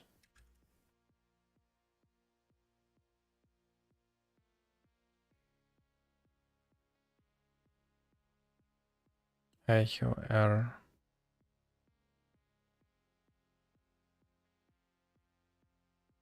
Okay. Oh, again. We try with this echo error. So echo pressed. Oh, I mean this. Okay. And then we see in the messages.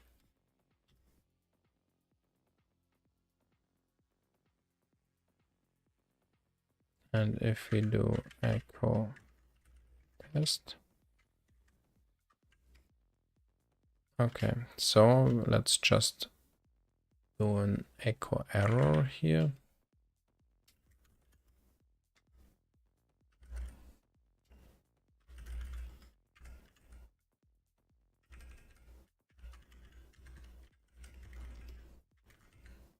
And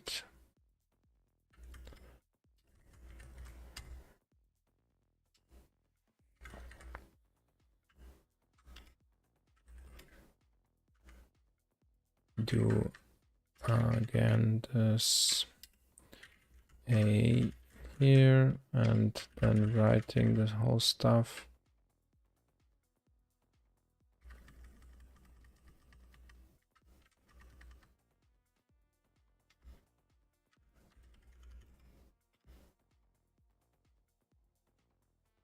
So this was not triggered. Now let's set shelltemp. See what's in there. Okay, that's set, right? And now we will try to new.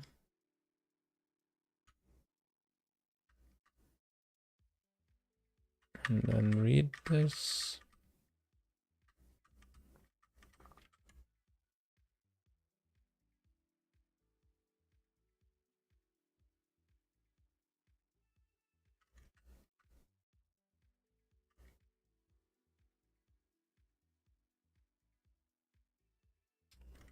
What would this mean in new?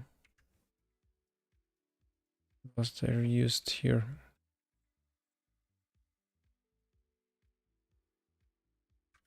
Close.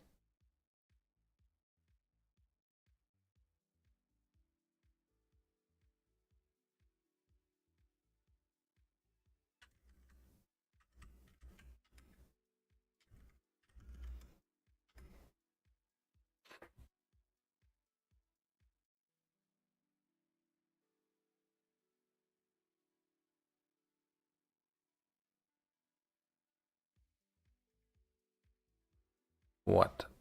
Error detected while processing file read post auto commands. Okay, zip.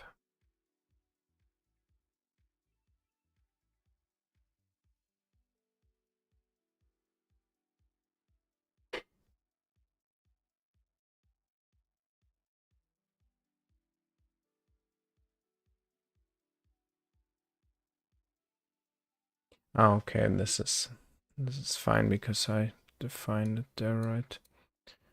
This is just kind of small stack trace or something like that. The write is not triggered here, but if we again to an edit config, temp, enable it again here, and do the same stuff again.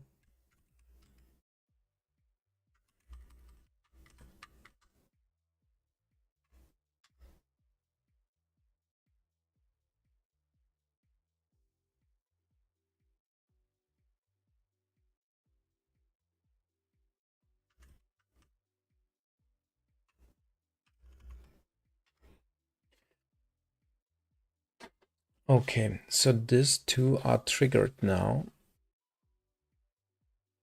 but they are not triggered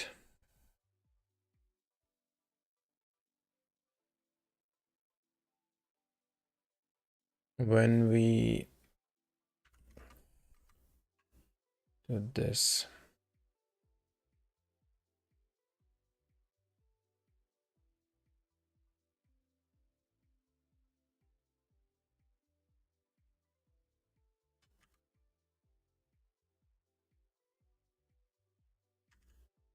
So what we have to do, actually, not sure.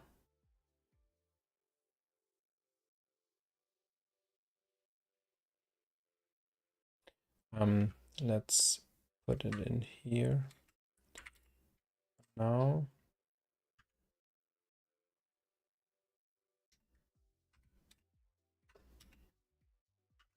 Document like this two are only triggered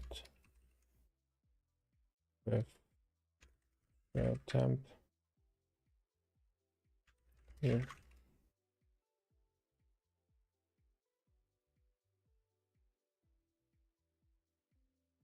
So now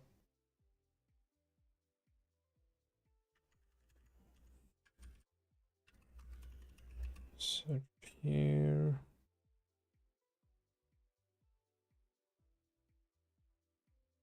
Or we search for shell temp.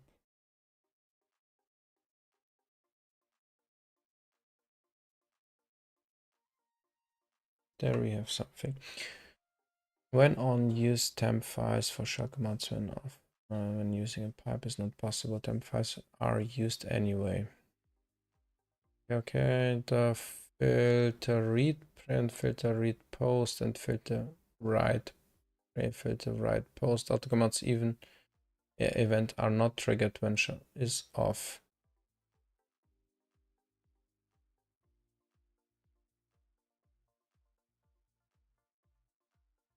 Read print. So, okay, this is a filter stuff. That's a different story. Okay.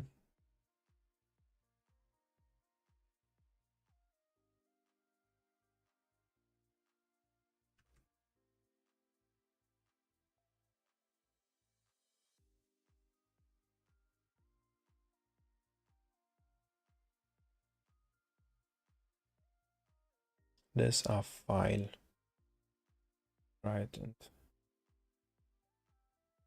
things like that.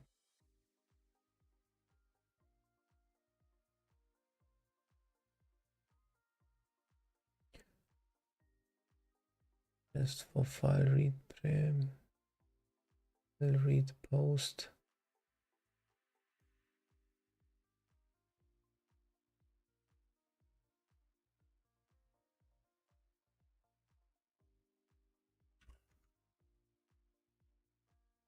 This one is actually needed even higher up.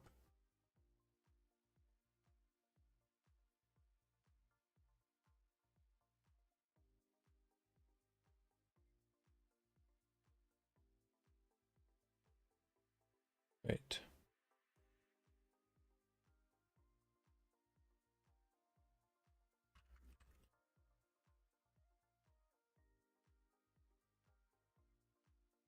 Where is this?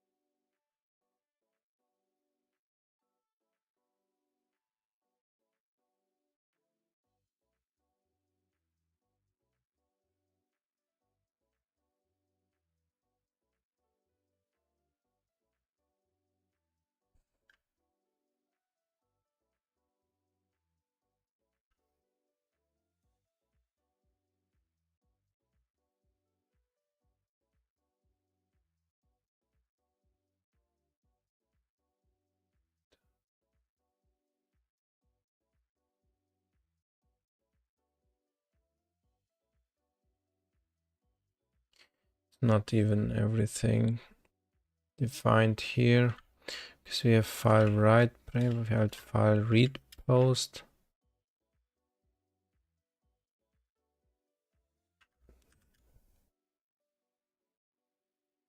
What do we missing here? Right, file right post.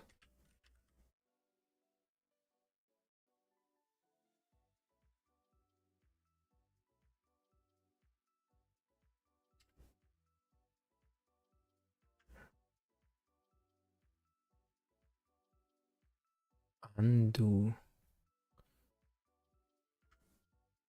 What's undo here?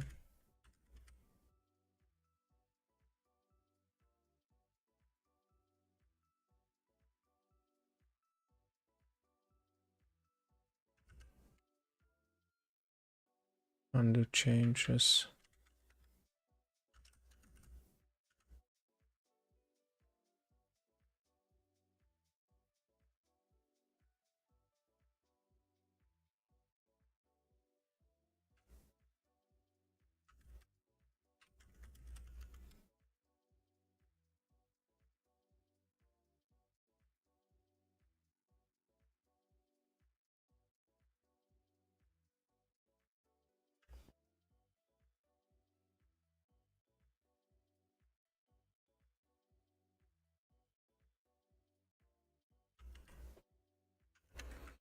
What was this? Shelltemp equal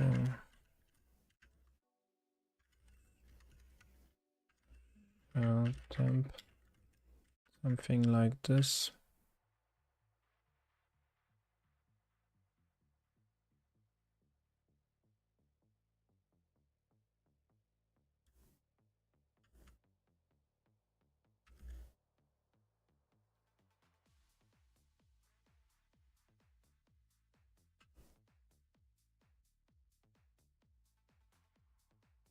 And then after this one,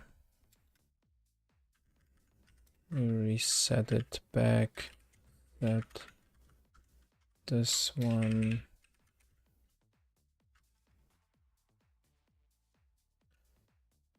So let's try it out if this helps here.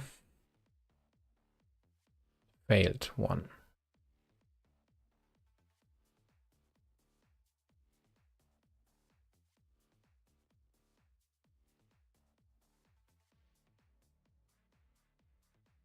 Unknown option shelltemp command line.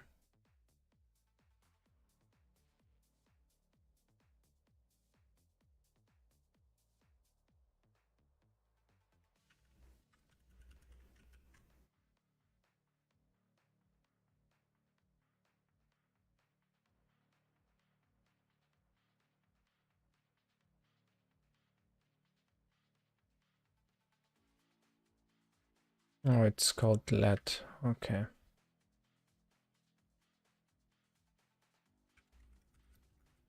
Like this then.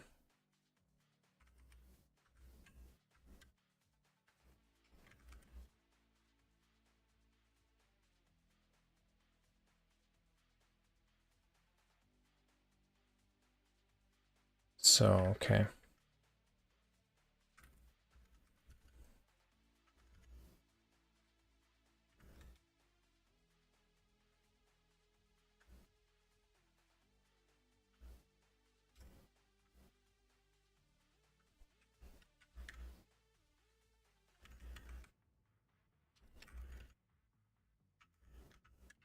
So test fix assumptions. We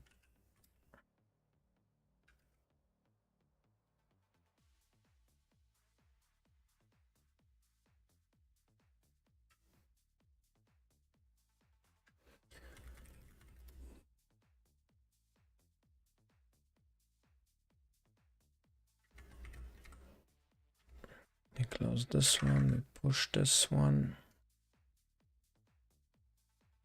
Close this, go back here. And so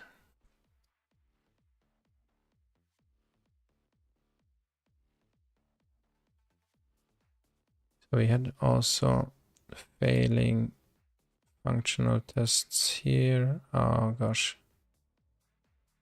No.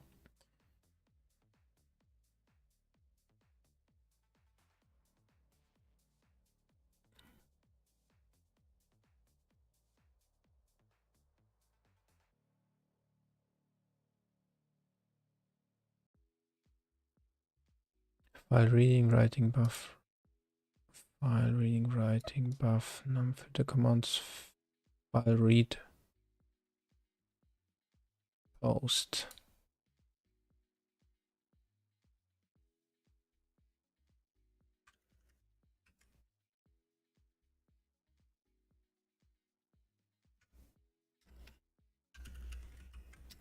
Come on. It should be somewhere.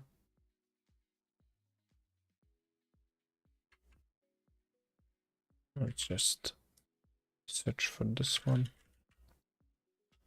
first, and then 73.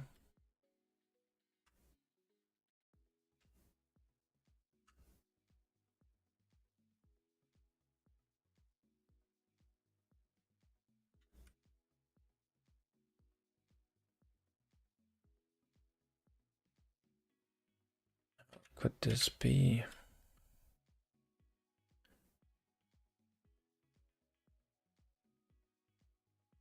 Test Vim Lua.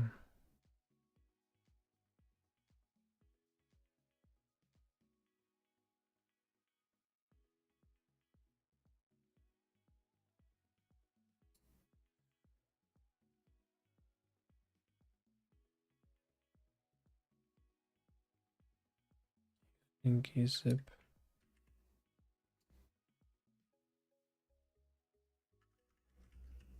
Oh, okay, this is here. Now I get it. This is constructed from different sub tests, I guess. Is it called like that? File reading, writing. Yes, then we have this set up before each.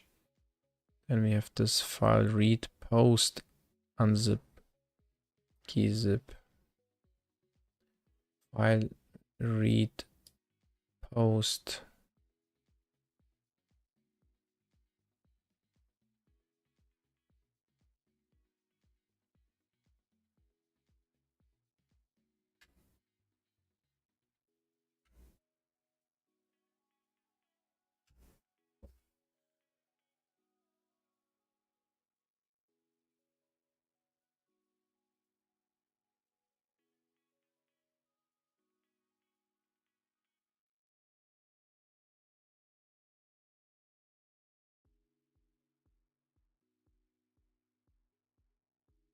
Wait. This is basically the same stuff we saw before, right? Start of test file, end of test file. We write the file. Text.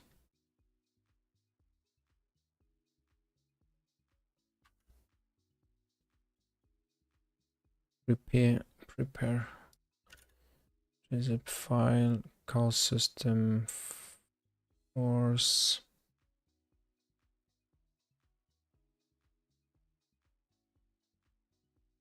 We write the file.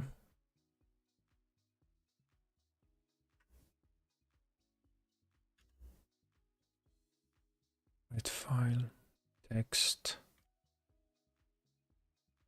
with a new line.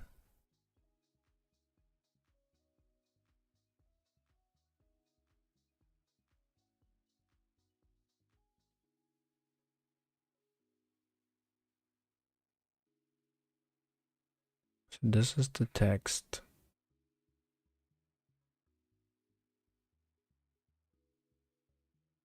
Tear down, remove.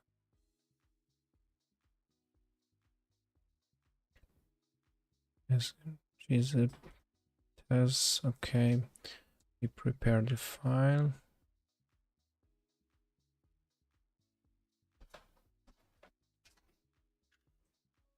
We write the file.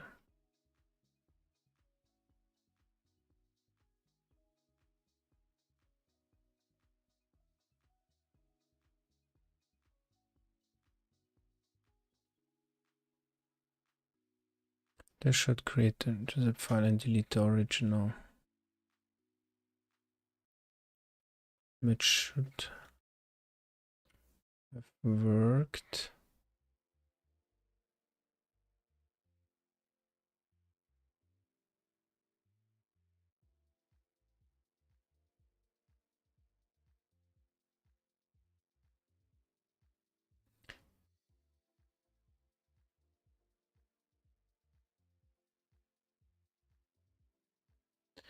Feed command. Auto command file read post.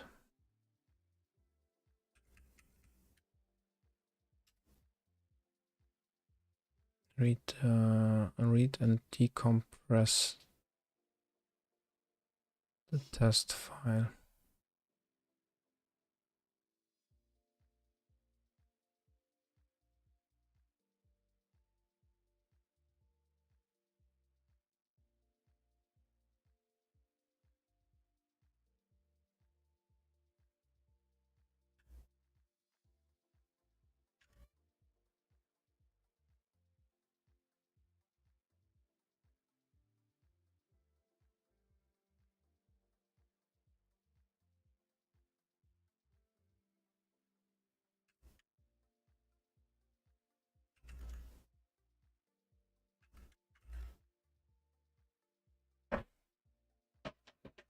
Why do we need a new line here?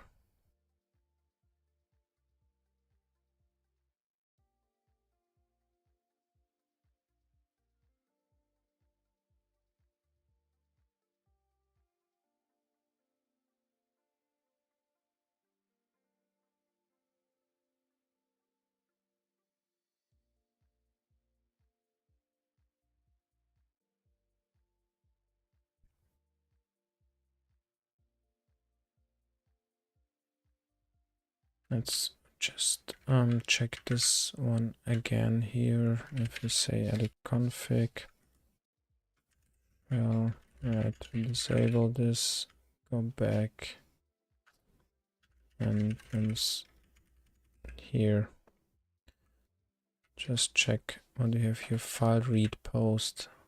I'll read post. If this works, with shell temp disabled. Okay. Out there and then we read.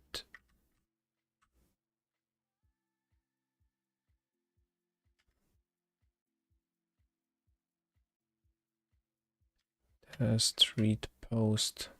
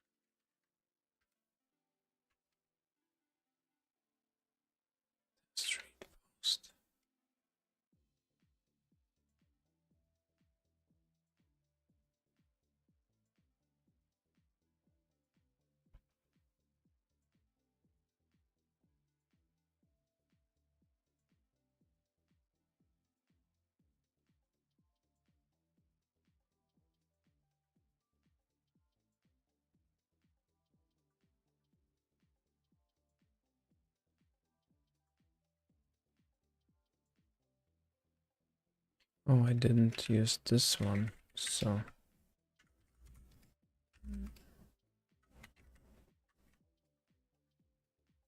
before I read it in set binary.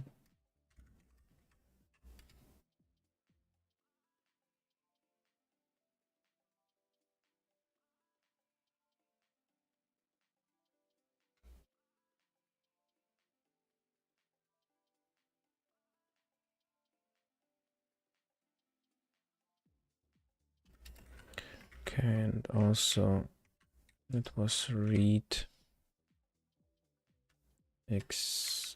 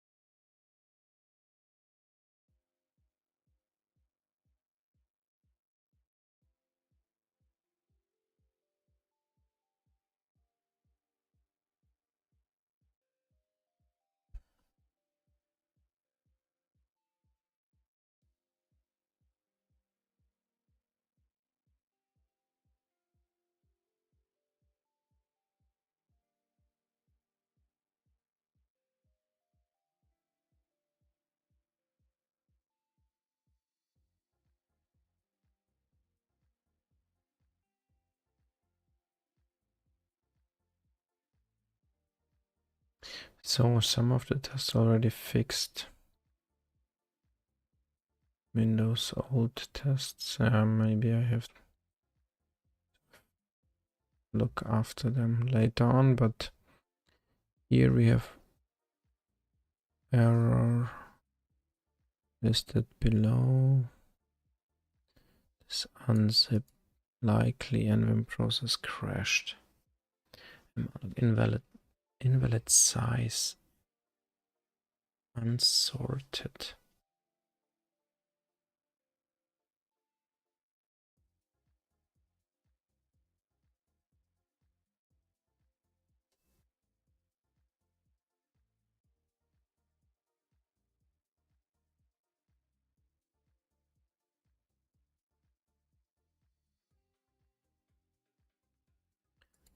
Then we have the same issue here.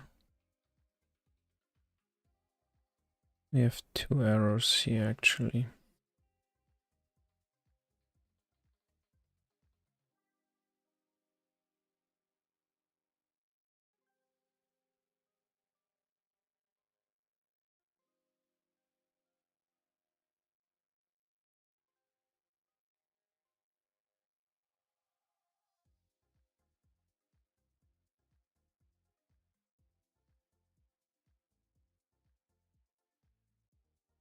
Expected.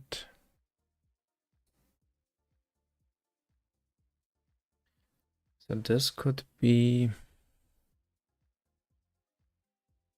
this encoding issue, right? This seems like it.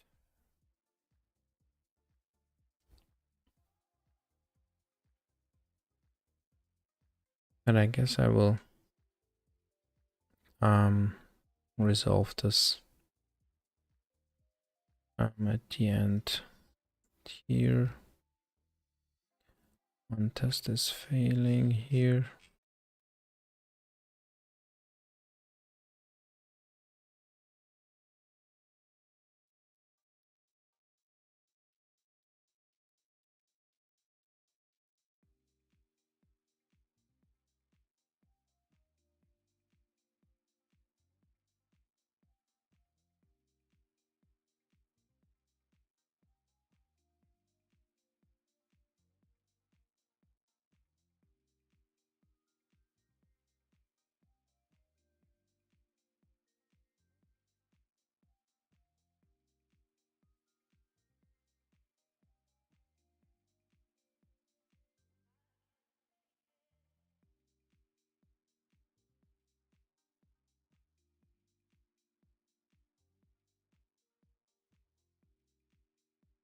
pattern does not match. No SSL, SSL.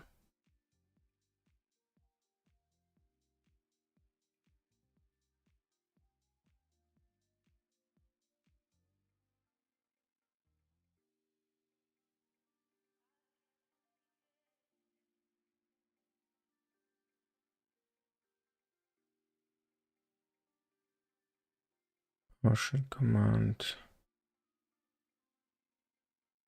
does not match.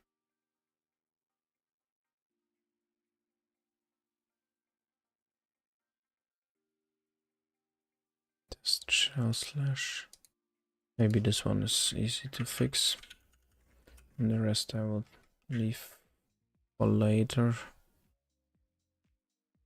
Shells, PowerShell.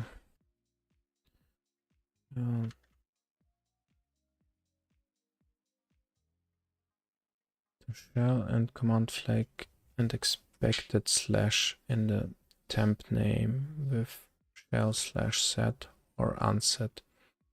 The assert checks the file separator before the leaf name.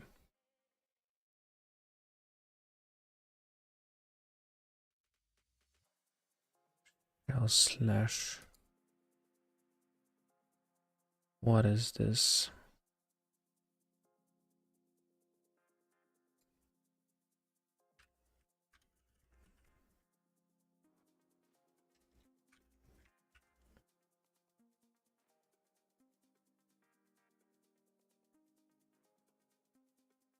Defaults on, Windows off. When set, a forward slash is used when expanding file names. This is useful when a Unix-like shell is used instead of Command X. Backward slashes can still be typed. They are changed to forward slash by vim.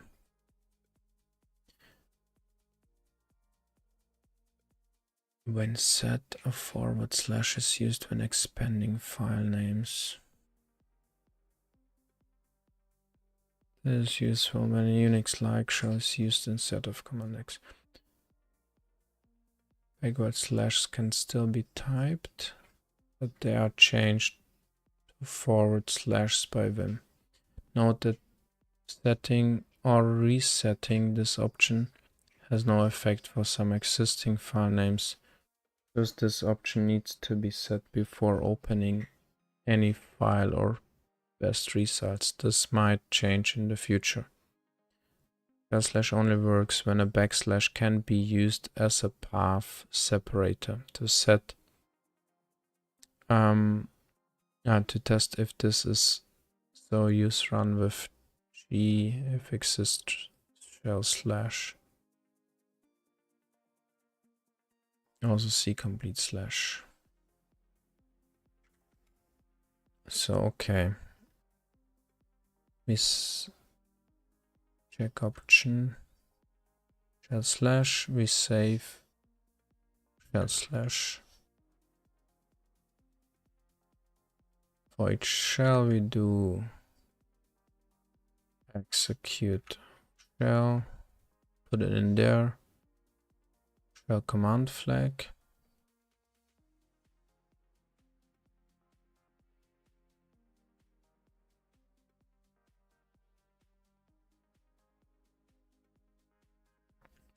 No shell slash, temp file temp name, third match,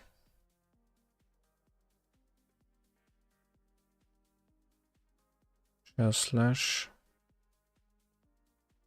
temp name,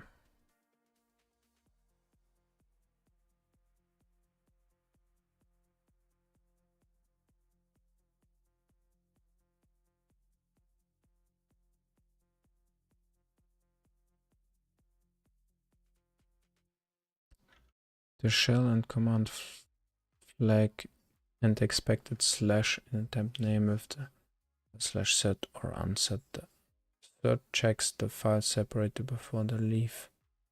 name.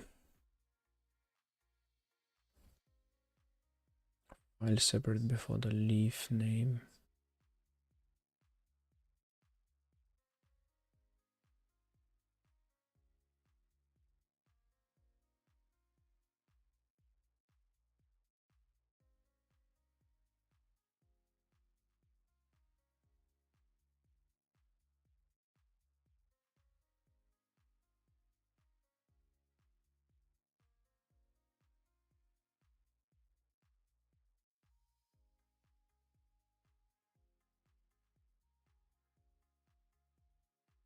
Let's see. What do we have here? Does not match for this one.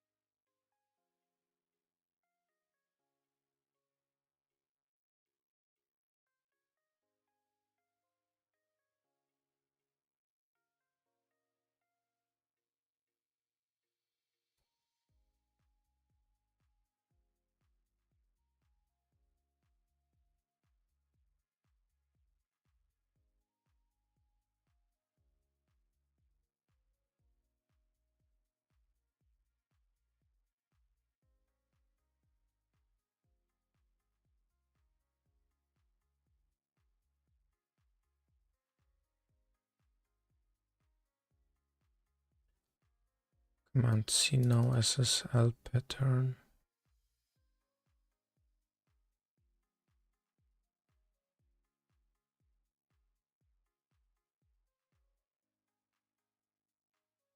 Wait, what's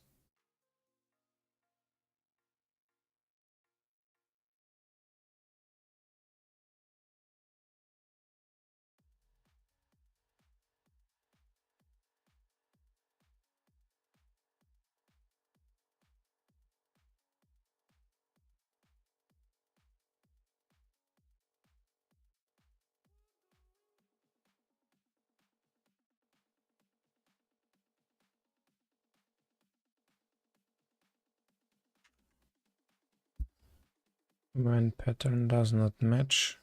Actual an error message is added. Also see assert return pattern actual message. Wait. What is what? Okay, this is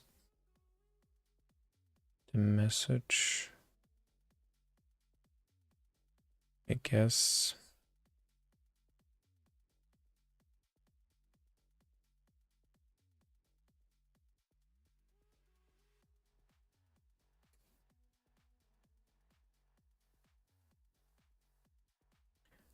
So first one is command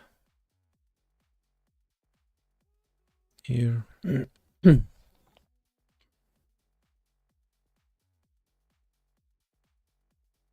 Then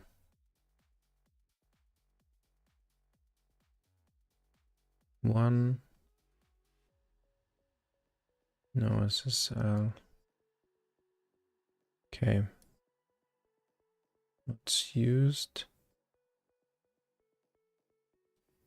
And then the assertions script.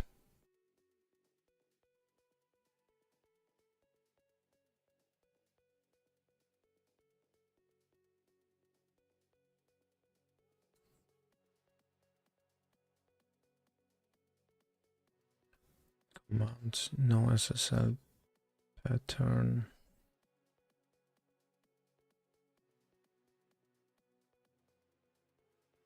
This is default no shell slash for Windows.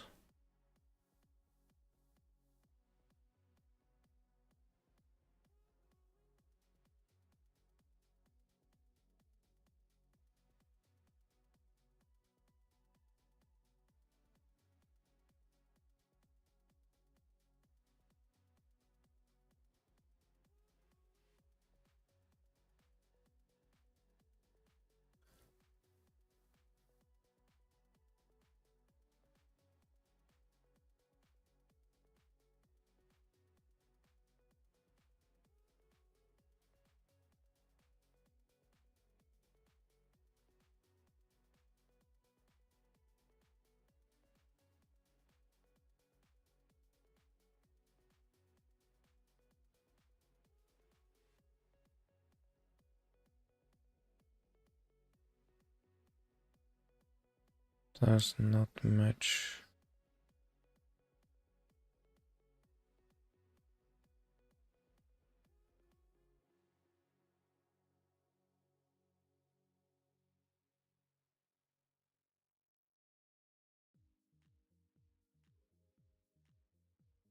File temp name.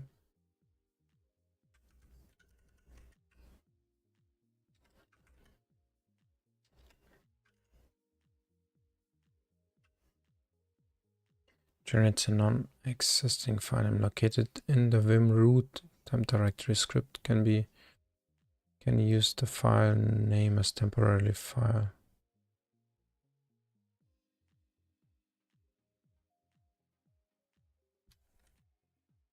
So we test it here out. Temp. Hey, how to call this? Built-in temp name.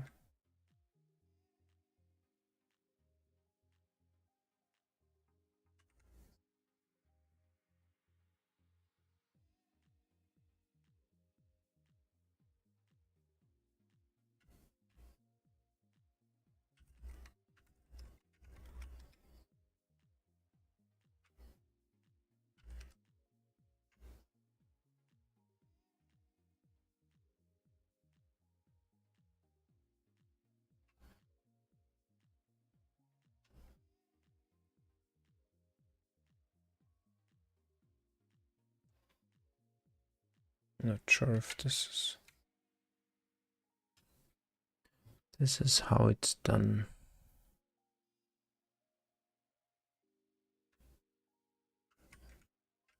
Net file.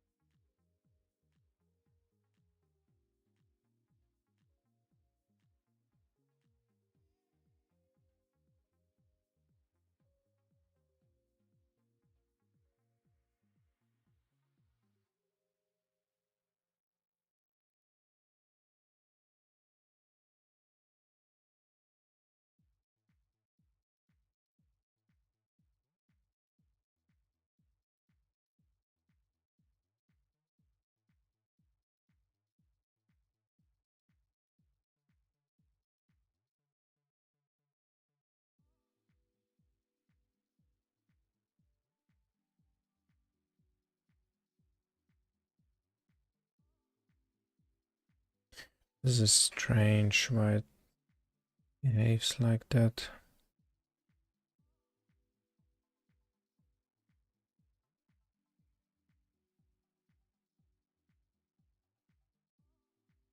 See if we search for the synthesis.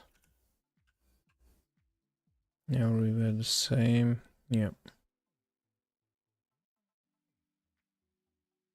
Pattern is the same.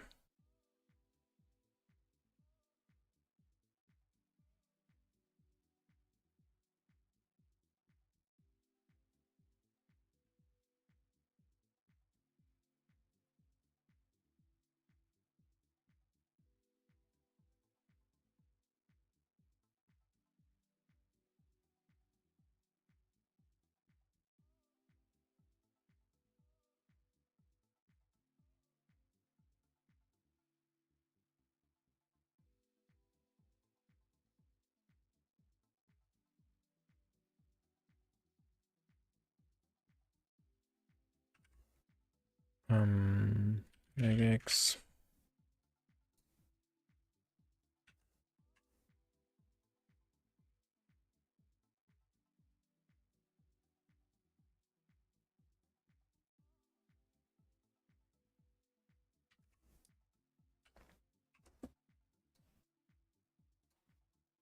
go back here, leave page. Oh.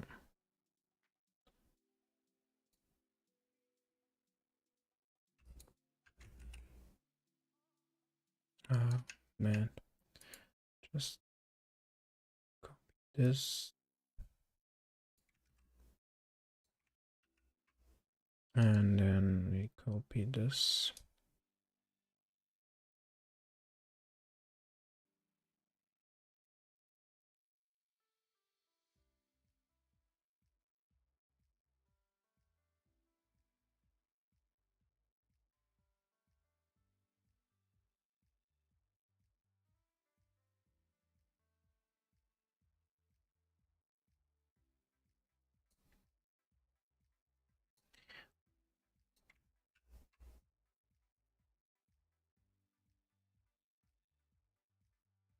An unescape delimiter.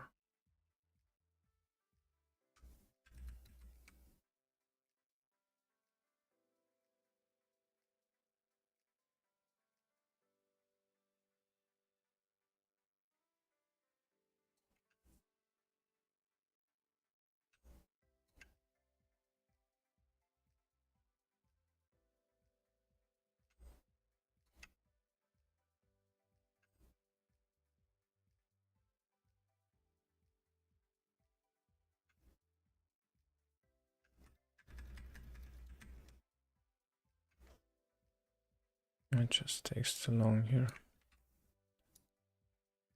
Just try this here.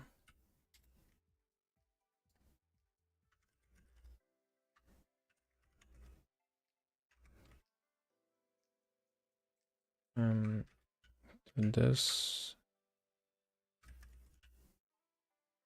Right, okay. Paste it in here. Nothing asserts position at start of matches any character except line term. Match the character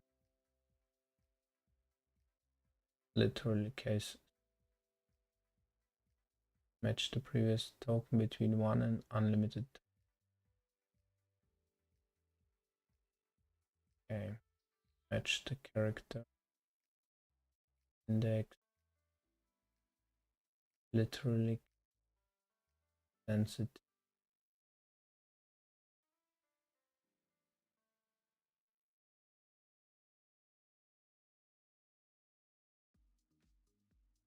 Match a single character not present in the list below.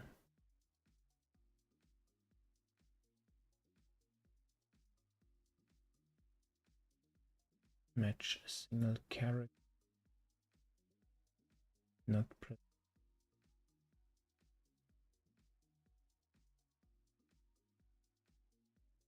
Match the character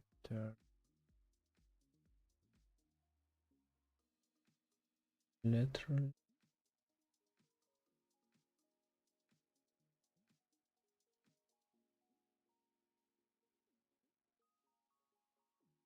Match time assert of a file. So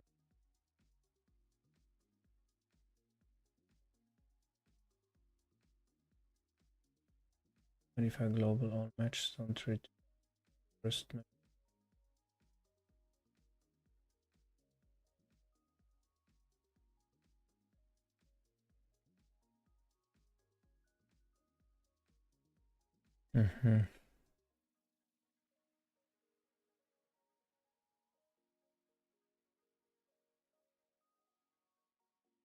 Not sure why this is. Match the character literally.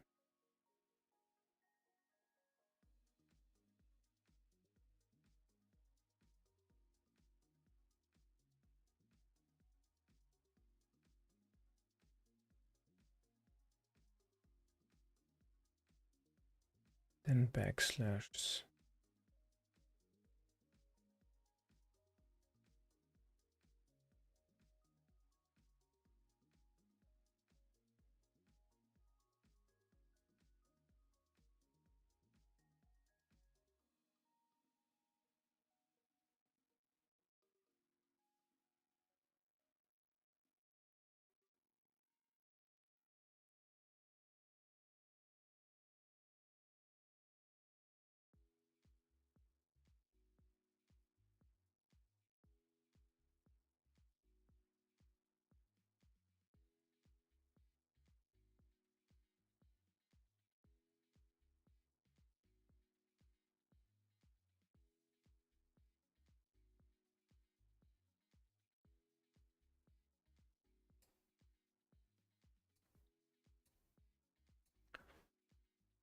So we go back, we remove this part here.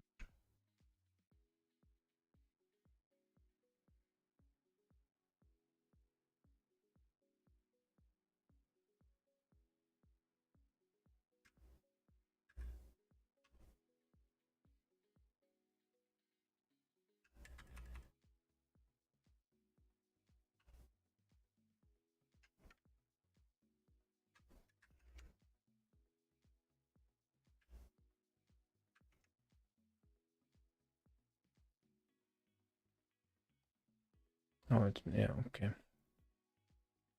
Inspect flash to escape them, but now that I know what it should mean here,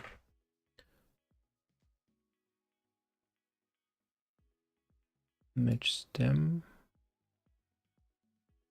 match this literally.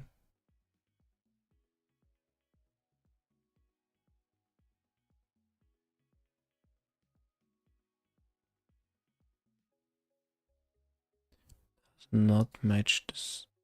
Wait, this one.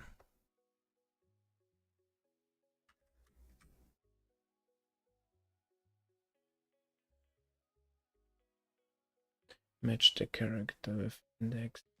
Literally case and match a single character not presented in the list below. It matched the character. Index literally case sensitive.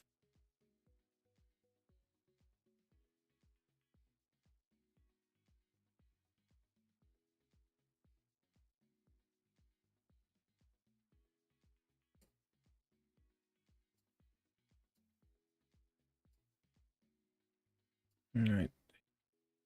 Just rewrite this again.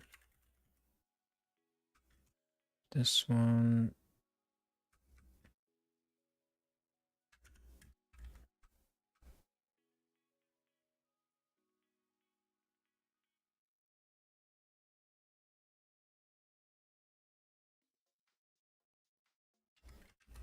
This was like this.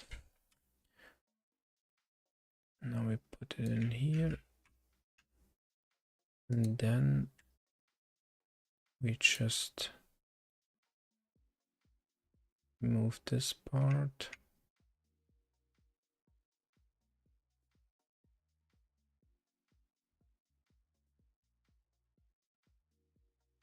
This part.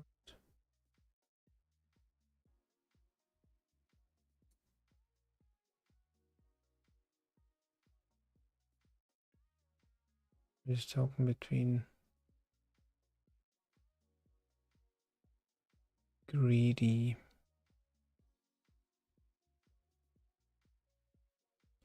vinegar except for the line terminator.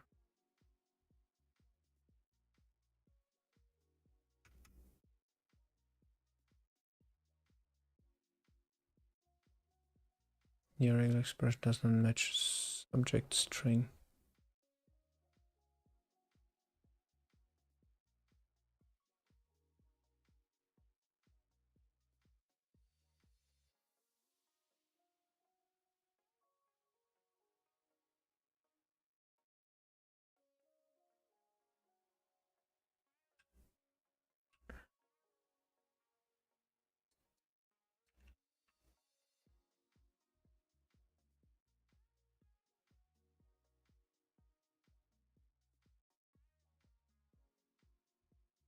No match.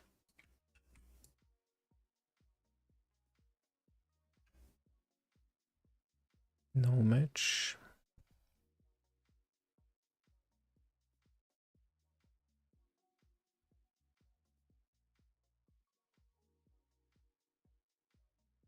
Song between 1 and unlimited times.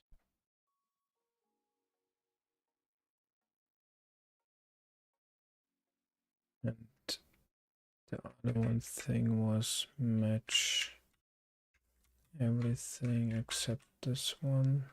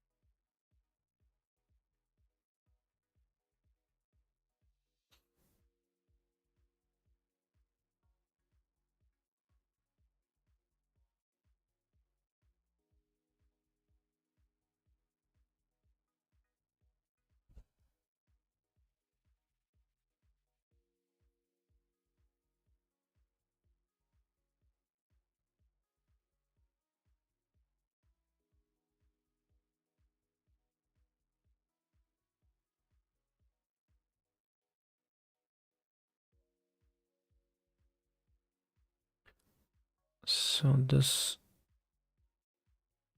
mean match anything?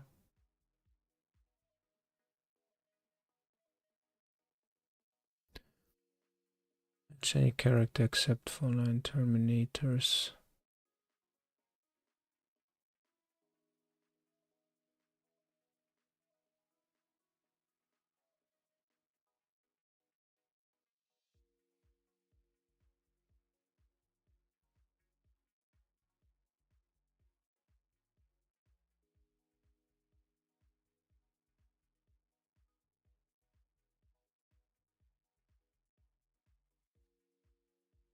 Match a single character not present in the list below.